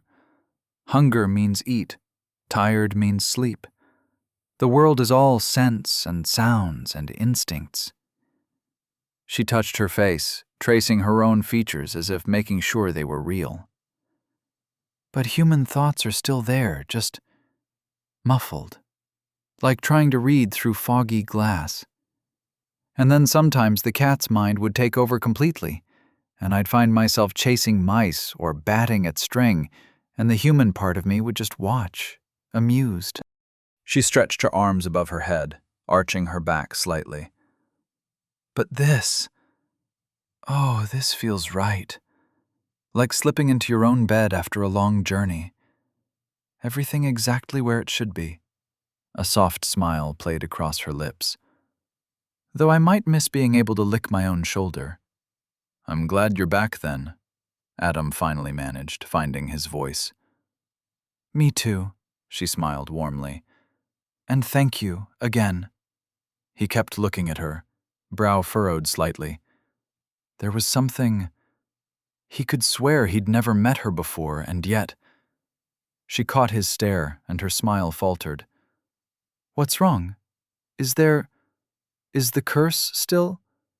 Her hands flew to her face, checking for whiskers or fur. No, nothing like that," Adam quickly assured her. "It's just... I feel like I know your face from somewhere. I can't place it, but..." His eyes narrowed slightly as he tried to identify, expecting the curse-induced two to have disappeared. But the same mysterious marker floated above her head. That was... odd. He'd assumed the unknown status was because of the transformation magic, but now... "Oh, I suppose you would." Her voice grew quiet, something unreadable passing across her features. Then why you not break curse yourself, eh? He pocketed the money with practiced swiftness. "I'm not really specialized in curse breaking. Different school of magic entirely." Mirko burst out laughing, reaching out to grab the sorceress who had been trying to slip away. "My sister's daughter! Best curse breaker in all tribes!" The woman yelped indignantly as he pulled her into a one-armed hug. "Best, yes? You tell him, best!" The sorceress jabbed him in the ribs with her elbow, spitting out what sounded like several creative curses in their tongue. "Yeah," Adom agreed, watching as she finally extracted herself from her uncle's grip with a huff. "She's definitely the best. The best. The best," he repeated in his thoughts, an idea rising. Adom turned back toward Morgana, but his mind was already racing in two directions. The impossible cat on one side, and on the other. He studied the sorceress, remembering the intricate dance of her hands as she drew those runes. "Those symbols you used," he said, gesturing to the fading marks in the sand. "Some of them are really old. Most mages don't even use them anymore." The sorceress shrugged, adjusting her shawl. "Is tradition." "Yes, I understand that, but..." Adom's eyes traced the patterns again. Most were familiar, true, but others... They reminded him of... His hand moved almost automatically to his inventory. Actually, he pulled out the Grimoire of Law. One of the runes drawn by the sorceress caught his attention during the ritual, a complex swirl that seemed to shift under his gaze. He tried Identify on it, but just like with the book itself, all he got was another dead end. Behind him, he was vaguely aware of some children tugging at Morgana's dress, offering her bread and what smelled like fresh stew. Her gentle laughter carried on the evening breeze. "Do you recognize any of these runes?" he asked, holding the book out to the sorceress. She muttered something under her breath, her eyes widening slightly. "This very old," she said, switching to her accented trade speech. "Where you find?" Adom ignored the question. "Can you read it?" Hope crept into his voice, after weeks of getting nowhere. She held out her hands, and he passed her the grimoire. She opened it, frowned at the blank pages, then looked at him questioningly. "I know, it's strange, but the cover, can you read what's on the cover?" She studied it intently, her finger tracing the symbols. She and Mirko exchanged rapid words in their language, pointing at different marks. Adom's heart beat faster with each nod and gesture. Finally, she shook her head. "No, not no meaning." His shoulders slumped. "But look," he said, pointing to one of the symbols. "This one, it's like the blood rune you used earlier for binding, but it's different from how we draw it today. It's more like..." He traced the pattern in the air. "Ah," she said, nodding. "But this knowledge, it come from father, from his father. We not make these. We learn from giants." "Giants?" Adom blinked. "But they're practically extinct. Nobody's seen one in 100 years, and they're all the way across the..." He stopped, wheels turning in his head. Behind them, Morgana was now surrounded by a small crowd of children, showing them how to properly hold a spoon. No, like this. See? Much more dignified. But Adam barely noticed, his mind churning with possibilities. The giants, he said slowly. They would know about these runes? The sorceress nodded, handing the book back to him. They make first runes. All magic writing come from giants. You want know about book? She pointed east, toward the distant mountains that marked the edge of the Aslan continent. Find giants. Thank you, Adam said to the sorceress, realizing he'd never caught her name. Mirella, she said, adjusting her shawl. Thank you, Mirella. She nodded once, And Adam turned away to look at a group of women by the fire. Morgana sat cross-legged there, surrounded by children who kept calling her Matza Femeye while touching her hair. The women presented her with the sheep's heart on a wooden plate, steam still rising from it. Adam watched from where he stood, the grimoire heavy in his hands. Powerful curse, Mirko said beside him, making Adam jump slightly. Need life force to break. Sheep die, curse break. He slapped Adam's back with another booming laugh. Magic! Who knows how work, yes? Adam rubbed his shoulder, wondering if bruises from friendly gestures counted as combat damage. Right. She must eat heart, Mirella added softly, watching as Morgana picked up the offering. Her curse take sheep life. Must honor sacrifice. Adam nodded, transfixed by the scene. Under the firelight, Morgana brought the heart to her mouth with both hands, not bothering with the offered utensils. There was something mesmerizing about watching her eat a raw heart with the delicate savagery of a wild animal. Her movements were still feline, efficient, graceful, predatory. Blood trickled down her chin, and she wiped it away with the back of her hand, seemingly unbothered by the watching children. A glint of moonlight caught his eye, and Adam's stomach dropped. The moon! The Strider had said he'd only wait an hour. I have to go, he said quickly, already moving toward Morgana. The drums continued their steady rhythm as he approached, and she looked up at him, hands still red with the sheep's blood. Leaving already? Morgana wiped her hands on a cloth offered by one of the women. The Strider's waiting for us. Well, me. Adam shifted awkwardly. Since you probably can't exactly walk into Zerkie's. She smiled, understanding. I'll walk with you a bit along the beach. As Adam turned to leave, the camp erupted in a flurry of goodbyes. Mirko wrapped him in a bone-crushing hug. Stay! We eat sheep, yes? Good meat! No, he drink with men, someone shouted from behind. Idiot, he boy still. No drink, came another voice, followed by what sounded like a light smack. The sorceress pressed a small pouch of herbs into his hand. For good dreams, she said.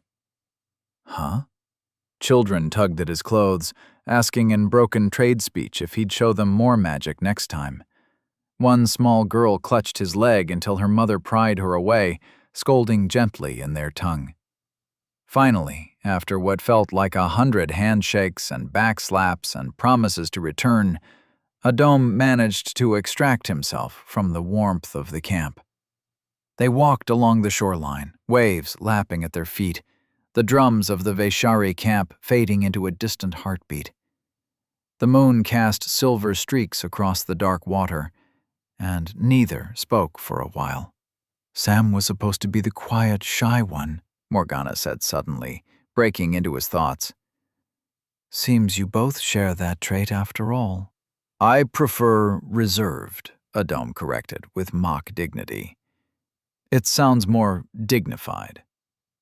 They both chuckled, the sound mixing with the rhythm of the waves. You can ask, you know, she said after another moment.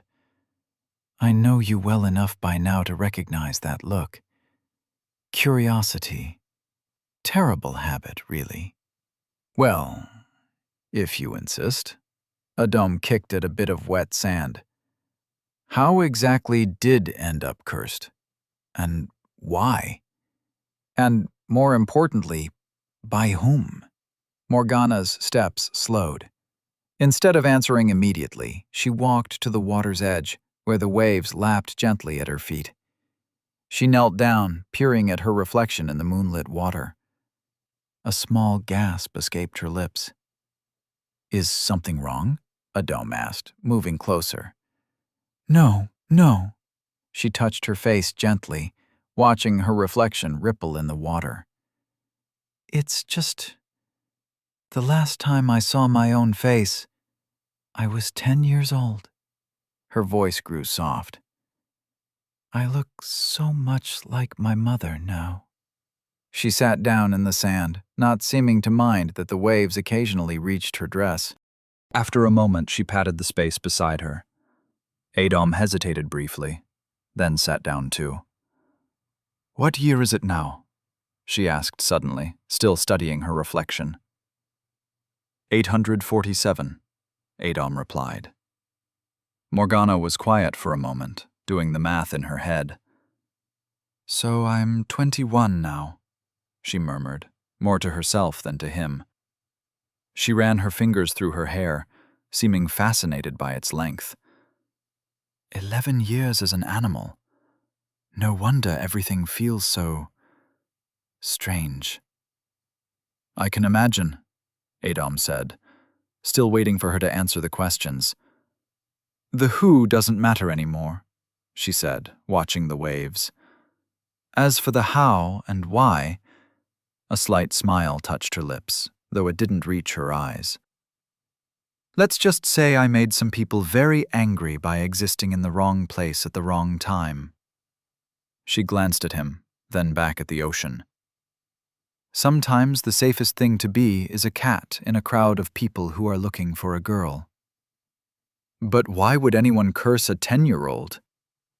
Morgana chuckled softly. "You know, in all these years, you're the first person who's actually helped me without asking too many questions." She was deflecting the question, it seemed. Morgana drew patterns in the wet sand with her finger. "Most people want something. Information, favors. But you just saw a puma in trouble and decided to help. Even took me to a curse breaker." "Well," he said, "I was mostly curious about who or what might have been behind that curse." She looked at him then, really looked at him, and her expression softened. "Thank you for that. For everything. The food, the shelter, even that dreadful bath after the mud puddle incident." Adom felt his ears burn at the memory, but she just laughed. "Don't worry about it. Cats don't really care about modesty." They both laughed at that. "What will you do now? Where will you go?" Adom asked after their laughter faded. "Oh, somewhere. Anywhere." She smiled more genuinely now. It's been a long time since I could go wherever I wanted. She reached out and ruffled his hair, much like she used to bump her head against it when she was a cat. "Don't worry about me. I'm quite good at landing on my feet." She stood up, brushing sand from her dress. "Though I must admit, I'll miss our little chats, little Mage, even if they were rather one-sided." "Are you planning to go with the Vaishari?" "Well, they seem like quite the welcoming people," Morgana said, glancing back toward the distant firelight. "I could see some places that way." "Yeah, that's a good plan." Morgana tilted her head, studying him with that feline curiosity. "You sound like you want to tag along." "I want to travel," Adom admitted. "At the end of the year, when we choose our paths, I'm going for Battle Mage. And for practical experience, I'm thinking of asking to leave school for a while, get an adventurer's license, be more free to move around. See some things in the world, you know?" "That sounds like a good plan." "They won't leave until first snow," Adom said. "That's still some time away. Maybe I could..." Visit again? I'd like that. Adam stood up, brushing sand from his clothes. I should go before the Strider leaves without me. Tell Sam I said hi, Morgana called after him. I'd rather not. He'd freak out if he knew you were... Adam trailed off. Morgana put her hands on her hips, eyebrows raised. If I were... Well, a lady. She laughed. Bye, little Mage. Bye, kitty cat. Which, oddly enough, didn't feel weird at all. Unless you thought about it. The Strider's silhouette loomed against the moonlit beach, its legs shifting restlessly in the sand. The young man tending to it perked up at Adam's approach. Oh, you came. Was just about to leave, actually. Thanks for waiting, Adam said, climbing onto the cart. The wood creaked under his weight. The young man's eyes scanned the beach behind Adam. Where's your cat? The black one you came with. She said she'd like to stay. The cat said? The young man's brow furrowed, but after a moment he just shrugged and clicked his tongue. The Strider lurched forward, its chitinous legs finding purchase in the loose sand. The rhythmic swaying of the cart and the soft whisper of waves gradually faded into white noise. Adam leaned back, letting his thoughts drift through the day's events. The curse-breaking ceremony kept replaying in his mind. The blood runes, the sacrifice, Morgana emerging from the smoke. He shook his head. That was one mystery solved, at least. Though solved might be too strong a word. Morgana clearly had her secrets. Big ones. Dark ones. The kind that got 10-year-olds turned into cats. He wasn't entirely sure he wanted to pull on that particular thread. Well, he did, but... Better to focus on more pressing matters. The Puma problem was officially off his mental checklist. Now there was the Aaron case, and the new lead with the law grimoire. Giants. He'd have to check the library for any information about their runic systems. Though really, how much could he accomplish here at school? By next year, he'd be free to travel, to search for answers firsthand. After dealing with Dragon's Breath, of course. The cart hit a bump, jolting him from his thoughts. Right. The cure. Something was definitely wrong with Cisco's situation. He could feel it in his gut. Maybe it was time to seriously consider alternative solutions. Actually, this might work out perfectly. Tomorrow was alchemy with Professor Merwin. Perhaps he could start laying the groundwork for another approach to the cure. His system interface flickered at the edge of his vision. Time remaining: 1 month, 28 days, 14 hours, 45 minutes. Good. No big deal. Things would go smoothly. Positive thoughts. Adam yawned, his eyelids growing heavy as the cart swayed. Everything would be all right. Everything would be... His head nodded forward as sleep took him, the Strider's steady gait carrying him back toward Xerxes under the watching moon. Chapter 28. Alchemy. Through the classroom window, autumn painted the academy grounds in warm colors. A gentle breeze scattered fallen leaves across the courtyard, where a first-year was poking at a particularly fat frog with a stick. The boy wasn't being cruel, exactly. More like that peculiar brand of childhood curiosity that involved seeing how far you could annoy something before it hopped away. Adam watched the scene with mild interest, Professor Lon's lecture on basic ward theory fading into background noise. The first year managed to flip the frog onto its back. The creature's legs kicked uselessly at the air while the boy watched, fascinated. Adam's mind drifted to his own problems. Professor Kim's Dragon's Breath project needed careful handling. One wrong move, and the consequences would ripple through decades. Then there was the cure. The time limit in his interface was a constant reminder ticking away in the corner of his vision. The frog had righted itself, only for the stick to prod it again. 79 years of magical knowledge crammed into a 12-year-old brain made formal education feel rather redundant. He could ace every test, answer every question, except in alchemy, ironically enough. That one he actually needed to attend. Everything else, though. His fingers traced absent patterns on his desk. He could be in the library right now, researching giant runes or working on the cure. Instead, he was sitting through lessons he could probably teach in his sleep. Had taught, in fact, to wide-eyed recruits who'd called him Lord Mage Scylla, with varying degrees of terror and respect. The frog made another bid for freedom. The first year blocked its path with the stick. Without moving his head from its comfortable position propped on his hand, Adom weaved a subtle attraction spell, just enough to make the frog zip suddenly between the boy's legs. The startled yelp that followed was rather satisfying. A small giggle escaped before he could catch it. Care to share what's so amusing, Mr. Scylla? Professor Lon's voice cut through his thoughts like a knife through butter. Right. Maybe he should pay at least some attention to class. For appearance's sake, if nothing else.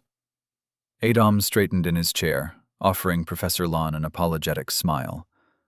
The rest of the class dragged by like molasses, his mind constantly wandering to more pressing matters. Cure, dragon's breath, freedom. By lunchtime, the dining hall hummed with the usual chaos. Apprentice mages clustered around long wooden tables, their voices echoing off stone walls as they compared notes, complained about assignments, or argued about the proper pronunciation of that new fire spell their professor had demonstrated. Adom took another bite of his turkey leg, savoring the tenderness of the meat. The kitchen staff had outdone themselves, perfectly seasoned, just the right amount of smokiness, a welcome distraction from the day's monotony. "You're doing it again," Sam said from across the table, pointing his fork accusingly. Doing what? "That thing where you stare into space and look all—" Sam waved his hands vaguely. "You've been moping all day. Is it because your cat left?" Adom nearly choked on his turkey. "I mean, cats do that sometimes," Sam continued, misinterpreting Adom's reaction. "They just wander off. Could come back today, even." A laugh bubbled up from Adom's chest before he could stop it. "I really doubt that." "Well, you never know with cats." Sam shrugged, then brightened. "Hey, what are you doing after lunch? I was thinking of heading to the club, get some training in." "Would you look at that?" Adom grinned, setting down his turkey leg. "Wasn't it just a few weeks ago you were cursing my name for dragging you there? What was it you said? Something about sadistic training regimens and cruel and unusual punishment?" "I was young and ignorant then," Sam declared with mock solemnity. He pushed up his sleeve with flourish. Look what all that training did." Sam flexed his arm dramatically. There was certainly enthusiasm, if not actual muscle definition. Yet. "Very impressive," Adom said with complete seriousness, while a third year at the next table poorly disguised their snicker as a cough. "Right?" Sam beamed, completely missing the sarcasm. He rolled his sleeve back down, nearly knocking over his water goblet in the process. "So, you coming or what?" "Can't today. Got that thing with Professor Merwin," Adom said, wiping his hands on a napkin. "Oh, right. The special course." Sam shook his head. "I still don't get you, you know? First, we were both going for runecologist. Then suddenly you're all about battle mage. And now you're taking extra alchemy classes?" He gestured with his fork. "What's next? Divination?" "It is what it is," Adom said, standing up with his plate. "Speaking of which, I should get going. Lessons in a few minutes." Adom made his way to the disposal area, where animated dishes scrubbed themselves clean in perpetual motion. "See you later, then," Sam called after him. "Try not to blow anything up." Adam waved goodbye and stepped out into the corridor, where Zerky's ever-shifting architecture was beginning its occasional dance. He checked his map of the building's current layout. Professor Merwin had said to meet in the East Tower's secondary laboratory, which, given the building's constant movement, meant he needed to take the third corridor, wait for the rotating bridge to align, then catch the floating platform before it drifted too high. 3 sharp knocks echoed in the stone corridor. "Come in!" Professor Merwin's voice carried through the heavy oak door. Adam stepped into the laboratory. It had a sterile smell, if that meant something. Copper apparatus lined the walls, their tubes and vessels gleaming in the light of crystals. Professor Mervyn stood behind a workbench, her silver-streaked hair tied back in its usual practical knot. Beside her, Mia sat perched on a tall stool, a notebook already open. "Hey," Adam nodded to Mia. "Hey, Adam." She returned the greeting with a smile, then looked back at her notes. "Ah, perfect timing, Mr. Siller. We were just about to begin." Professor Mervyn gestured to an empty stool. "Please, join us." Adam settled onto the wooden seat, noting how different the atmosphere felt with just 2 students instead of a full class. More focused, less opportunity to daydream, too. "Now then," Professor Mervyn said, resting her hands on the workbench. Her rings clinked softly against the worn wood. "Before we delve into the practical aspects, I'd like to hear your understanding of alchemy. Mr. Siller?" "Ah, sure." Adam straightened slightly. Alchemy is the magical discipline that focuses on the transformation of matter through the manipulation of its fundamental properties. Unlike pure transmutation magic, it requires catalysts and reagents to achieve stable results. Its primary applications include potion making, material enhancement, and the creation of magical compounds. "Very good." Professor Mervyn's lips curved in a slight smile. "That's the textbook definition, word for word if I'm not mistaken. But tell me, what is alchemy to you?" The question hung in the air between them, accompanied only by the soft bubbling of something green in a nearby retort. Adam shifted on his stool, the question weighing heavier than it should. How to explain alchemy to an alchemist? As a runicologist, or former runicologist, he could spot ward configurations in his sleep. Show him a rune and he'd tell you its purpose, its variations, its history. The knowledge was as natural as breathing. Most of the time. But alchemy? He glanced at the bubbling retorts and intricate apparatus surrounding them. His expertise there began and ended with potion making. And even then, only because necessity had demanded it. The countless hours spent with healers and alchemists, desperately working on the life drain cure, had taught him enough to reproduce that specific potion. But that was like claiming to be a chef because you could make one really good sandwich. Magic was vast, impossibly vast. Even after 7 decades of study, some aspects remained as mysterious as they'd been when he first stepped into Zerky's as a wide-eyed 11-year-old. Put him in front of a healing circle, or ask him about druidic transformations, paths that some spent upwards of a decade mastering, and he'd be as lost as any first year. Professor Merwin's smile softened at his hesitation. "It's all right, Mr. Siller. Your silence speaks volumes." She adjusted one of her rings. "Many students come to alchemy thinking it's just another branch of magic to master. But it's more than memorizing reagents and following recipes." The green liquid in the nearby retort chose that moment to change to a deep purple, as if emphasizing her point. "What you learn in the first and second years before choosing your path," Professor Merwin said, carefully measuring drops of the purple liquid into a crystal vial, "barely scratches the surface. Yes, every mage should know how to brew a healing potion or craft a simple elixir. But alchemy..." She paused, watching the liquid swirl. Alchemy is the art of understanding change itself. She set the vial in a brass holder and drew a circle around it with chalk. You both know the fundamental laws, I assume. Ms. Storm? Mia sat up straighter. Yes, Professor. The first is the law of conservation. Matter and energy can't be created or destroyed, only transformed. Every component maintains its essence, even as it changes form. Then there's the law of equivalent exchange, Mia continued.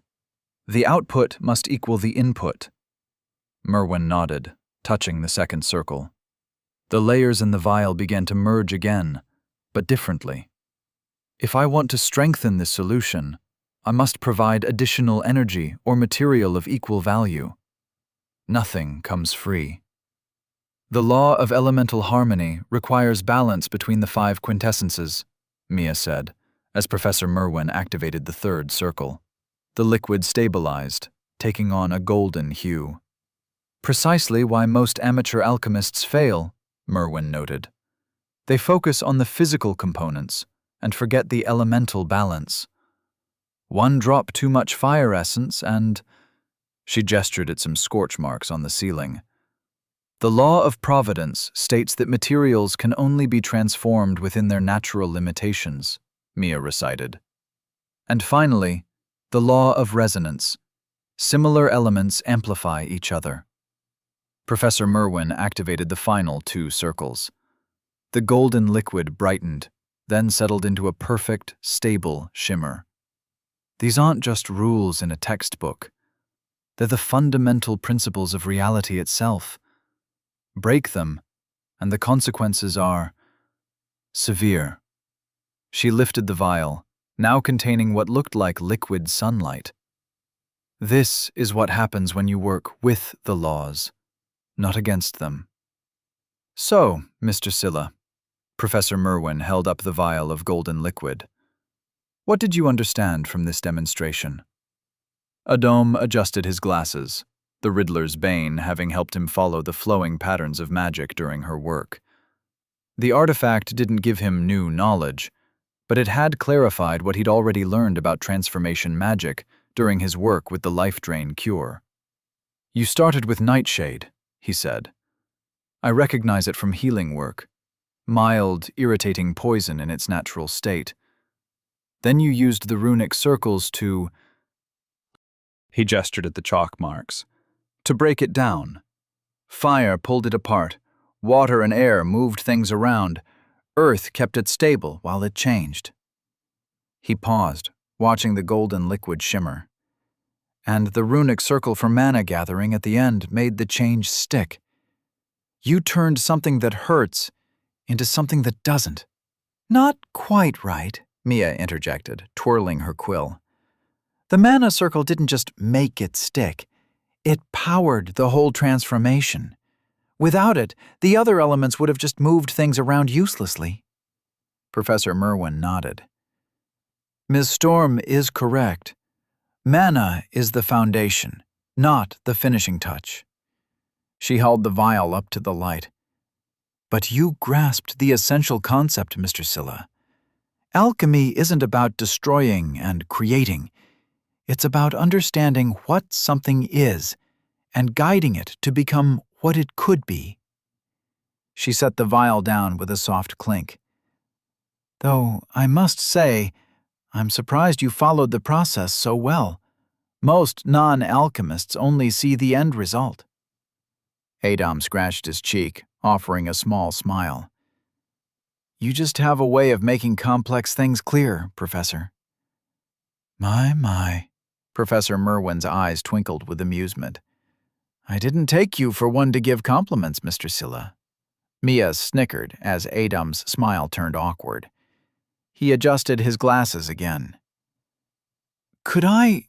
He hesitated, then pushed forward. Could I try a transmutation?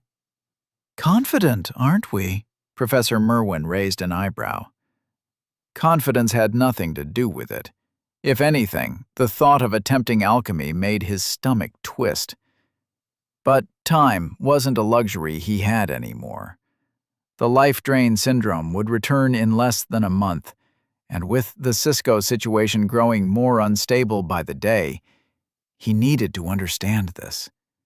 The elixir of rebirth might be beyond his current abilities, but if he could grasp these principles, maybe he could develop an alternative to the cure, something more permanent.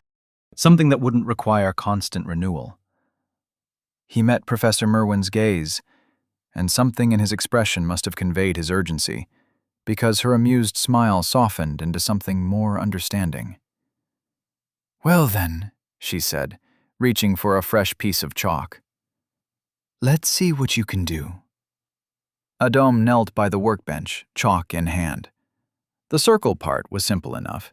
He'd studied enough runes to draw perfect circles in his sleep. He sketched the main circle, then the 5 smaller ones around it, each designated for an element.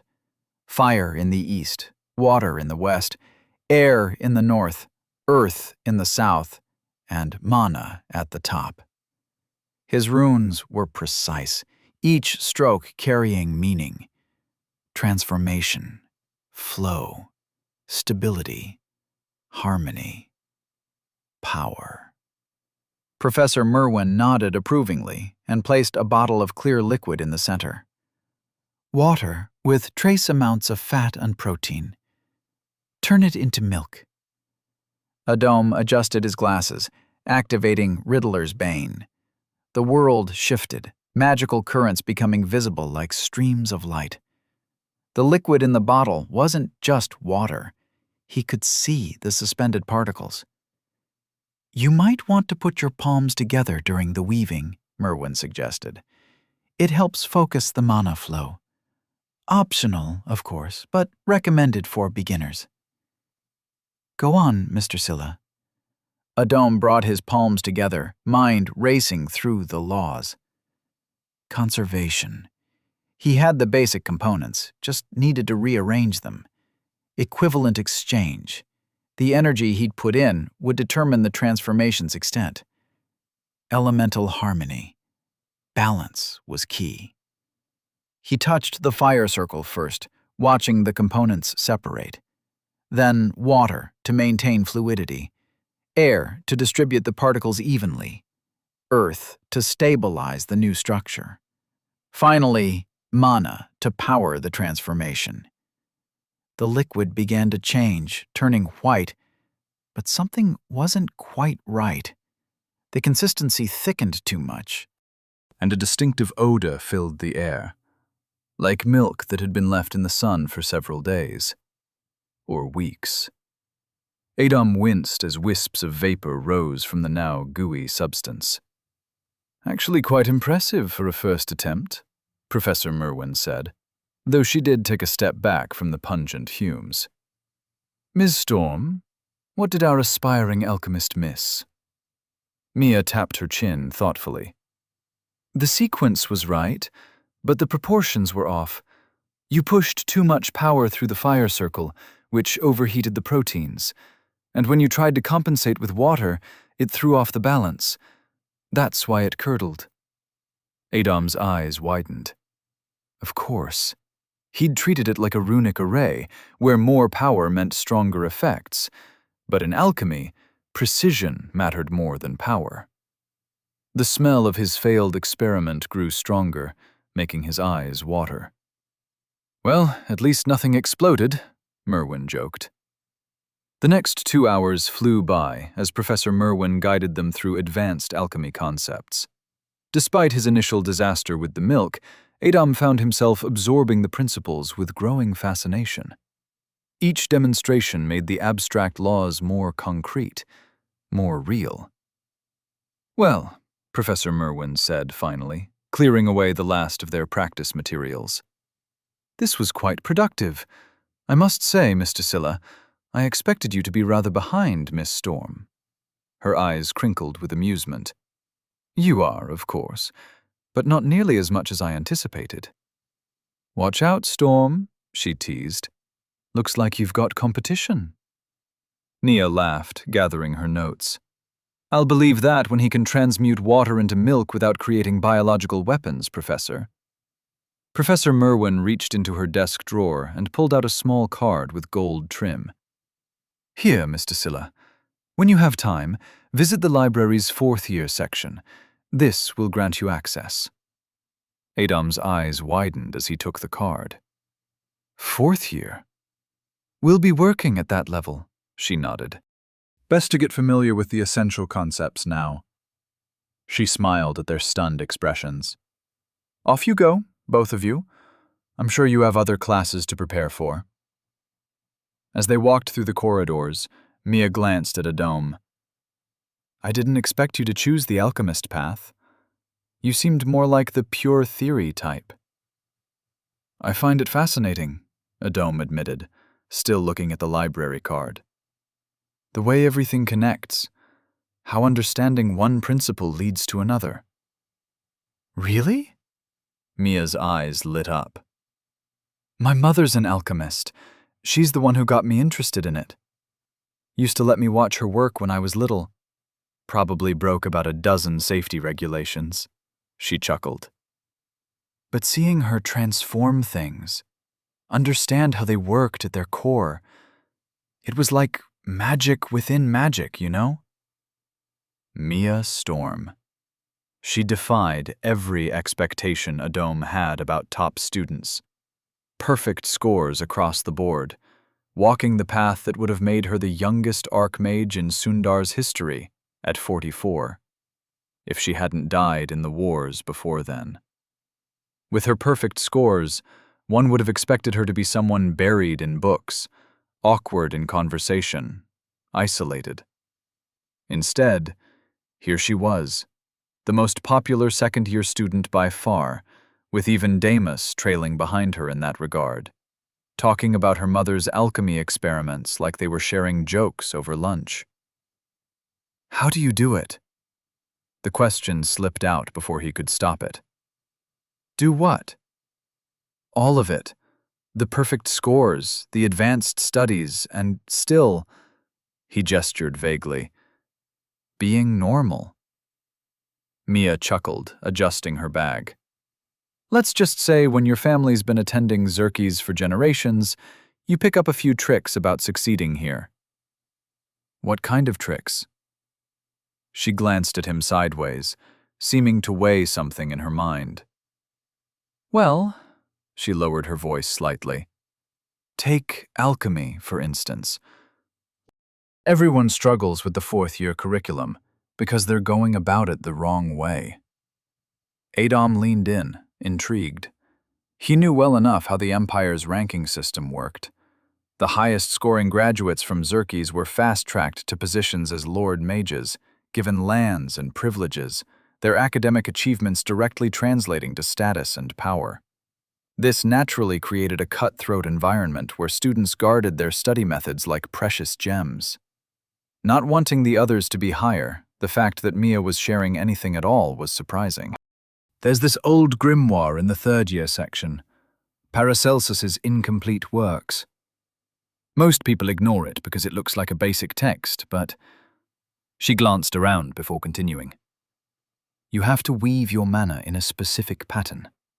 First, a thin stream through the page's core, then spread it like a web while pulsing it at exactly 3-second intervals, on page 394. If you get the frequency right, the hidden notes appear. You'll find hundreds of notes in the margins. Some student or professor from centuries ago basically broke down all the complex concepts into simpler terms.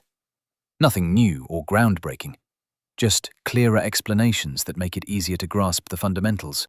She adjusted her bag. That's the thing about Xerkes. They don't hand you anything. Most of the real knowledge you have to dig for it yourself. Find your own shortcuts, discover your own methods. A small smile played on her lips. Half the learning is in the searching. The casual way she dropped this information made it feel less like she was sharing a secret and more like she was commenting on the weather. Thank you for sharing this, Adam said warmly. I'll definitely check it out as soon as I can. No problem, Mia replied with an easy smile. Just keep it between us, yeah? These little discoveries are worth their weight in gold around here. Don't worry about that, he assured her, suddenly changing direction at the next intersection. Oh? Where are you heading? Mia asked, tilting her head. Got one last thing to do today. Meeting with Professor Kim. The Professor Kim? Her eyes widened slightly. Ah, yes, Adam nodded. He's allowed me to consult with him occasionally. Today's one of those days. Really? You have to introduce us sometime, Mia said, a hint of excitement in her voice. Definitely will, once I get a bit closer to his inner circle, Adam promised with a slight smile. Baby steps, you know? They parted ways there, Mia heading towards the dormitories while Adam turned towards the professor's tower. The sound of Adam's footsteps echoed through the academy's corridors as he made his way from Professor Merwin's alchemy session to Professor Kim's lab. His mind was still processing Hugo's words from earlier. Another chance to meet with the professor. Another opportunity to prevent catastrophe. Except this time, there would be no convenient feline intervention, no judgmental stares or perfectly timed tail flicks of disapproval. The absence of Morgana's silent presence beside him felt strange, like missing a particularly critical piece of equipment before an experiment. "See some places," she'd said. Right. A group of first-years scurried past, giving him odd looks for talking to himself. He barely noticed them. He reached Professor Kim's laboratory door, his hand pausing before the knocker. Today's goal was simple enough.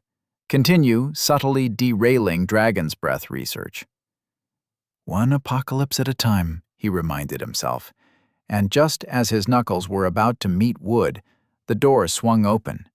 His hand connected with something solid instead, a broad chest covered in a well-worn leather coat. "Oh, what's up?" The man's voice was friendly, almost jovial. Stubble dotted his jaw in a way that suggested he'd forgotten to shave, rather than chosen not to. His blonde hair caught the afternoon light filtering through the corridor windows. Green eyes regarded Adam with casual interest. "Oh, sorry," Adam said, taking a step back. The stranger's smile widened.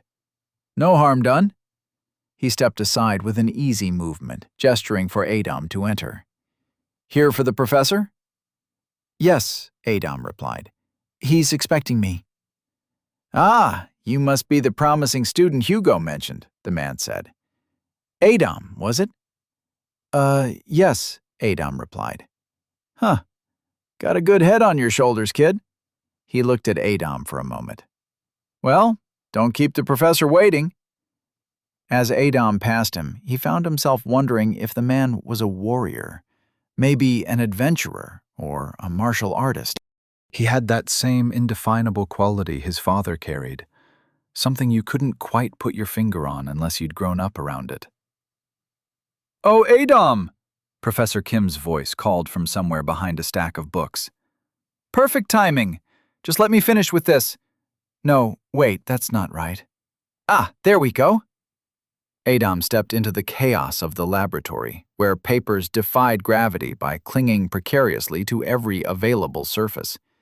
Hugo stood by the workbench, methodically organizing what appeared to be the aftermath of one of the professor's eureka moments. Professor Kim's head popped up from behind a teetering stack of books. His mustache looked slightly singed on one side. Again. "Adam, perfect timing!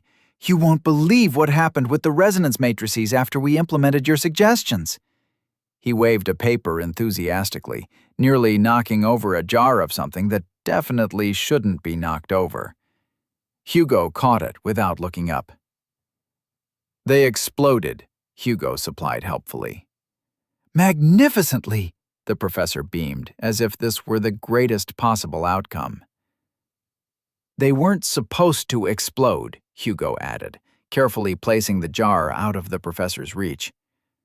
"But that's what makes it fascinating," Professor Kim practically bounced across the room.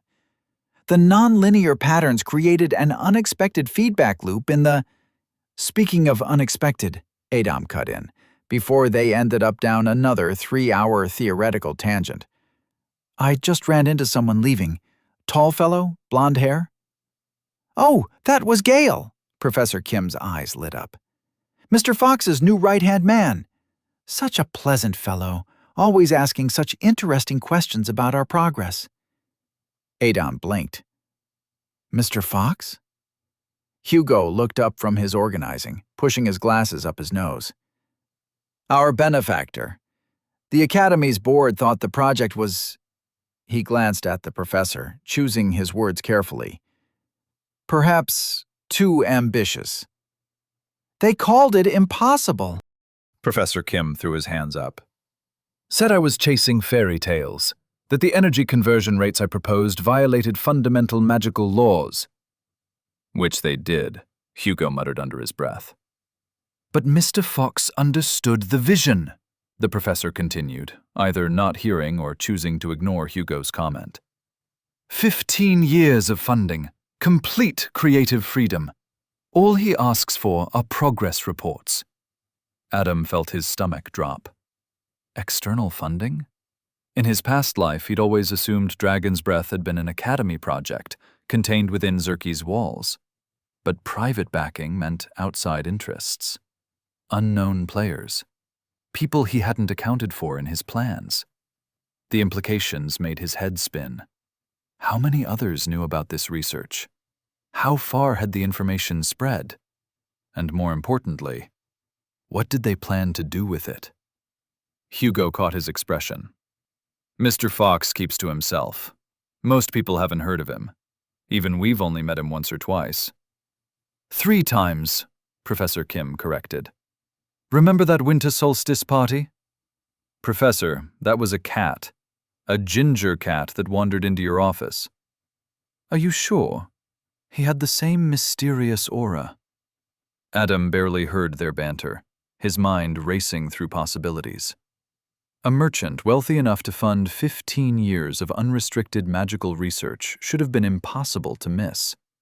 Yet in 79 years, Adam settled in for another long session of carefully guided misdirection, though a small part of his mind kept circling back to the man named Gale. Something about that man. No, focus. One potentially world-ending problem at a time. Chapter 29. Ghostport Operation. Through the quiet evening paths of the Academy grounds, Adom's footsteps carried the weight of frustration. Another day of subtle sabotage, or attempts at it, anyway.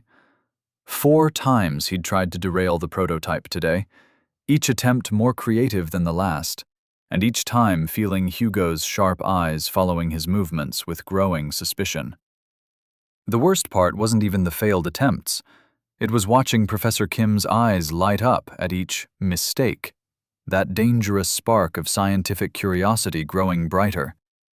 Every suggestion Adam made to lead the research astray just seemed to fuel Kim's fascination. The man was treating Adom's carefully planned misdirection like an intellectual puzzle, a game of what if that only made him more determined to see his original project through to completion. At this rate, Adam muttered to himself, adjusting his glasses, he'll have a working prototype within the week. The thought sat like lead in his stomach. He needed a new approach, something more direct. But what? The prototype was nearly complete, and time was running out. Each passing day brought them closer to Student Adam Silla. The sharp call cut through his brooding like a knife, causing him to stop mid-step. You have a visitor waiting at the entrance, the messenger raven announced. They identified themselves as Aaron. Thanks, Adam said, watching as the raven immediately spread its wings and took off without another word. Rude? His earlier frustrations about Kim's prototype evaporated, replaced by a sharp alertness. Adam adjusted his course toward the entrance. He spotted Aaron before Aaron saw him, a small figure in a worn jacket, leaning against the Academy's outer wall, one foot propped up against the weathered stone. When Aaron finally noticed him approaching, He pushed off the wall with an easy motion that didn't quite hide his tension. "Hey, Aaron," Adom said. "Everything all right?" "Hey." Aaron's grin was quick, but didn't reach his eyes. "Not great, to be honest." "What's going on?" Aaron glanced at the passing students, lowering his voice. "Things got really messy in the undertow lately." "What do you mean?" Adom asked, feeling his stomach tighten. "Cisco wants to see you as soon as possible. He'll explain everything." "How soon?" "Now." "That bad?" "Probably worse," Aaron said quietly. Adom let out a short, stressed laugh. "Of course it is." He ran a hand through his hair, glancing back at the academy towers. "Where?" "The cafe.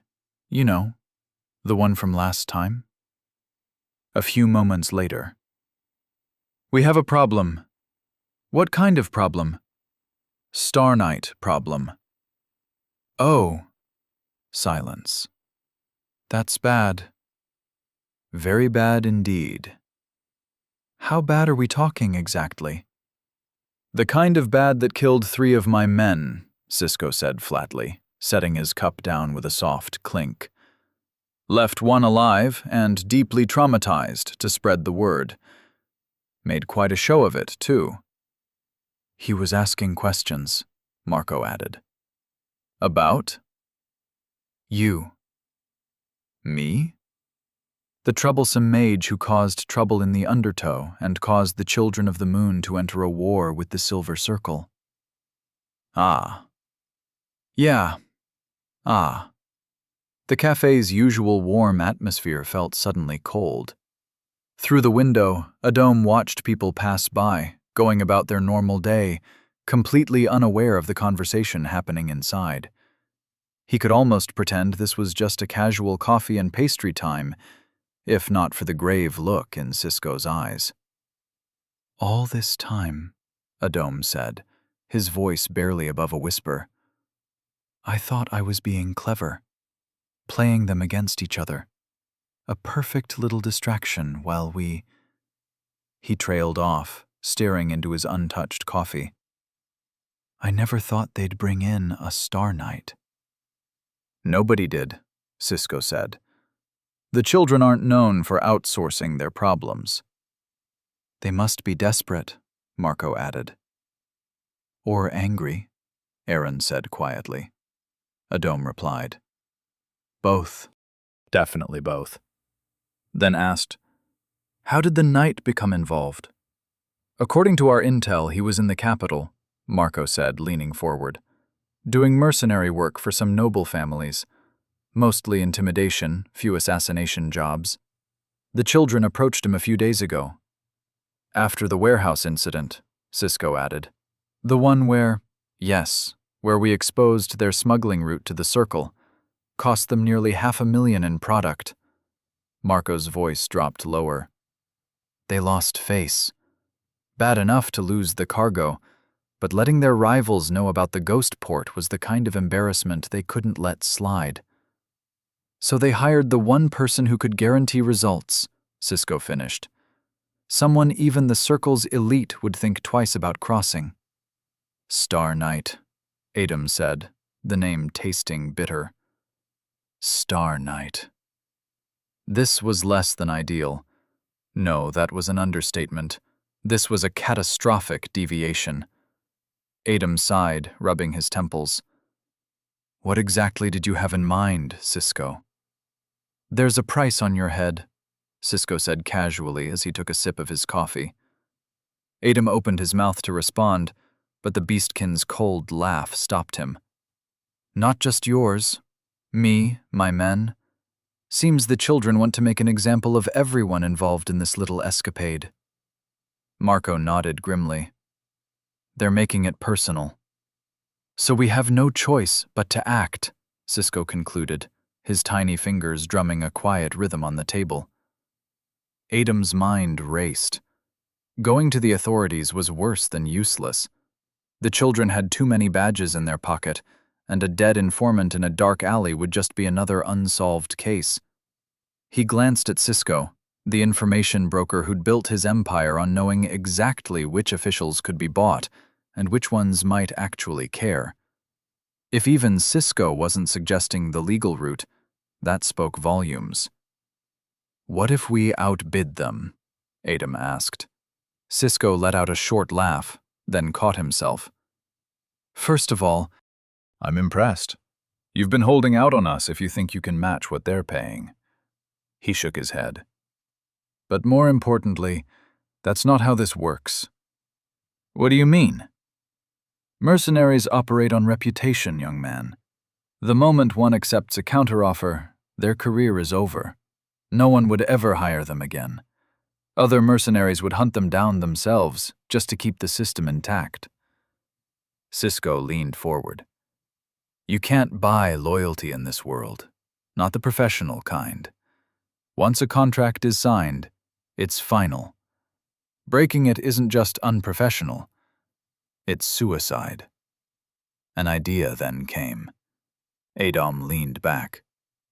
"Well then, if we're all in the same sinking boat..." He picked up his coffee cup, finally taking a sip. "Perhaps we should focus on sinking theirs first." "Did you not hear the part about the Star Knight?" Aaron's voice cracked slightly. "Because I feel like you're not properly processing the Star Knight part of this situation." "Actually," Adam set his cup down, "there's something in what Cisco said that made me think." He leaned forward, lowering his voice. "What happens if the client can no longer pay the service?" "Thinking along the same lines, I see," said Cisco. "The knight's fee alone must have cost them a fortune," Marco added. "And they're already stretching thin trying to maintain their territory against the Circle and other organizations," Cisco said. "Hit them hard enough, fast enough." "They won't be able to maintain their contract," Adam finished. "And a mercenary without payment is no longer our problem," Cisco concluded. "The question is, how many of their operations can we disrupt before he catches up to us?" Adam sat straight, fingers interlaced around his coffee cup. "When's their next big operation? Something that would hurt if it went wrong?" Cisco glanced at Marco, giving a slight nod. Marco pulled out a small notebook. "According to our intel, they have 3 major moves tomorrow night." He flipped through the pages with his thumb. "First, weapons shipment coming through the North Docks. Mid-level risk, decent security. Would cost them about 50,000 if disrupted." He turned another page. "Second, protection money collection from the merchant district. Low risk, but high visibility. Losing that would cost them around 30,000, plus reputation damage with the merchants." Marco's voice dropped slightly. "Third one's the big one. They're moving something through the ghost port. Don't know what exactly, but..." He tapped the page meaningfully. "They've stationed their elite guards there, triple the usual security. Conservative estimate puts the cargo value at 500,000 minimum." "I'll take the ghost port," Adam said quietly. The cafe fell silent.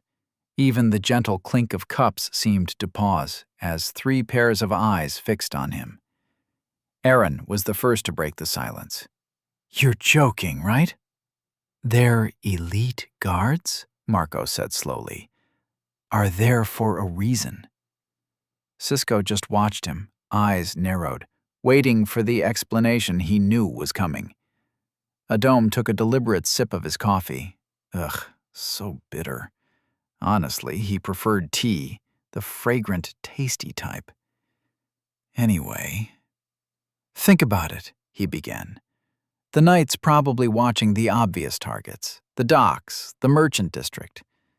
But the ghost port?" He set his cup down. "That's their secret ace. They wouldn't expect us to know about it, let alone hit it.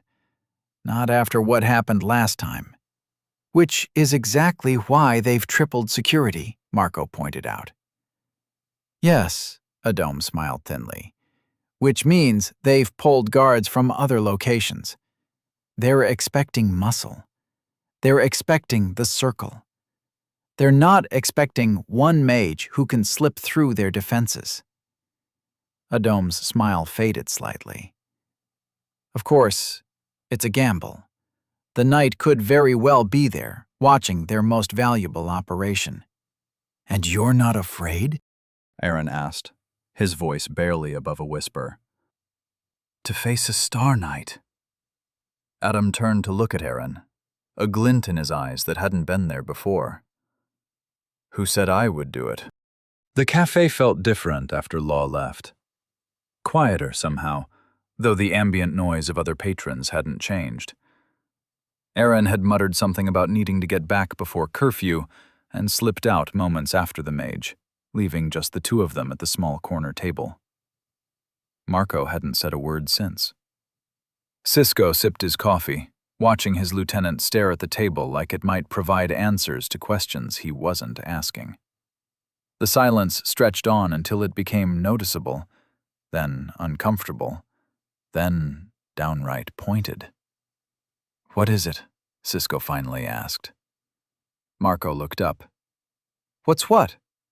"You're being silent." "I'm always silent."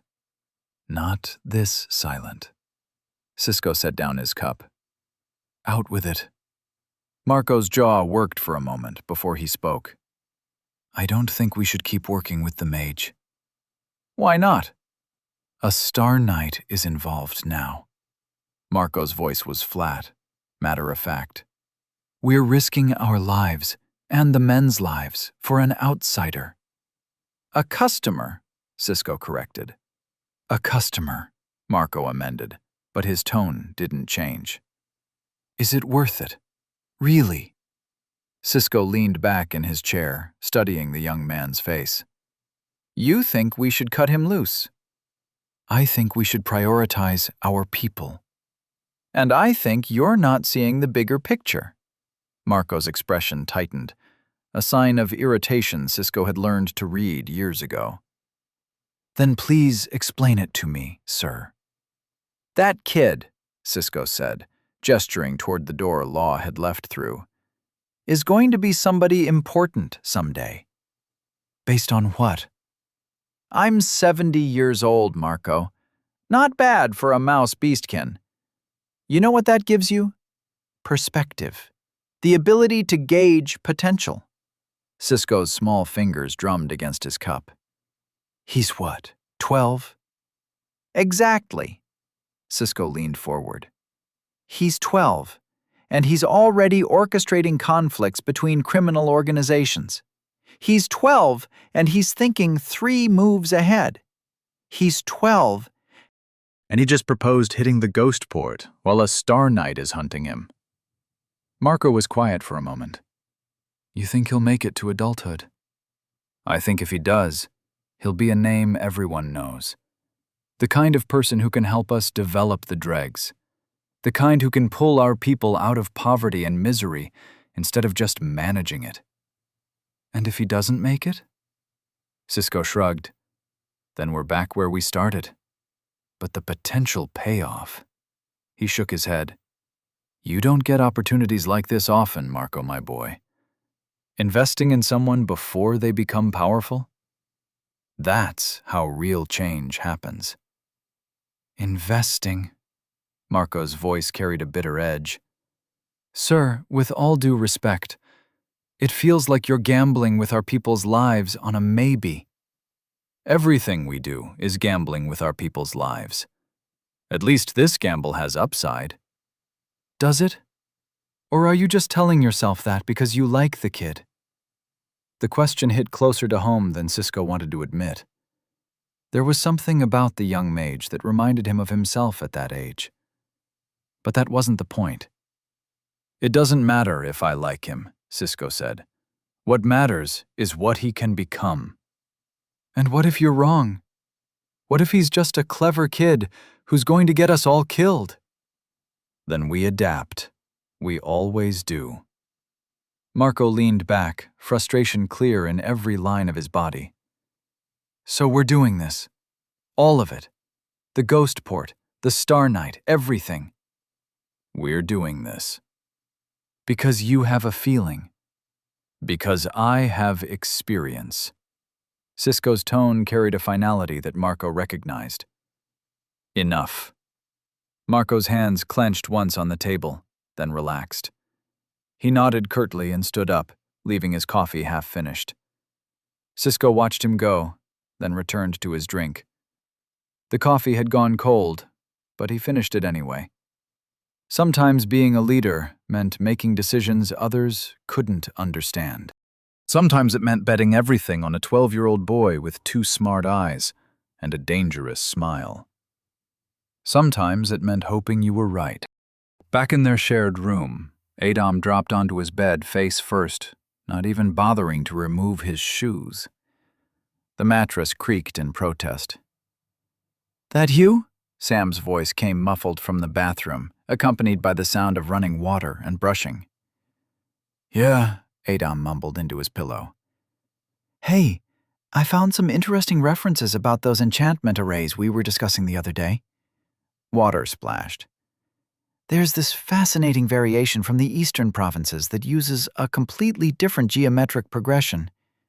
Adam made a vague sound of acknowledgement, his mind already drifting. Tomorrow. Ghostport. He needed to review the layout again.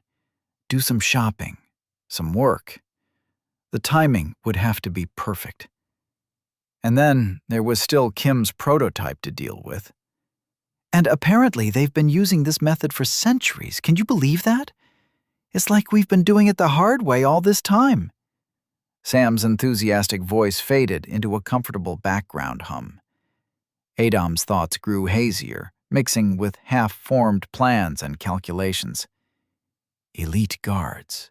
Security patterns. "Adam? You still awake?" But Adam was already gone, his breathing deep and even, still fully clothed on top of his covers. The last thing he heard was Sam's quiet chuckle and the soft click of the bathroom light being turned off. Morning, 7 a.m. Adam stared at the transportation crystals laid out before him, listening to a halfling try to scam him.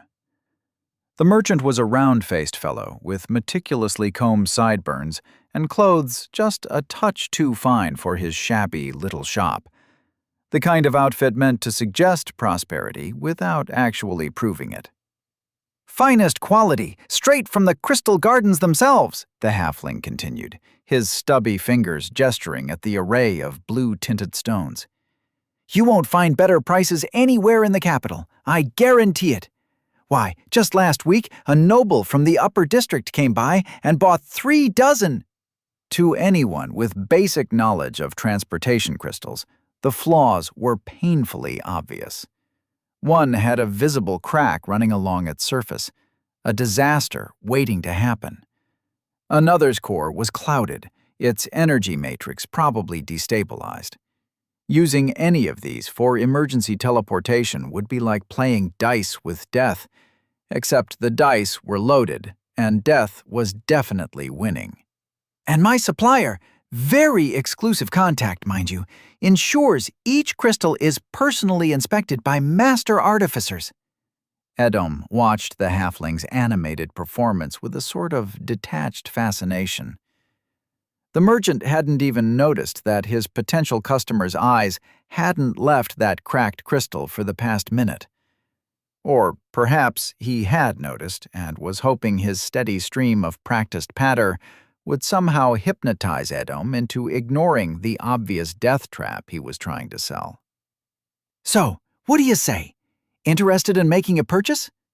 For you, I could offer a very special price." Edom looked at the crystals again.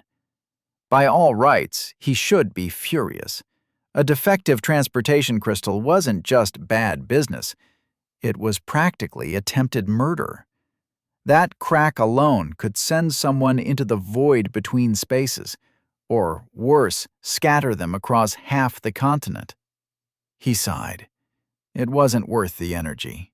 "Thank you for your time," Adam said, already turning toward the door. Wait! The halfling's voice jumped an octave.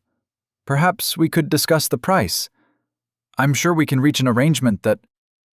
The door's bell jingled as Adam stepped outside. This was the 5th store he'd visited this morning. He walked a few steps, then stopped. No, he couldn't just leave it. Defective transportation crystals weren't just a scam. They were a public hazard. Someone less knowledgeable might actually buy one of those death traps. As if on cue, he spotted a city guard doing his morning rounds. "Officer!" Adam called out, gesturing at the shop he'd just left. "That store is selling malfunctioning transportation crystals. One of them has a visible crack in the matrix." The guard's eyebrows shot up. "You're certain?" "Absolutely. Saw them myself," Adam said casually. "Just thought you should know." The guard's expression hardened as he started toward the shop. "Right. I'll handle this." He had it coming, Adam thought, as he sank into a bench near the park. The morning air was still crisp, carrying the scent of dew and fresh bread from nearby bakeries. He'd been out since 5 a.m., searching for transportation crystals suitable for tonight's operation. They weren't exactly rare, but ones powerful enough to cover the distance he needed? Those were another matter entirely. His initial plan had seemed so straightforward in the cafe yesterday, but after 5 shops and nothing but frauds or weak crystals, he was starting to reconsider. Maybe he should call it off. A failed attempt would be worse than no attempt at all, especially with a star night in play. Adam stood up, stretching his stiff muscles. Well, might as well check if Biggins had returned, as he did every morning. The familiar walk to the weird stuff store helped clear his head. The usual cluster of cats was absent from the storefront, probably too early for their daily congregation. The bell chimed as he pushed open the door. Welcome to the weird Oh, hey, Adam! Emma's cheerful voice greeted him from behind the counter. Hey, Emma, he smiled back. Aren't you supposed to be at Zerky's? Kind of early for a morning shift. Oh, my classes don't start until afternoon, she explained, organizing some crystals in a display case. I'm on the healer's path, so most of our practical sessions are scheduled later. The morgue's busier in the evenings, you know? Adam nodded. Made sense. Most magical accidents tended to happen in the afternoon labs when students were tired and more prone to mistakes. I assume Mr. Biggins hasn't... No, still no sign of him, Emma said apologetically. Adam sighed. Well, I'll just take a sudden blur of motion was his only warning before something slammed into his chest with enough force to knock him backward. Emma gasped. Adam groaned, pushing himself up onto his elbows. The world was still spinning slightly. Oh, gods, are you all right? Emma rushed around the counter. I'm so sorry. This is exactly what I was afraid would happen. I think so, Adam managed, rubbing his chest. What exactly? Then he saw it. Lying innocently on the floor beside him was a transportation crystal, roughly the size of a small barrel, its blue surface pulsing with a gentle inner light. His academic mind immediately started cataloging details. Crude cut, unpolished edges, but the core. The core was practically singing with power. What the? How did... Then it hit him. The thought-reading enchantment on the store, designed to provide customers with what they were looking for, as long as it existed somewhere in the inventory. Emma was already trying to wrangle the massive crystal, muttering under her breath. I always knew this would cause trouble. Who even puts something like this on the top right shelf? It's just asking for accidents. Why is there a transportation crystal in this store? Adam asked, still slightly dazed. Emma gave him an apologetic shrug. We sell all kinds of things. It is the weird stuff emporium, after all. Fair enough, Adam replied, surprised by her touch of sarcasm. He pushed himself to his feet, studying the crystal more carefully. Despite its rough appearance, the energy matrix was remarkably stable. Perfect, actually. Can I buy it? Emma's face lit up with unexpected enthusiasm. Yes, please! Everything here is for sale, especially this menace that's been threatening to fall on my head since day one. She squinted at the small tag attached to the crystal. Oh, it's 1 silver piece. Adam's jaw dropped. 1 silver piece? He stared at the crystal, then back at Emma. For this? He'd seen smaller, less powerful crystals sell for tens of gold pieces.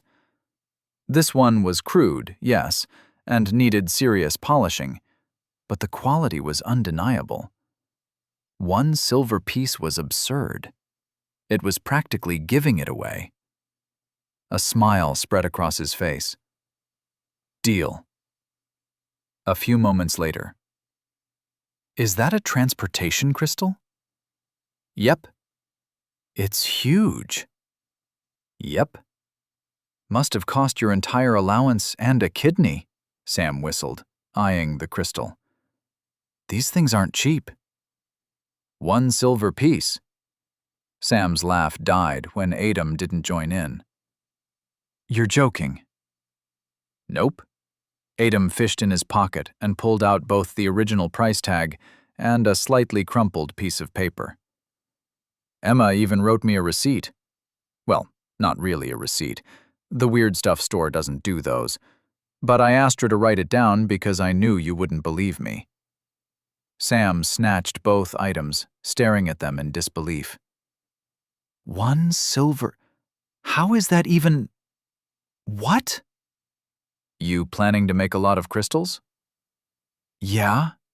Sam leaned against the doorframe of their shared room, watching as Adam carefully positioned the massive blue crystal on his workbench. That's why you were out since morning? Among other things. Adam was already pulling out his tools. Precision chisels, measuring instruments, stabilizing runes. Need any help? Adam looked up from his work, a slight smile playing at the corners of his mouth. I thought you'd never ask. So what's the plan? Sam asked, pulling up a stool. Well, transportation crystals, obviously. But I've got something else in mind, too. Something more complex. I'm listening. Now, for one unfamiliar with the intricacies of magical transportation, it would be important to clarify. Transportation crystals are not to be confused with transportation portals. Where portals were fixed magical constructs requiring elaborate rune circles and permanent power sources, crystals were more, let's say, personal. See, a transportation crystal starts its life as part of a larger whole, a mother crystal, like the impressive specimen currently occupying Adam's workbench. The trick was, one needed 2 crystals from the same source, cut from the same block. They were like twins, in a way, sharing an inherent magical resonance that can't be replicated between crystals from different sources. The real artistry lay in the extraction and attunement process. The craftsman had to carefully carve out 2 smaller crystals while maintaining their internal matrix structure. Then came the delicate part. Feeding mana into both crystals, attuning them to the same frequency. This mana infusion created a unique magical signature, ensuring the pair would respond exclusively to each other and ignore the resonance of any other crystals from their original source. It was like teaching them to sing the same note, a note that carried the magical signature of their maker. A poorly attuned pair could lead to chaos. With each jump, the crystals would swap positions, the destination crystal taking the place where the traveler had jumped from. In badly harmonized pairs, the destination crystal might even materialize at random locations within the resonance perimeter. Stories abounded of inexperienced craftsmen losing their crystals entirely, watching helplessly as each jump scattered them further and further apart, turning simple travel into a dangerous game of magical hide-and-seek. But when properly maintained, the magic worked with elegant simplicity. 1 crystal would be placed at the intended destination, while its twin remained with the traveler. A jump required only focused thought on the desired location. As long as the destination lay within the perimeter created by the resonance between the two crystals, travel was possible to any point in that space, much like a spider moving along its invisible web of threads. The larger and purer the original mother crystal, the greater the distance these paired crystals could cover. And judging by the size of Adom's new acquisition, he was planning to cover quite a distance indeed. Sam held the stabilizing frame steady. Adom's hands moved with surgical precision, guiding the enchanted chisel along invisible fault lines in the massive crystal. Sweat beaded on his forehead. One wrong move could shatter weeks' worth of potential.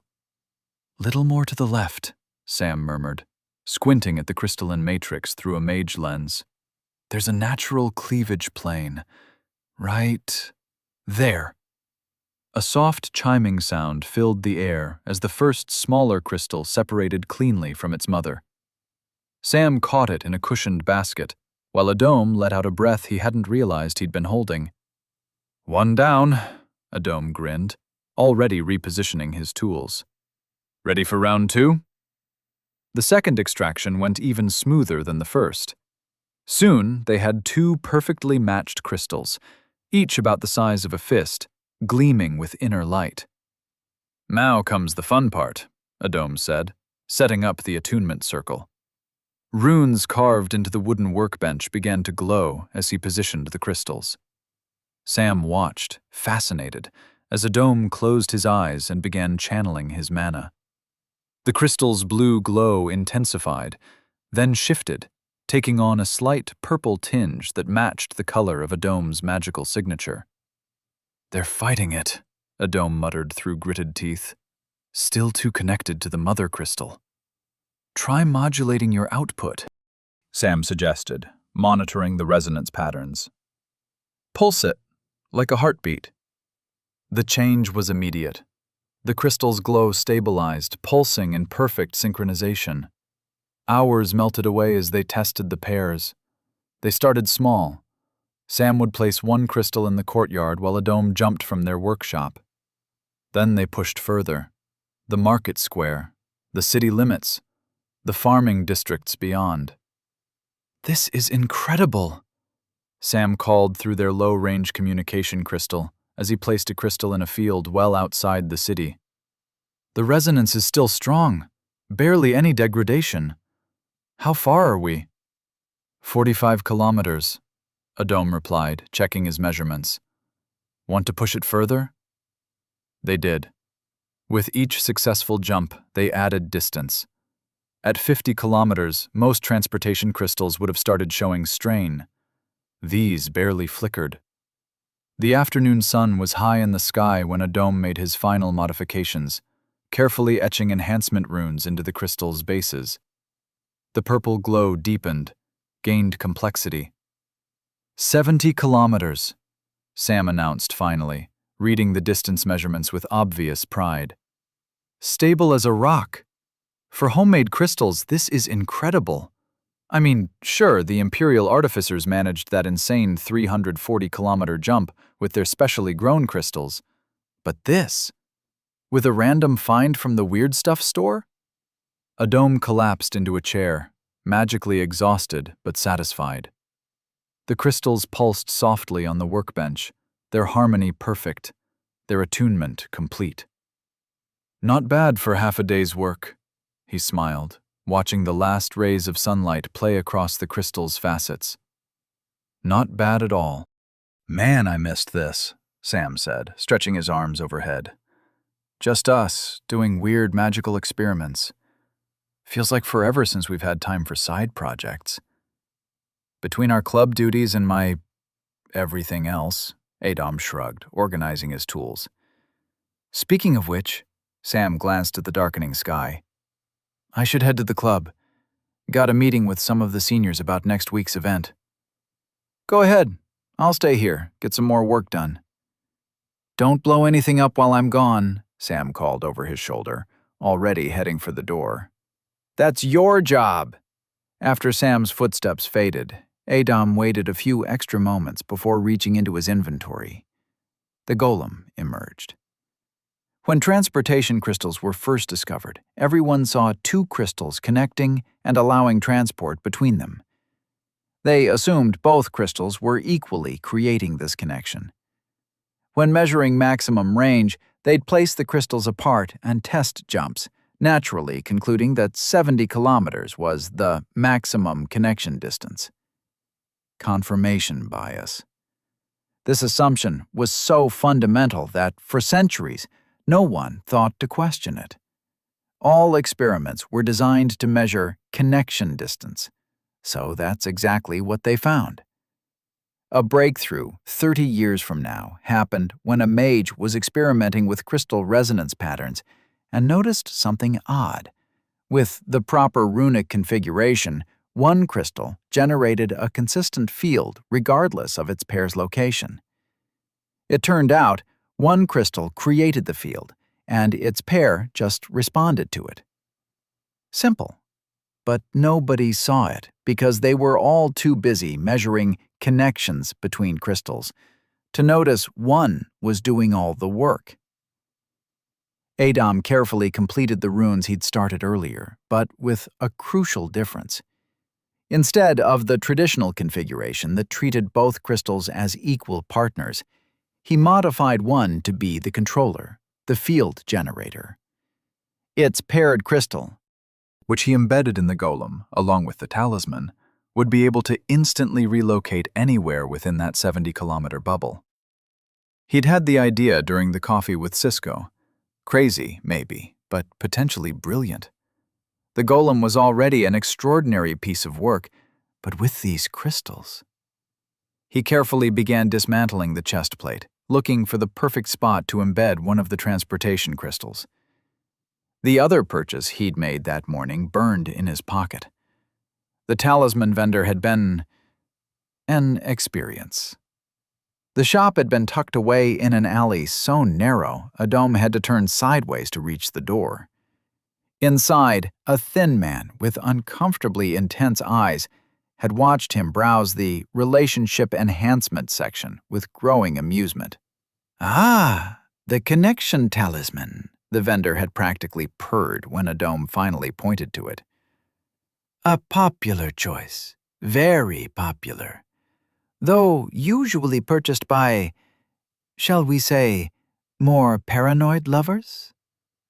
"It's for a project," Adam had muttered, avoiding eye contact. Of course. They all are." The vendor's knowing smile had made Adam want to sink into the floor. "Would you like me to wrap it in our discreet packaging? Many customers prefer just the talisman, please." Now, looking at the innocent-seeming piece of jewelry, Adam pushed away the lingering discomfort. Yes, these were typically used by suspicious partners to spy on each other, hence the vendor's unsettling implications. But the magical principle was sound. Once linked, the talismans would allow him to see and hear everything from the golem's perspective. He carefully embedded the transportation crystal into the golem's chest cavity, then attached the talisman next to it. The matching talisman went around his own arm. With these modifications, he'd be able to instantly summon the golem anywhere within that 70-kilometer radius, while maintaining perfect awareness of its surroundings. The crystals pulsed with their soft purple glow, harmonizing with the golem's existing enchantments. Perfect. "Well," he said to the empty workshop, "let's see what you can do." He closed his eyes, channeling mana into the small jewel. The metal grew warm against his skin. Then, the world doubled. Adam's breath caught. He was still himself, standing there in the workshop, but he was also taller. Much taller.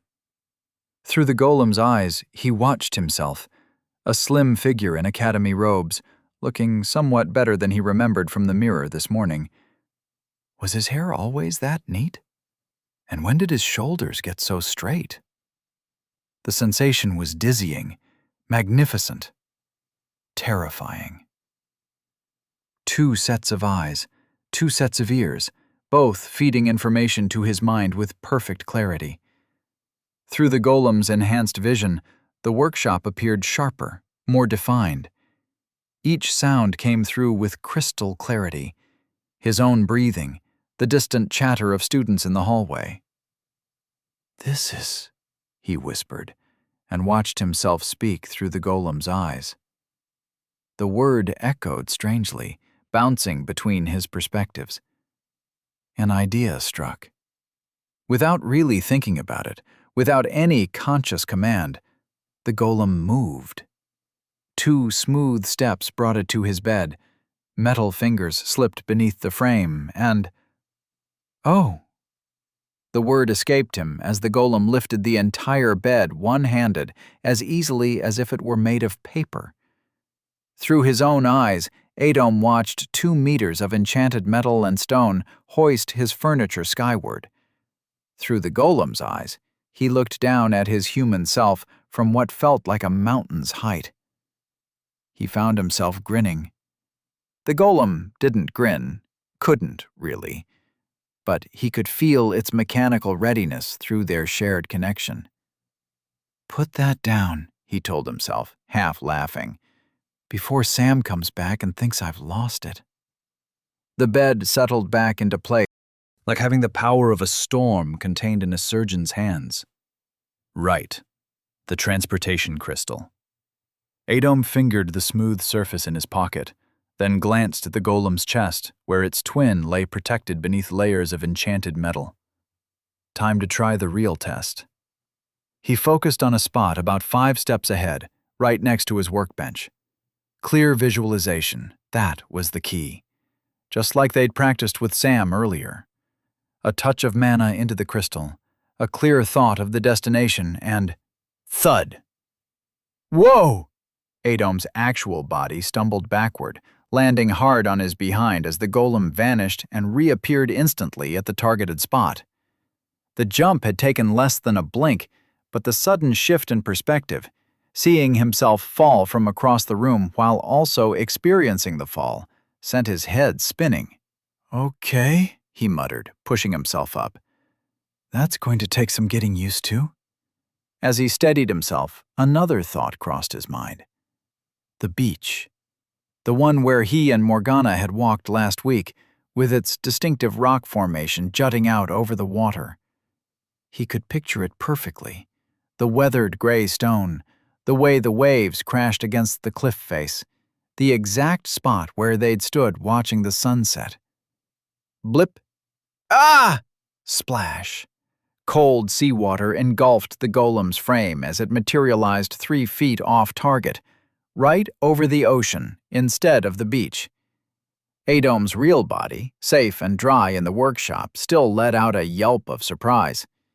He couldn't feel the water, the golem had no sense of touch, but the visual sensation of plunging into the sea was so vivid his brain insisted he should be soaked. He willed the golem to wade out of the surf, metal feet crunching against wet sand. The sound of children's excited shouts drew his attention. "Uriash de fier! Uriash de fier!" A group of Vaishari kids had stopped their game to stare at him, dark eyes wide with wonder. Adom made the golem wave, earning delighted squeals and enthusiastic waves in return. Time to go before he drew more attention. He focused on his workshop, on the exact spot he was looking at from his flesh and blood eyes, right in front of himself. Blip! The golem reappeared precisely where he'd been looking, water still streaming from its joints. Adom let out a breath he hadn't realized he'd been holding. "Well," he said to his metal companion, "looks like we need to work on our targeting. A few feet off might not matter in an empty room, but..." He glanced down at the puddle forming around the golem's feet. "Let's try to keep our feet on solid ground from now on." Over the next few hours, Adom practiced jumps within the safety of his workshop. 5 steps ahead, next to the window, beside the bookshelf.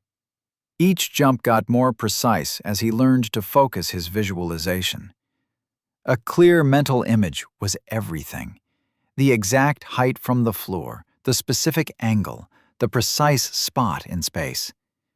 But there was still one glaring problem. Thud! Even with perfect positioning, each landing announced the golem's presence like a hammer strike. 2 meters of armored construct hitting the ground wasn't exactly subtle. And for what he had planned. "This won't do at all," he called the golem back, already reaching for his engraving tools. Sound-dampening runes were tricky. Too weak and they'd be useless. Too strong and they'd create suspicious zones of silence. But if he modified the standard configurations... The first set of runes went around the golem's feet and joints, designed to absorb impact vibrations.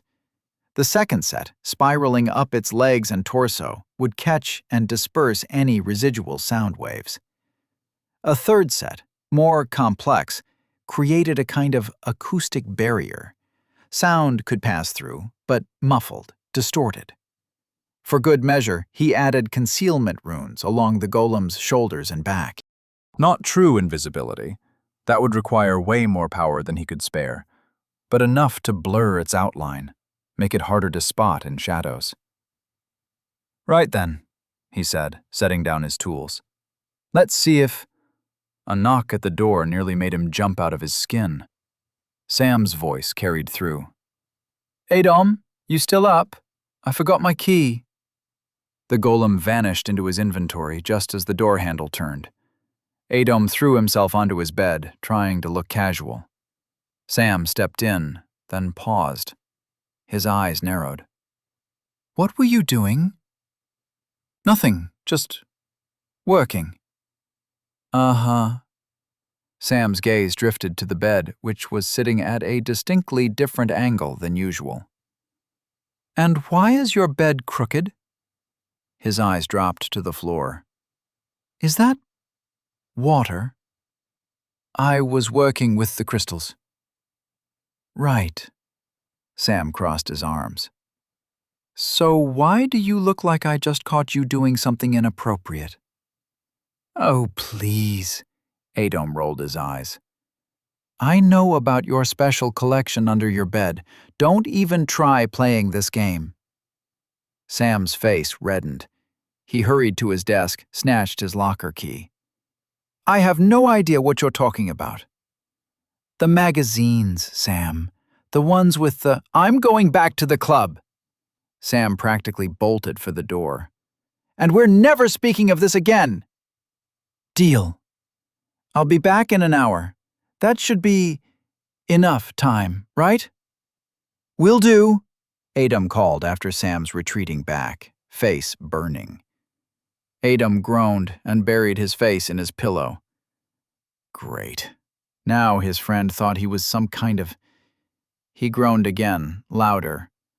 At least it made for a decent cover story. Better to have Sam think he was up to something embarrassing than figure out what he was actually planning. Though he'd definitely need to be more careful about the water puddles next time. Adom rolled onto his back, staring at the ceiling. A part of him wanted to tell Sam everything. About the golem, the crystals, all of it. But no. Sam would freak out. He'd probably try to talk Adom out of it, or worse, insist on helping. "He's just a kid," Adom muttered to himself, then snorted at how that sounded. They were technically the same age, but... Well, Sam still got excited about new enchantment theorems and academy gossip. He shouldn't have to worry about criminal organizations, or whatever Adom might find in that place tonight. Adom sighed, pushing himself up from the bed. His stomach growled, reminding him he'd skipped lunch entirely. Between the crystal work and the golem modifications, he'd lost track of time completely. He straightened his bed, carefully adjusting it back to its proper angle. No need to give Sam more ammunition when he returned. The library would be quiet this time of day. He could grab some food, find a secluded corner among the towering shelves, and just think. Plan. There was still so much to consider, and tonight, he would strike. The thought sent a shiver down his spine, equal parts excitement and apprehension. He checked his inventory one last time, making sure everything was secure, then headed for the door. Time to clear his head. He had a few hours left to make sure everything was perfect. It had to be perfect. Night, 2 a.m. A letter from Cisco had arrived earlier through a raven, encrypted. Star Night confirmed in Meridian District. Window clear. Simple, direct, just what he needed to know. After hours spent in the library practicing micro-jumps and height control until his head ached, Adom settled into position in the practice room of the Combat Athletic Club of Xerkes, 50 kilometers from the Ghost Port. He'd burned those cargo coordinates into his memory. There was something he'd been itching to try since he got the Golem Knight. At the time, he'd wondered what practical use such an asset could have. Now he knew. Golem Knight activated. The moment Adom activated the golem, his consciousness stretched like taffy being pulled in two directions. One part remained anchored in Xerkes, while the other plunged into his inventory for the first time. It wasn't the abstract menu he'd grown used to. It was an endless void, neither dark nor light, simply nothing. And there, suspended in that nothing, stood his Golem Knight, waiting. He took it out. Cisco's detailed map of the Ghost Port flashed in his mind. The exact spot he needed, marked with precise coordinates. Third warehouse, central courtyard, where the support beams created a perfect killing ground. He focused on those coordinates, and reality shifted. The void cracked open, and suddenly he was seeing through eyes that weren't his own. The golem materialized silently, those hours of practice paying off, behind a thick support beam. Through enhanced senses, he caught the glint of two guard uniforms not 5 meters away. His consciousness melded with the golem's frame, heart pounding in his actual body back in Xerkes. One wrong move. "Did you hear that?" Guard 1's hand twitched toward his weapon. "For fuck's sake, Milo, how much did you drink?" Adom pressed the golem's frame against the beam. The warehouse was full of shadows and blind spots. Even with enhanced vision, he could barely make out the path to his target through the forest of containers and support columns. One wrong jump in this darkness. Just a bit. Zara offered, and... "The succubus from the red light district? Again?" A deep sigh. You absolute moron. He needed them to move. Every second here was a risk, but jumping blind would be worse. Much worse. Through the golem's vision, Adom watched Guard 1's face flush red. "It's different with her. She actually listens when I talk about my dreams, about opening that little shop in..." "She's a succubus. It's literally her job to make you think..." "Come on, move. Just take 3 steps forward. Clear the path." "You don't know her like I do. Last night she told me about a childhood, and succubi don't have childhoods. They manifest from..." "You know what? Fine. Waste your savings. Just don't come crying when..." A distant metallic creak echoed through the warehouse. Both guards tensed, hands on weapons. Adom's consciousness froze in the golem's frame. 3 seconds of absolute silence. "Probably just the wind," Guard 1 muttered, then brightened. "Anyway, Zara said once I save enough, we could..." Guard 2's groan almost masked the sound of Adom's relief cycling through the golem's cooling vents. The pair began walking their patrol route, their voices growing distant as they argued about succubi and true love. The path ahead finally clear, Adom let out a slow breath back in Xerxes, his golem frame stepping out from behind the beam. Orange light spilled across the floor. His core processes froze. A guard, torch in hand, had just rounded the corner of a cargo container, not 10 feet away. The flame's glow caught the golem's semi-transparent frame, casting ethereal shadows on the warehouse walls. Time stretched like cold honey. The guard's eyes went wide, torch trembling in his grip as he took in the 2-meter translucent figure before him. A bead of sweat rolled down his temple. His hand inched toward his sword. Adon raised one finger to where the golem's lips would be. "Don't."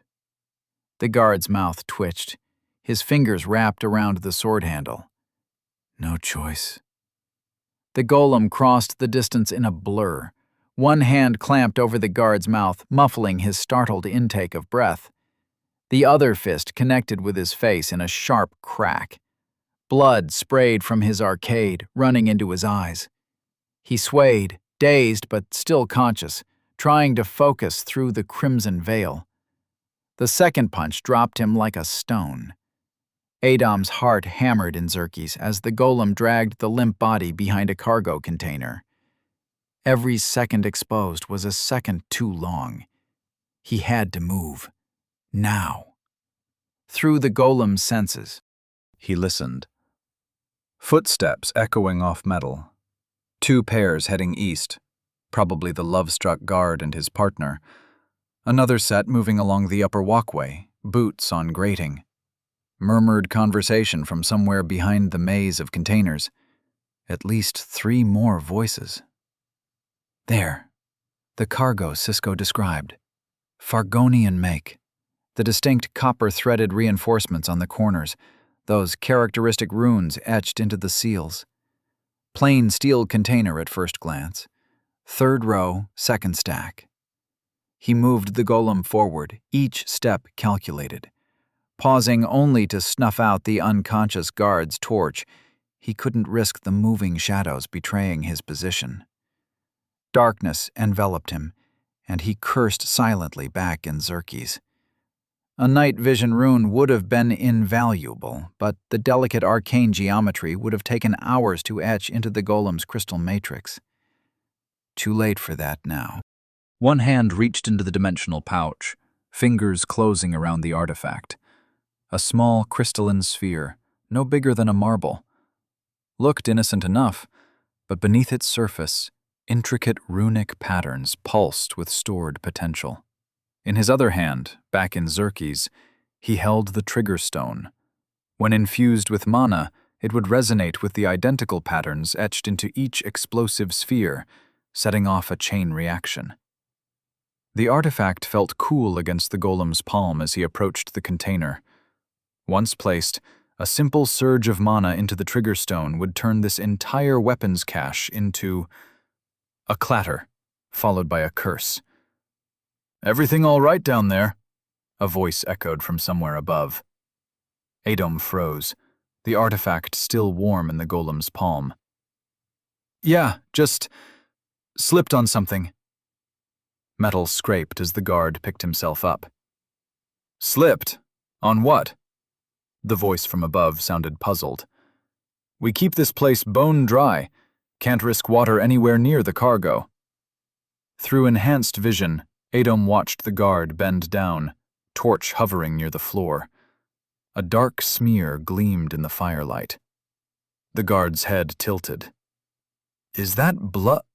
The golem's strike was precise. A dull thud, and the guard crumpled. "Hey, what was that noise?" A pause. "Marcus?" Another pause, longer, more annoyed. "You know it's really rude to ignore people, right? We've talked about this. Just because you're new doesn't mean—" The voice was coming from the walkway above. 3rd support beam, moving west. Adom willed the golem upward, silent as shadow. "I swear, if you're playing one of your stupid pranks again, I'll—" The guard never finished his sentence. The golem's blow dropped him mid-word. Are they dead? The thought flashed through Adom's mind as he stared at the two still forms. He hadn't meant to. The first guard twitched. Relief flooded through him. The man groaned softly. Bam. Back to sleep. Adom moved the golem swiftly through the shadows, scanning. Time was running out. Someone would notice the missing guards soon. He sorted through sound patterns. 2 guards still chatting by the east entrance, 1 set of footsteps circling the perimeter, and there. Second cargo. Same characteristics. He reached into the pouch. Footsteps above. Too close. The golem pressed against the container wall, becoming nearly invisible as a guard passed on the walkway overhead. 3 seconds. 5. Clear. Movement resumed. The second artifact joined its twin, nestled against the container's base. Just one more to... Hey, anyone seen Marcus? Adom's hands moved faster. The final cargo container stood 20 meters ahead. The third artifact felt slick in the golem's grip. Almost there. Almost... Marcus? Marcus, check the west section. He's not responding to me. No time for stealth. The golem sprinted the final stretch. Adom started placing the artifact, metal fingers moving with precision despite the chaos. Just one more after this. There was a hole in the cargo Adom was trapping. He could have ignored it, but through the golem's eyes, a soft blue radiance seeped beneath a massive iron door, pulsing like a captive heartbeat. The artifact in the golem's grip suddenly felt insignificant. No. The word escaped Adom's lips, barely a whisper. His mind refused to process what his eyes were telling him. The footsteps were getting closer. He needed to finish placing the crystals. He needed to leave. But that light, he knew that light. Celestial tears, the purest form of mana crystal known to exist. These crystals formed only in the deepest, most mana-dense dungeons, where ambient magical energy compressed under its own weight for centuries. Like diamonds of pure magic, each one worth a king's ransom. Too pure and unstable to be used in common enchantments, they'd shatter at the slightest magical resonance. Unless, of course, they underwent the awakening, a rare phenomenon where the crystals were exposed to a precise sequence of elemental energies. The process stabilized them, made them capable of channeling immense magical power. The same property that made them the final, crucial component of Dragon's Breath. Footsteps thundered down the corridor. Adom directed the golem to quickly place the corrupted crystals. Time stretched like molasses. The void began to swallow the golem, reality peeling away layer by layer, when... Green. A sickly emerald glow came from the distance, closing fast. Too fast. Through the golem's enhanced senses, Adom registered movement at impossible speeds. Death approached, wreathed in verdant light. Dodge! The golem twisted, catching the flash of blue, flame-like energy coating the blade as it sliced through the space where its torso had been a fraction of a second before. Steel whispered past crystalline form, missing by mere inches. The figure pivoted, ethereal green light casting strange shadows across a face Adom knew. The same face he'd seen at Professor Kim's, the one that had made him think of his father. Gale. Their eyes met as the golem's head entered the void again. A heartbeat stretched into eternity. Adom's fingers closed around the artifact in his pocket, sending a resonance pulse through the network of artifacts he'd laid. And Gale smiled. The first fire from the artifacts ripped through the facility as the void claimed the last of the golem. That smile burned itself into Adom's memory. The smile of a hunter acknowledging his prey. 1 second. The entire encounter had lasted less than 1 second. Chapter 30. I am regretting this gale. Mr. Fox's right-hand man, according to Professor Kim. And Mr. Fox had been funding the professor's research for years. If Gale was the knight employed by the Children of the Moon, and he answered directly to Mr. Fox, then that meant either the man was a big shot among the children, or... He's the founder of the Children of the Moon, and its current boss, Cisco said. His true name is Ernest Boyle. And that knight, Adom's voice trailed off. You said you knew him as Gale? Cisco shifted in his chair. We managed to find some information about him. He is a noble from Fallen House Coeur de Lion. Galahad Coeur de Lion. Galahad Coeur de Lion, Adom repeated, tasting each syllable. Ernest Boyle. The Children of the Moon. New names. New pieces on a board he was only beginning to understand. A noble house he'd never heard of. An organization that seemed to have its fingers everywhere. Were these the people that would eventually assassinate Professor Kim?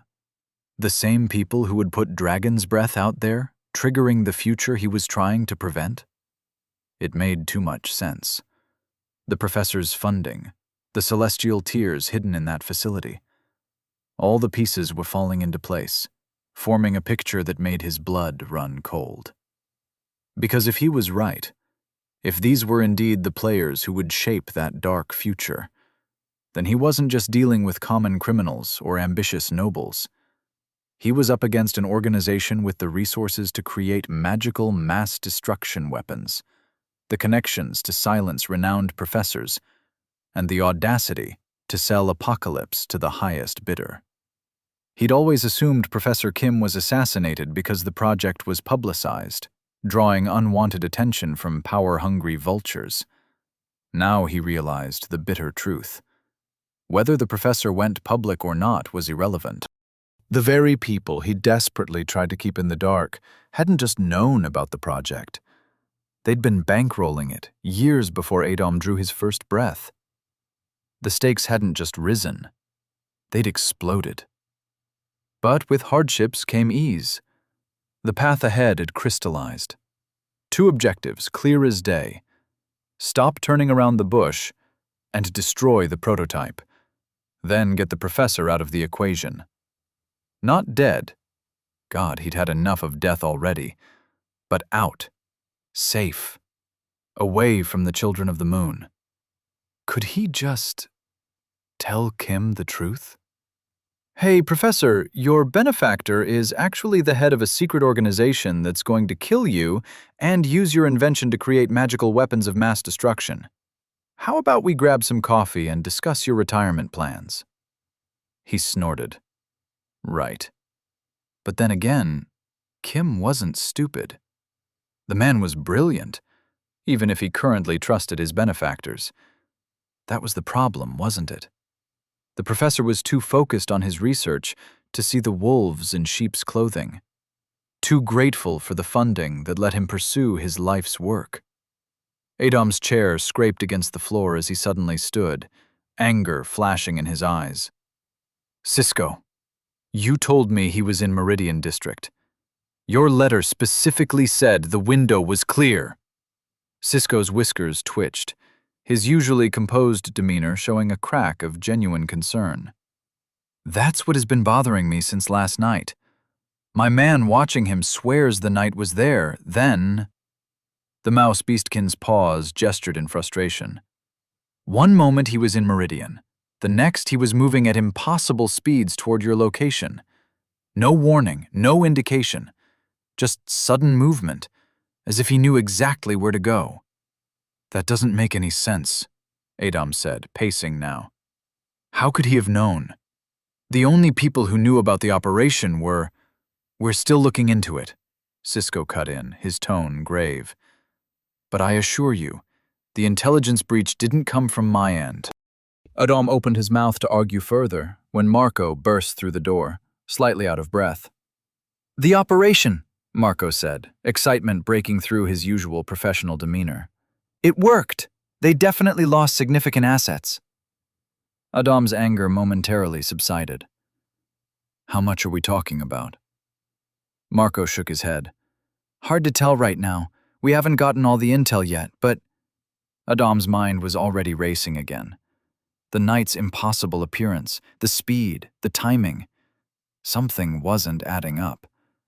How had Gale known? And more importantly, what else might he know? He straightened in his chair. That wasn't the immediate problem.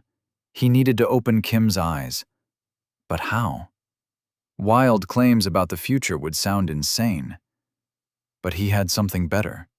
He had seen their facility. He knew their names. He could provide concrete evidence that the children of the moon were more than just generous benefactors. Would you have anything on Ernest Boyle? Adam leaned forward. Documents, records, anything that could prove what kind of man he is. Cisco's whiskers twitched once as he reached for his glass. I'll have Aaron bring you a package. Thank you. No. Cisco swirled the amber liquid in his glass. Thank you. What you pulled off at that facility… He paused, a slight smile playing at the corners of his mouth. You cost them. Significantly. Right now, they're running themselves ragged trying to find the culprit. He took a slow sip, his eyes never leaving Adam. My sources tell me they're looking for a fearsome warrior. Tall. Imposing. The mouse beastkin set his glass down. No offense, but you don't exactly fit that description. Adam offered a polite smile, not really in the mood for jokes, but not wanting to be rude. Their own assumptions work against them, Cisco continued. Makes them blind to certain possibilities. Keep that advantage. You'll need it. I'll keep that in mind, Adam said, getting up. Before turning to leave, he paused. While I still have you here, about my order. Ah, yes, Cisco nodded, setting his glass down. The water of Jouvence has been obtained. It's already en route. He glanced at Marco. And the other item? Marco straightened. The wyvern's heart will be here in a week. A week? Adam's eyebrows rose. Are you sure? Positive, Marco replied with quiet confidence. Our contact in the north is reliable. Looking forward to it, then. Adam rose from his chair. Cisco? Marco? They exchanged brief nods, the practiced courtesy of professionals, before Adam took his leave. The autumn chill bit through Adam's coat as he trudged back toward Zerkie's. His steps dragged against the cobblestones, each one feeling heavier than the last. He hadn't slept more than an hour or two since last night's operation, and his body was making its protests known. His stomach should have been growling.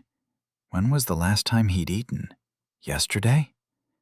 But there was no hunger, just a hollow emptiness that matched his thoughts. Children of the moon, celestial tears, star nights, and fallen noble houses. Adam ran a hand through his hair, not caring how disheveled it made him look. How exactly was he supposed to approach Kim about any of this? Even if Cisco's documents proved convincing enough, and that was a big if. What then? The prototype was already near completion. Who was to say they wouldn't just take it by force? These people had resources, connections, and, apparently, a knight who could move faster than should be physically possible. A bitter laugh escaped his lips, drawing curious glances from passers-by. He couldn't tell if his growing headache was from lack of sleep, the weight of the situation, or both. Both. Definitely both. And then there was his own clock ticking away. 1 month? A little bit more? He took a glance at the system. 1 month, 18 days, 12 hours, 21 minutes.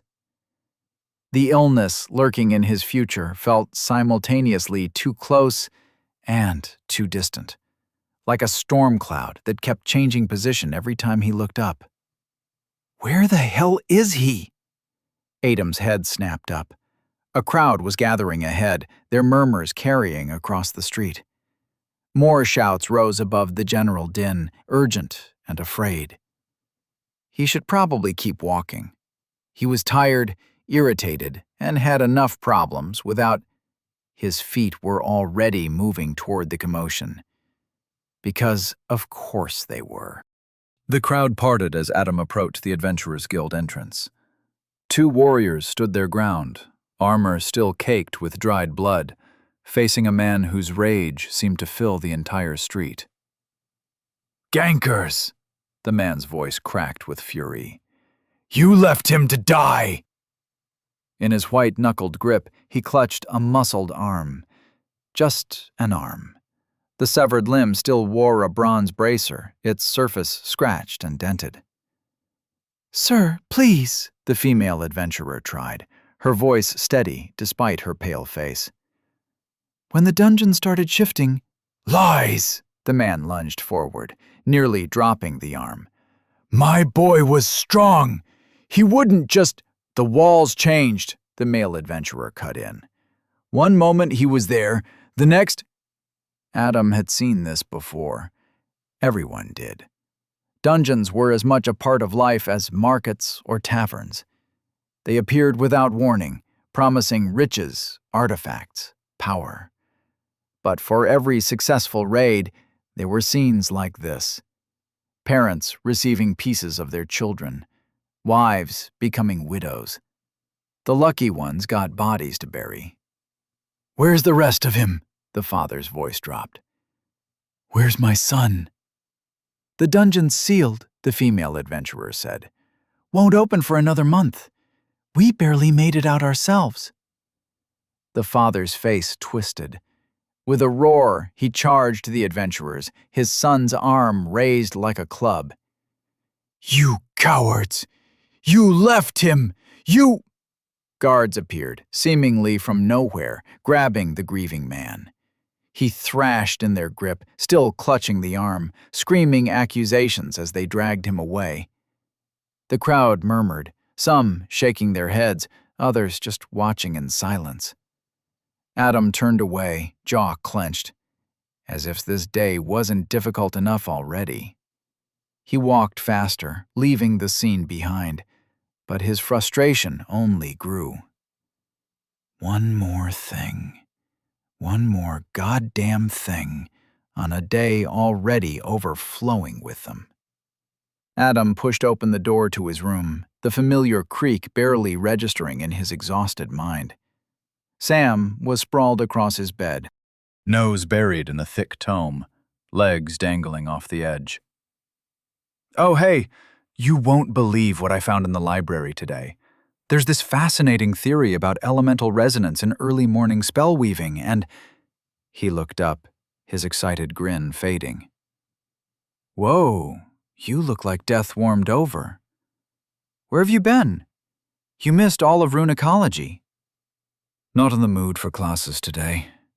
Adom made his way to his bed, letting gravity do most of the work as he collapsed onto it. The mattress welcomed him like an old friend, and he suddenly realized just how desperately he needed sleep. "Not in the... Since when are you not in the mood for classes?" Sam sat up, letting his book fall closed. "Did something happen?" "Everything's fine." The words came out muffled against his pillow. Adom just sank deeper into his bed, not even bothering to take off his shoes. His mind felt like it was stuffed with cotton, heavy and useless. "Sam," he said, not looking up as he took off his glasses and placed them carefully beside his pillow. "Wake me at dawn, please." Yeah," Sam said hesitantly, closing his book entirely now. Are you all right?" "Yeah," Adom mumbled into his pillow, his voice already heavy with approaching sleep. Everything's perfectly fine. The obvious lie hung in the air for a moment, but Sam did not call him out on it, and the dome couldn't bring himself to care. Not today. Sleep well, then, Sam said softly, setting his book aside with unusual care. Thank you, Sam. Thud, thud, thud. Each impact sent vibrations through Adom's arms, sweat already soaking through his shirt despite the early hour. The training room was empty except for him and the punching bag, which swayed with each strike. His breathing remained controlled, measured, even as his thoughts raced. Ernest Boyle, Gale, the future, his parents, the world. All of it threatened to overwhelm him, so he channeled it into his fists instead. Thud. Thud, thud. Adam's arms burned, but he pushed through it. The illness in his blood was spreading. He could feel it. How long until it became noticeable? How long until he became a cripple again? +1 endurance. The face of Gale flashed in his mind, that smug smile, those calculating eyes. Thud.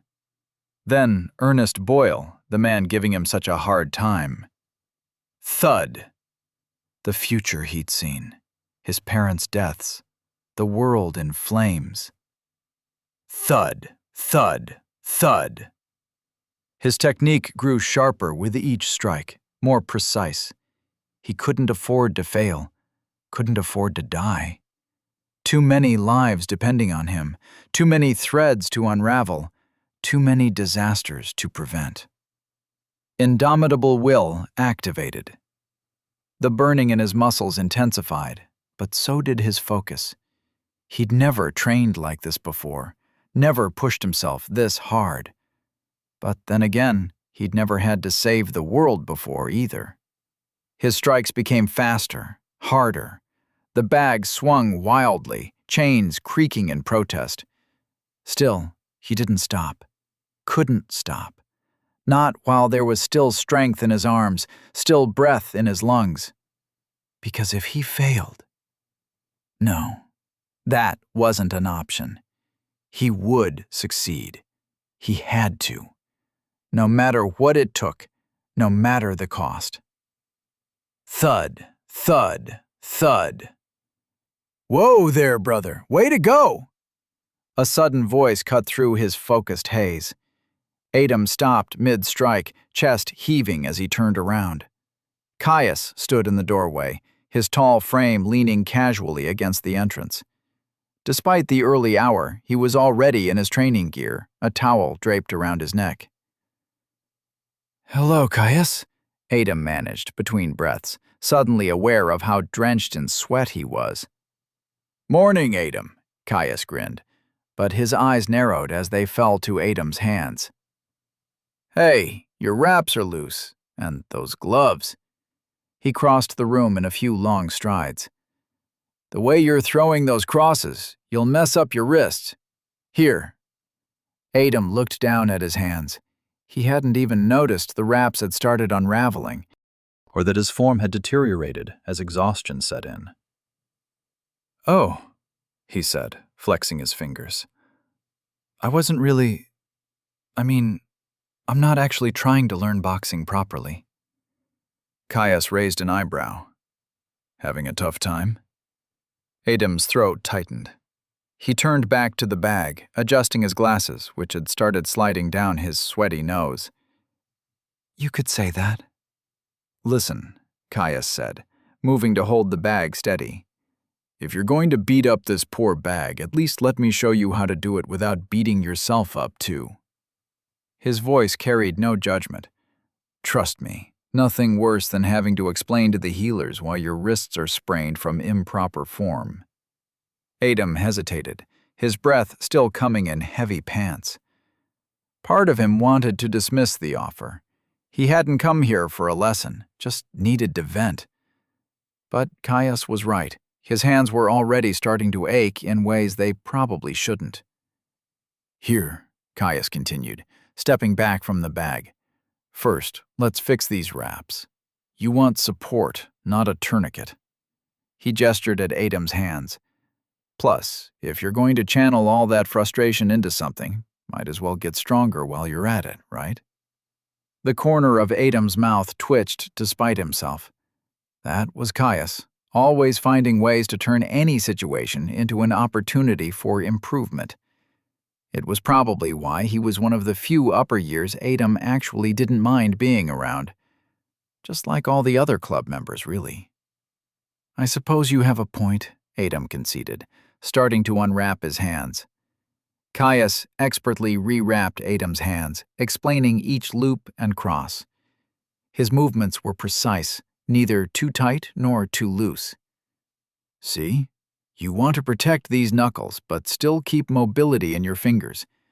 There's an art to it. While working, he glanced up at the bag. Got some time before my usual routine. Want to spar a bit? Sure, Adam said, flexing his newly wrapped hands. They already felt better. Caius smiled, moving to grab his own gear. As he prepared, he spoke casually over his shoulder. You know, I used to come here at dawn, too. Still do, sometimes. There's something about hitting things that helps clear the head better than any meditation technique they teach us. He paused, adjusting his wraps. Whatever's eating at you, it doesn't have to make sense to anyone else. Sometimes life just gets heavy, you know? Adam watched him, surprised by the mature perspective. He'd gotten so used to seeing his schoolmates as children that moments like these caught him off guard. Do you have a younger sibling? The question slipped out before he could stop it. You seem experienced at this. Caius's hands stilled for a moment. His smile remained, but something shifted in his eyes. Used to, he said simply. Oh, Adam replied. I'm sorry. Don't be. Caius shook his head, resuming his preparations. Made peace with it a while ago. Life's funny like that. Throws you curveballs, knocks you down. He finished wrapping his hands and turned to Adam with a wink. But, as my favorite philosopher would say, you can come back from anything. It's all about the mindset. They moved to the padded area of the training room, Caius taking a relaxed stance while Adam settled into a more rigid position. Despite his earlier exhaustion, Adam felt his focus sharpening. Remember, Caius said, bouncing lightly on his feet, this isn't about winning. Just move, breathe, and let it flow. The next 15 minutes were a lesson in humility. Caius wasn't just strong, he was efficient. Every time Adam threw a punch, Caius seemed to flow around it like water, responding with light taps that could have been devastating hits if he'd wanted them to be. Good, Caius would say occasionally. But guard your left side more. Or, nice dodge, now follow through. By the end, Adam was completely drained. But his mind felt clearer than it had in days. The overwhelming thoughts about Ernest, Gale, and the future were still there, but they'd settled into something more manageable. Water? Caius tossed him a bottle from his bag.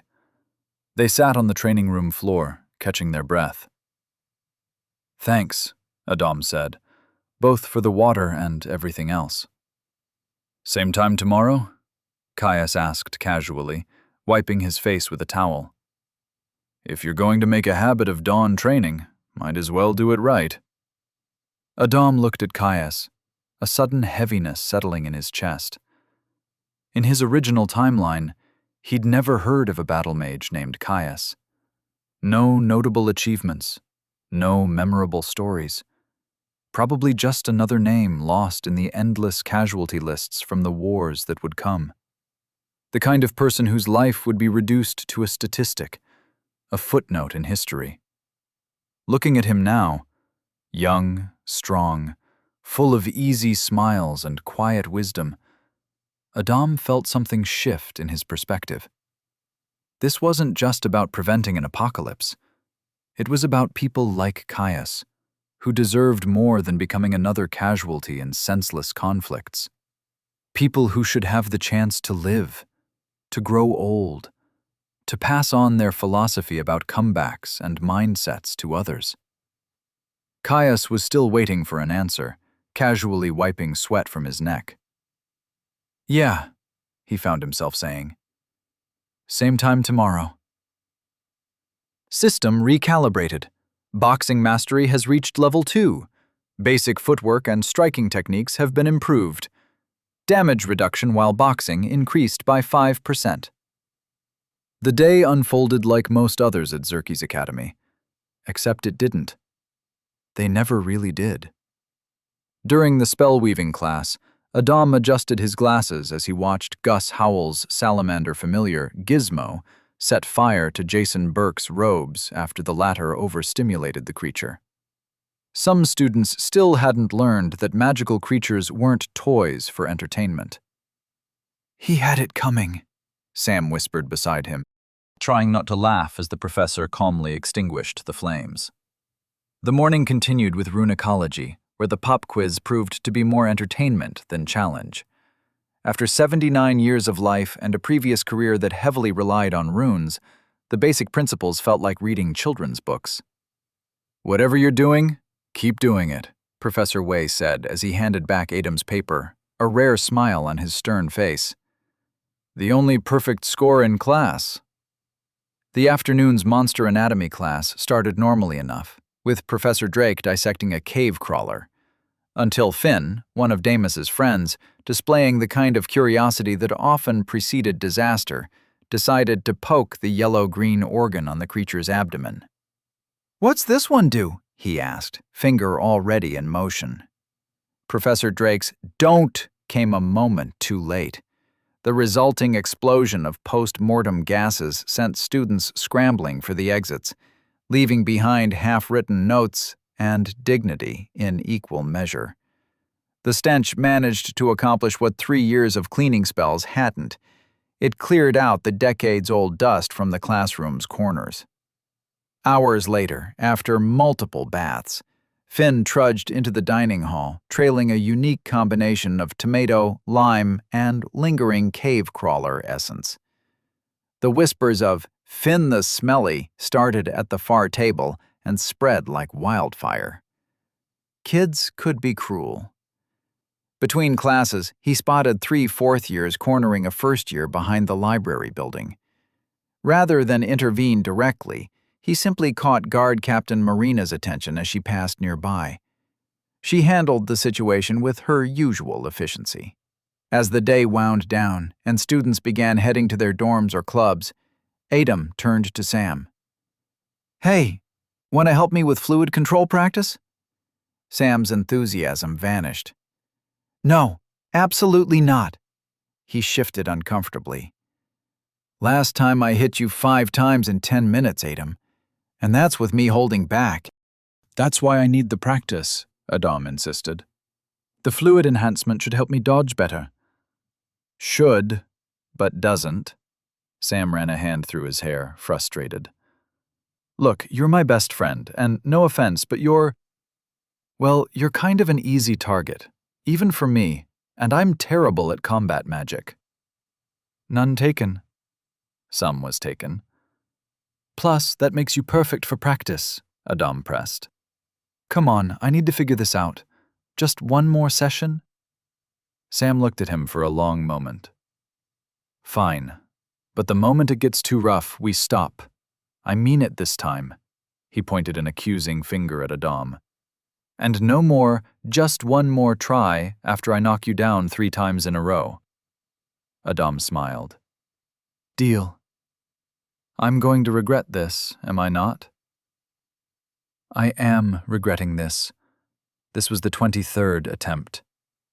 White Worm Body has reached level 4. Fluid Control has reached level 3. +3 Endurance. +7 Iron Lungs. Physical Enhancement moderately strengthened. Indomitable Will is active. "One more time," Adam panted, pushing himself up from the ground. Sam sighed. Adam smiled. Are you a masochist, Adam? To any outsider, yes, it might have looked like Adam was actually enjoying the constellation of bruises left by Sam's increasingly potent wind spells. Way to go, Sam. The cold air in the pitch, and the distinct feeling that tomorrow's muscles would have some choice words for him. But to Adam, who had a blue screen hovering in his peripheral vision, there was a very good reason to be happy. Subject, Adam Silla, is approaching emergence threshold. Something was changing. Sam exhaled sharply. Here goes nothing. I saw that lip twitch, Adam said. You're trying not to smile. This hurts me more than it hurts you. I doubt it. The spell cut him off mid-sentence. That little... Time slowed. In the last 23 attempts, Adam hadn't managed to dodge a single hit. Not one. He'd seen some of the spells coming. Translucent ribbons of compressed air, twisting like serpents, distorting the space around them. But seeing wasn't enough. Each failure had taught him something, though. The way wind moved, the way it curved, the subtle differences between a feint and a real attack. The first few attempts, he'd relied purely on reflexes. That hadn't worked. Then he'd tried predicting trajectories based on Sam's movements. Also a failure. He'd created scenarios in his head, mapped possible paths, calculated angles. Each attempt added another layer of understanding, another piece of the puzzle. Sometimes the spell would curve when he expected it to go straight. Sometimes it would speed up when he thought it would slow down. Every assumption he made was proven wrong, until he realized he was thinking too much. It wasn't about thinking. It wasn't about calculating. It was about feeling. The fluid enhancement had made him faster, sharper. His eyes could track the spell's movement better now. His body could respond quicker. But that wasn't enough either. He needed something more. The wind spell was coming. Time seemed to stretch. His eyes tracked the distortion in the air, the way it rippled and twisted. Based on its trajectory, it was aimed at his right thigh. But something felt off. An instinct, born from 23 failures, screamed that this wasn't right. He hesitated. The logical part of his brain insisted the spell would hit his thigh. The angles, the speed, the trajectory, everything pointed to it. But that feeling, that nagging sensation, trust it. The world slowed to a crawl. The spell curved, and in that moment, Adam saw it. Really saw it. Not where it was going, but where it wanted to go. Not its path, but its intention. His body moved before his mind could catch up. He bent backward, feeling the fluid surge through his muscles, supporting the impossible angle. The wind spell brushed past his chest, missing by inches, and struck a nearby tree with a sharp crack. Time resumed its normal flow. Whoa, Sam breathed. His heart was pounding. When had that started? Adam panted, still bent at an awkward angle, and from this position he could see the damage on the tree. His eyes widened. Were you trying to actually kill me? Huh? A piece of bark fell from the deep gouge in the trunk. Sam gasped, his face draining of color. Oh gods, I'm sorry, I'm so sorry. He rushed to Adam, hands trembling as they checked for injuries. I lost control, I didn't mean to. I got carried away with the theoretics of wind compression and... Are you hurt? I should have been more careful, Adam started laughing.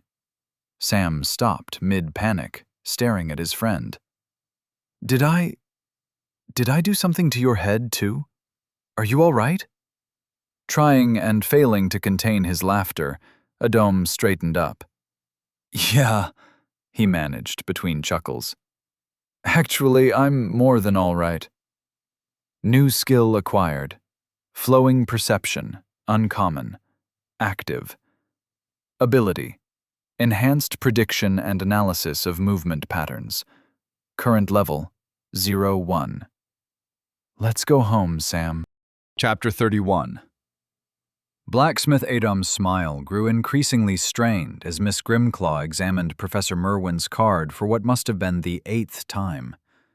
The goblin librarian held it up to the light, squinted at it, turned it over, and then fixed Adam with another piercing stare from behind her tiny silver spectacles.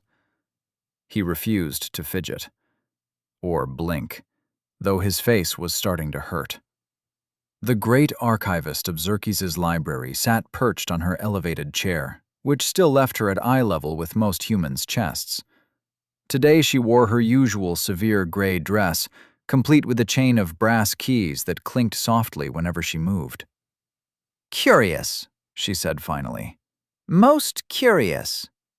5,000 years ago, her ancestors had communicated primarily through grunts and aggressive gestures.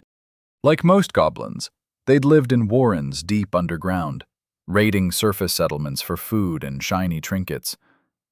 This wasn't even prejudice. It was simple historical fact. Before the Great Integration, goblins and orcs hadn't even possessed written languages of their own.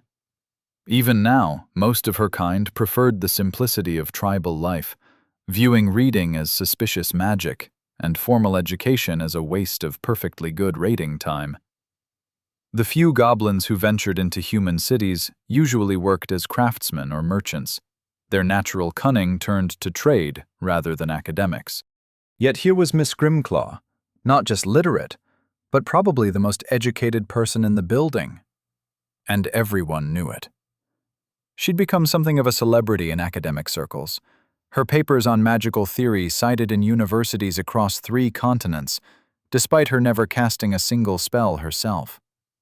The running joke was that she'd memorized every book in the library just by glaring at them long enough.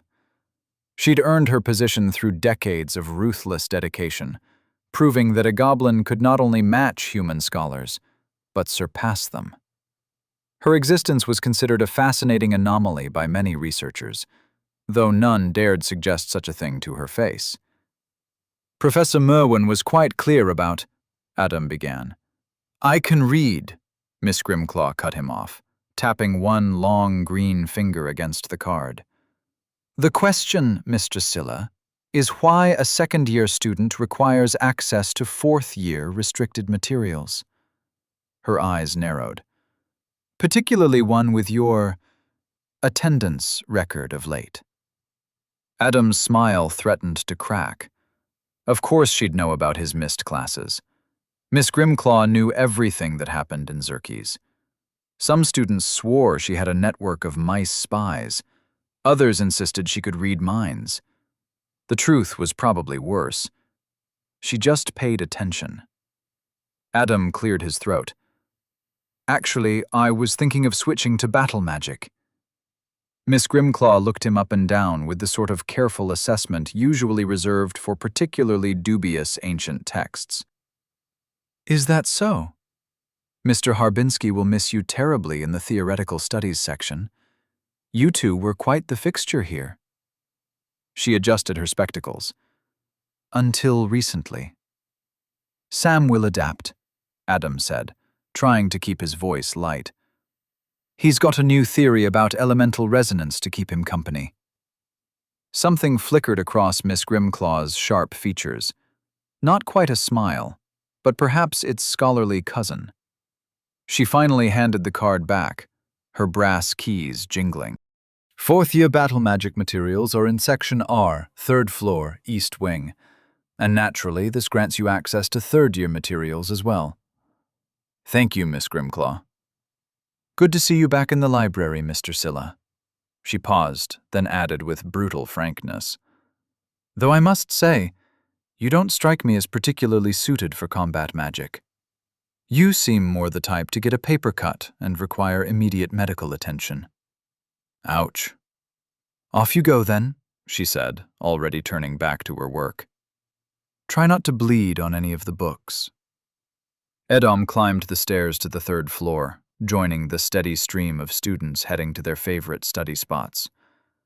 The library of Xerxes wasn't the biggest in the world, not even close, really. The elves had their crystal archives, and the dwarves their endless underground vaults. But for humans, this was as good as it got. 11 million books, scrolls, and manuscripts, give or take. Not bad for a species that only really got into proper magic a few thousand years ago. While other human schools had risen and fallen throughout the ages, Xerxes kept standing, kept collecting. These days, every graduating mage worth their salt added at least one book to the collection. Some obligation about continuing knowledge or whatever. He passed the first-year section, where kids still struggled with basic theory. The usual crowd hunched over their texts, looking appropriately miserable. A few older students floated near the ceiling on platforms of air, browsing the higher shelves. The alchemy section was tucked away in the east wing. Fewer students here.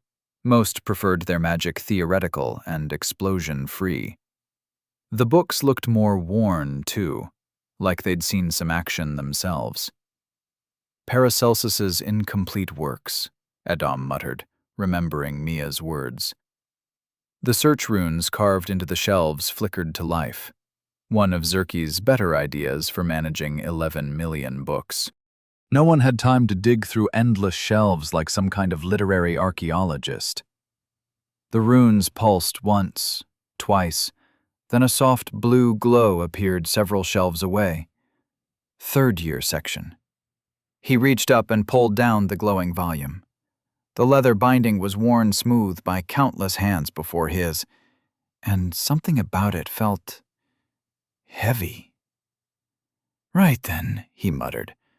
"Let's see what you're hiding."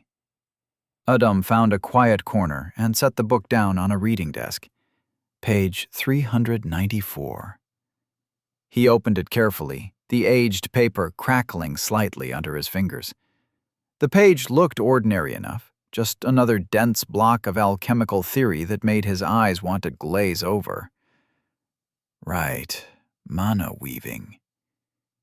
He took a slow breath, gathering his magic. First, a thin stream through the page's core. He channeled his mana carefully, like threading a needle. Too much force and he'd probably set the thing on fire. Not exactly the way to stay on Miss Grimclaw's good side. The mana sank into the page, and he felt a slight resonance. Now for the tricky part. Spread it like a web. He extended his magic outward from the center in delicate strands, counting under his breath. 1, 2, 3, pulse. 1, 2, 3, pulse. The rhythm had to be exact, Mia had said. For a moment, nothing happened. Then, like water seeping through paper, text began appearing in the margins. Cramped, careful handwriting filled every available space, diagrams squeezed between paragraphs, arrows connecting concepts. "Well," Edom whispered, leaning forward with growing excitement. "Hello there." Hours slipped by as Edom lost himself in the hidden notes. Whoever had written them wasn't just explaining concepts. They were connecting them, showing how different aspects of alchemy flowed into each other. Things he'd struggled with for months suddenly clicked into place. The anonymous annotator moved far beyond fourth-year material. Their explanations touched on advanced theory Edom had only glimpsed in passing references, but somehow made it feel accessible. Like building blocks, each concept supporting the next. He scribbled his own notes frantically, mind racing with possibilities. The section on resonance frequencies in transformation arrays alone would revolutionize his approach to several experiments he'd been stuck on. When his pocket watch chimed the hour, Edom blinked in surprise. The library had grown quieter, afternoon sunlight slanting through the high windows. His neck ached from hunching over the book. Miss Grimclaw looked up as he approached her desk, the book clutched carefully in his hands. "I'd like to borrow this one, please." He placed Paracelsus's incomplete works on her desk. She adjusted her spectacles, examining the spine. "Interesting choice, Mr. Siller. Most students find Paracelsus rather dense." "It's surprisingly clear once you get into it," he said carefully. Something flickered in her eyes. Knowledge, perhaps? But she simply nodded and reached for her ledger. "1 month, as usual. Do try to return it in the same condition, unlike that unfortunate incident with basic botanical brewing last term." Adom blinked, momentarily confused. What incident was she talking about? Then it hit him. "Oh, right, that." The mushrooms. How could he forget? The book's diagrams sprouting actual glowing fungi right there in the library. Miss Grimclaw's face turning an impressive shade of purple. He'd spent weeks' worth of allowance paying for the cleanup and restoration. In another life. "I'll take excellent care of it," Adom assured Miss Grimclaw, securing the book in his bag. He glanced at his pocket watch again and winced slightly. He still needed to get to the club before their session ended. Hugo would be there, and he needed to arrange a meeting with Professor Kim. Adom walked through the school corridors, dodging students and floating equipment. His mind kept circling back to the same problems. How to convince Hugo? When could he see Kim again? And the bigger question that made his stomach turn, what if the professor already knew about the weapon potential and didn't care? He almost walked into a first year, mumbling something about Tuesday's notes, and kept moving. Even if Kim refused to listen, even if Adom somehow managed to destroy the prototype, well, Kim was still Kim. The same brilliant mind that created it once could just create it again. How do you stop something like that? "Watch it!" someone yelped as Adom nearly collided with them at the corner. Sorry, he mumbled, sidestepping. His reflection in a passing window looked pale. The professor had to listen. He had to. The alternative was... He shook his head. One thing at a time. First, he needed to find Hugo. Adom pushed open the door and stepped into the Combat Athletics Club. The sharp smell of sweat, leather, and polish hit him, and he realized, with mild concern, that he was actually starting to like it. When had that happened? "Hey, Adom!" called Petra, towel around her neck, heading for the showers. "Later, Adom," nodded Caius, packing up his gear. He spotted Phil by the weapon racks, pulling on his jacket. "Phil, have you seen Hugo?" "Yeah, he's over there." Phil pointed toward the practice mats. "Helping the new one with his form." "Thanks." Stepping around a pair of exhausted-looking third years, Adom headed for the mats. The sound of someone being thrown onto them, followed by Hugo's patient, "No, like this," drifted over. Adom watched Hugo spot Damus on the bench press.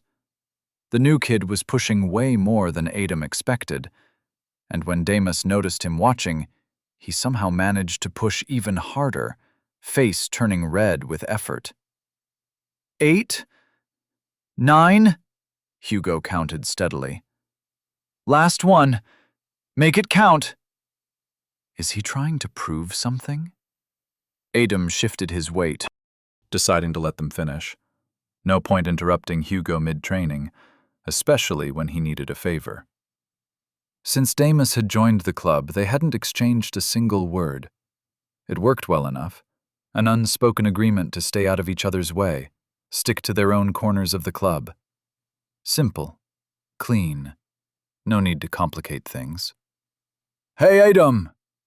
A few more minutes passed before Hugo grabbed his towel and walked over, dropping onto the bench next to Adom. "Thanks for waiting." Damus has got potential, just needed to fix his form. What was wrong with it? Hugo wiped his face, glancing toward the showers where Damus had disappeared. Common thing with swordsmen. They're used to keeping their shoulders tight, blade up. Makes sense in a fight, but that same tension screws up their bench form. They end up loading the anterior delts instead of letting the chest do the work. Had to get him to relax the shoulders, keep them pinned back. Huh. Anyway, Hugo turned to him. You looked like you needed to talk about something. Yeah, about that. Adom's stomach chose that exact moment to let out an embarrassingly loud growl. Hugo's laugh boomed across the training area. Adom felt his face heat up as he pressed a hand against his traitorous stomach. Come on, Hugo said, landing a heavy pat on Adom's back that nearly knocked him forward. I know this place in the city. Best Eastern meals in the Isles. We'll talk over proper food. He was already standing, gathering his things. My treat. Adom opened his mouth to refuse. This was urgent. They needed to talk now. But his stomach growled again, softer this time, like it was making its final argument. When was the last time he'd eaten? The library hours had blurred together, and before that... He sighed, shoulders slumping in defeat. Fine, but it better be as good as you say. Trust me, Hugo grinned, shouldering his bag. You'll thank me when you taste their flatbread. The boys were halfway to their destination when Hugo collided with what felt like a walking wall of metal. Sorry, Hugo stumbled back, catching himself. I wasn't... The figure didn't respond, didn't even pause, just kept walking, cloak billowing behind them, elaborate armor gleaming under the Imperial sigils. Wait, Imperial? Please make way. A guard approached them, his own armor less ornate but bearing the same markings. Clear the street. More armored figures emerged from the crowd, forming a loose perimeter. Adom frowned. Imperial guards? In Arcos? Excuse me, he called out to the guard. I thought Imperial forces didn't operate in the Isles. What's going on? The guard glanced down at him, expression professionally neutral. We're accompanying His Highness, Crown Prince Callian VI Savarnis, on his visit to the city. Oh, right, the prince's visit, Hugo nodded, like this was perfectly normal. Heard about that. The guard moved on, shepherding other pedestrians aside. Adom's frown deepened. The Crown Prince? Here? That hadn't happened last time. He would have remembered something like that. Royal visits weren't exactly subtle affairs. In his past life, Callian had never visited Arcos during this season. What changed? The thought nagged at him as he watched the armored figures disappear into the crowd. Small changes in the timeline by some sort of ripple effect were expected, but a royal visit? That suggested something bigger had shifted. Something... Hey! Hugo's voice snapped him back. You coming? Way's flatbread waits for no man. Right. Adom shook off the unsettling feeling. Lead the way. They finally reached the small restaurant around 2, the autumn chill making the warmth seeping from under the door even more inviting. Yellow light spilled onto the street through fogged-up windows, and Adom caught himself sniffing the air. Spices, grilled meat, fresh bread. His stomach twisted painfully. See? Hugo's grin widened. And that's just what makes it past the door. Before Adom could respond, Hugo's hand landed between his shoulder blades, shoving him forward. Adom stumbled, catching his balance. Could you maybe not throw people around with those bare arms of yours? Hugo's laugh echoed in the street, inviting some glares from passerby. Please, you train with us now. You can handle a little push. He stepped past Adom, reaching for the door. "Come on, the others are waiting." The others? "It's cheat day," Hugo said. Like that explained everything. Some of us like to come here, stuff our faces properly. The door chimed as he pulled it open. "After you." Inside, wooden tables filled the small space, worn smooth from years of use. Steam rose from bowls, mingling with conversation and laughter. Phil, Petra, and Caius occupied a corner table, cups of hot tea already in front of them. "Adam?" Petra brightened. "Didn't expect to see you here." Caius pulled out a chair. "Come on, sit. You're just in time." Phil leaned back, grinning. "First-timer? Oh, this'll be good." Hugo dropped into the seat next to Phil. Told him my treat. His stomach was making more noise than Phil during warm-ups. "That's not true." "Don't even try to deny it," Petra grinned. "We all hear you counting under your breath." "Well," Caius rubbed his hands together, "guess we'll have to get you through the menu. It's not huge. 6 dishes," Phil cut in. 7 if you count the flatbread separately. "Which you should," Hugo insisted. The old chef appeared from the kitchen, wiping his hands on his apron. His weathered face crinkled as he recognized the group. "Ah, the hungry fighters. And a new face." "Give him the special, Master Wei," Hugo called out. "He hasn't eaten since the ancestors were young." "Such disrespect," the chef clicked his tongue, but his eyes sparkled. "The young think they can joke about age." He turned to Adam. "But they always come back to old ways cooking, don't they?" A few minutes later, a steaming bowl appeared in front of Adam. Rich broth, thick noodles, tender meat, and vegetables he didn't recognize. The aroma alone made his mouth water. "Watch this," Hugo nudged him, tearing off a piece of flatbread. "When you're done with the noodles, dip the bread in the broth. Trust me." "Master Wei's been making this since before the city had walls," Petra said, stealing a piece of Phil's bread. "Hey!" "That's why it's so good," Caius nodded. "Old people cook with their soul." "I heard that," Wei called from the kitchen. "Keep talking and see if I make extra bread for you lot." Adam felt a surge of solidarity with the old man. "Sorry, Master Wei," they chorused, not looking sorry at all. The steam rose from Adam's bowl in lazy swirls. Everyone at the table had gone quiet, watching him expectantly. Even Master Wei had paused in the kitchen doorway, cloth in hand. Adam felt his neck heat up under their intense scrutiny. Eating while being watched wasn't exactly comfortable. The act of chewing wasn't exactly anyone's most dignified moment. "Go on," Petra urged, leaning forward. Adam stared at the chopsticks beside his bowl, trying to remember how he'd seen others use them. His fingers felt clumsy as he attempted to position them. Caius noticed his hesitation. "Here," he said quietly, demonstrating with his own pair.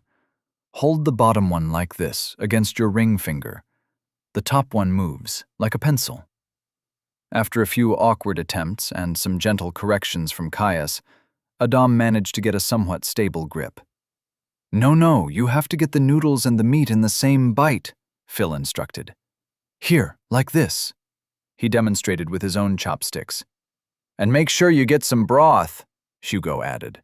"That's where all the magic is." Caius rolled his eyes. "Just let him eat, you vultures." Adam wished they'd look anywhere else, preferably at their own bowls, but their eager faces made it clear that wasn't happening.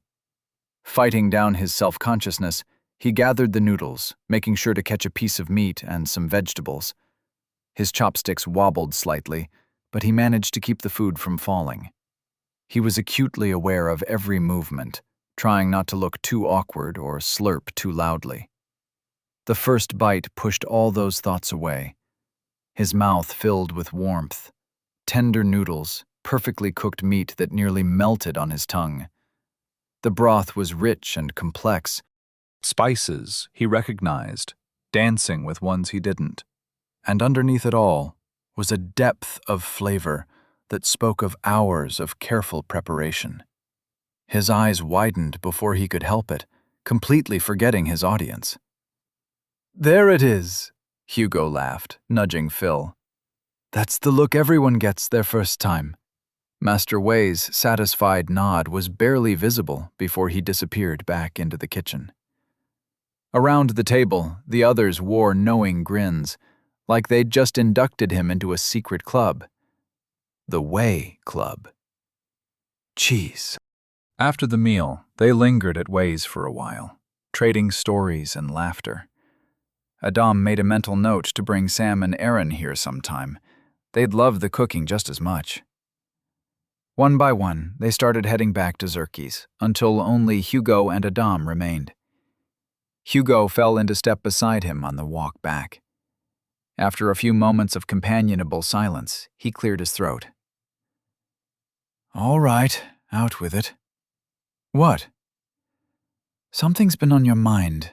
You kept glancing at me all through dinner like you wanted to say something. Hugo's expression grew serious. Listen, if those kids from before are giving you trouble again... Ah, Adam couldn't help but chuckle. No one's bullying me, Hugo. You sure?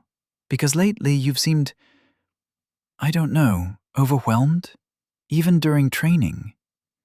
Hugo ran a hand through his hair. Caius told me to give you space, said you might be going through something, but...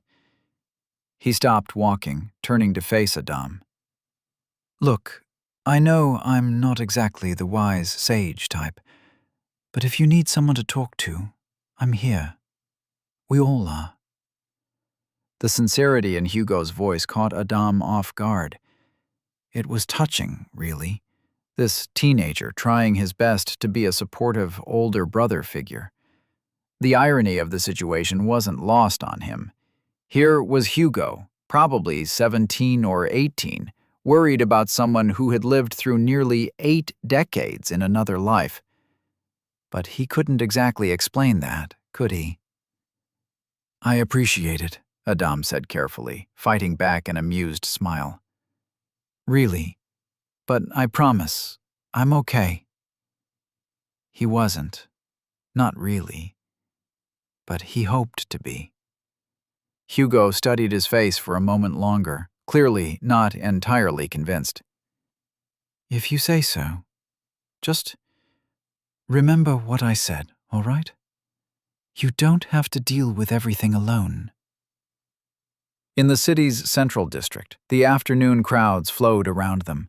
Merchants calling their wares, children chasing each other between market stalls, the distant sound of a street musician's flute. So what was it you wanted to tell me? Hugo asked, sidestepping a cart loaded with vegetables. Adam watched a couple of pigeons fighting over a dropped piece of bread while he gathered his thoughts. A group of students passed by, their voices mixing with the general bustle of the street. He took a breath. No point in overthinking it. Could you arrange a meeting with Professor Kim for me? Hugo blinked. Blinked again, then burst out laughing, drawing curious glances from passers-by. Sorry. He wiped his eyes, still chuckling. Whew! And here I thought you were dying or something.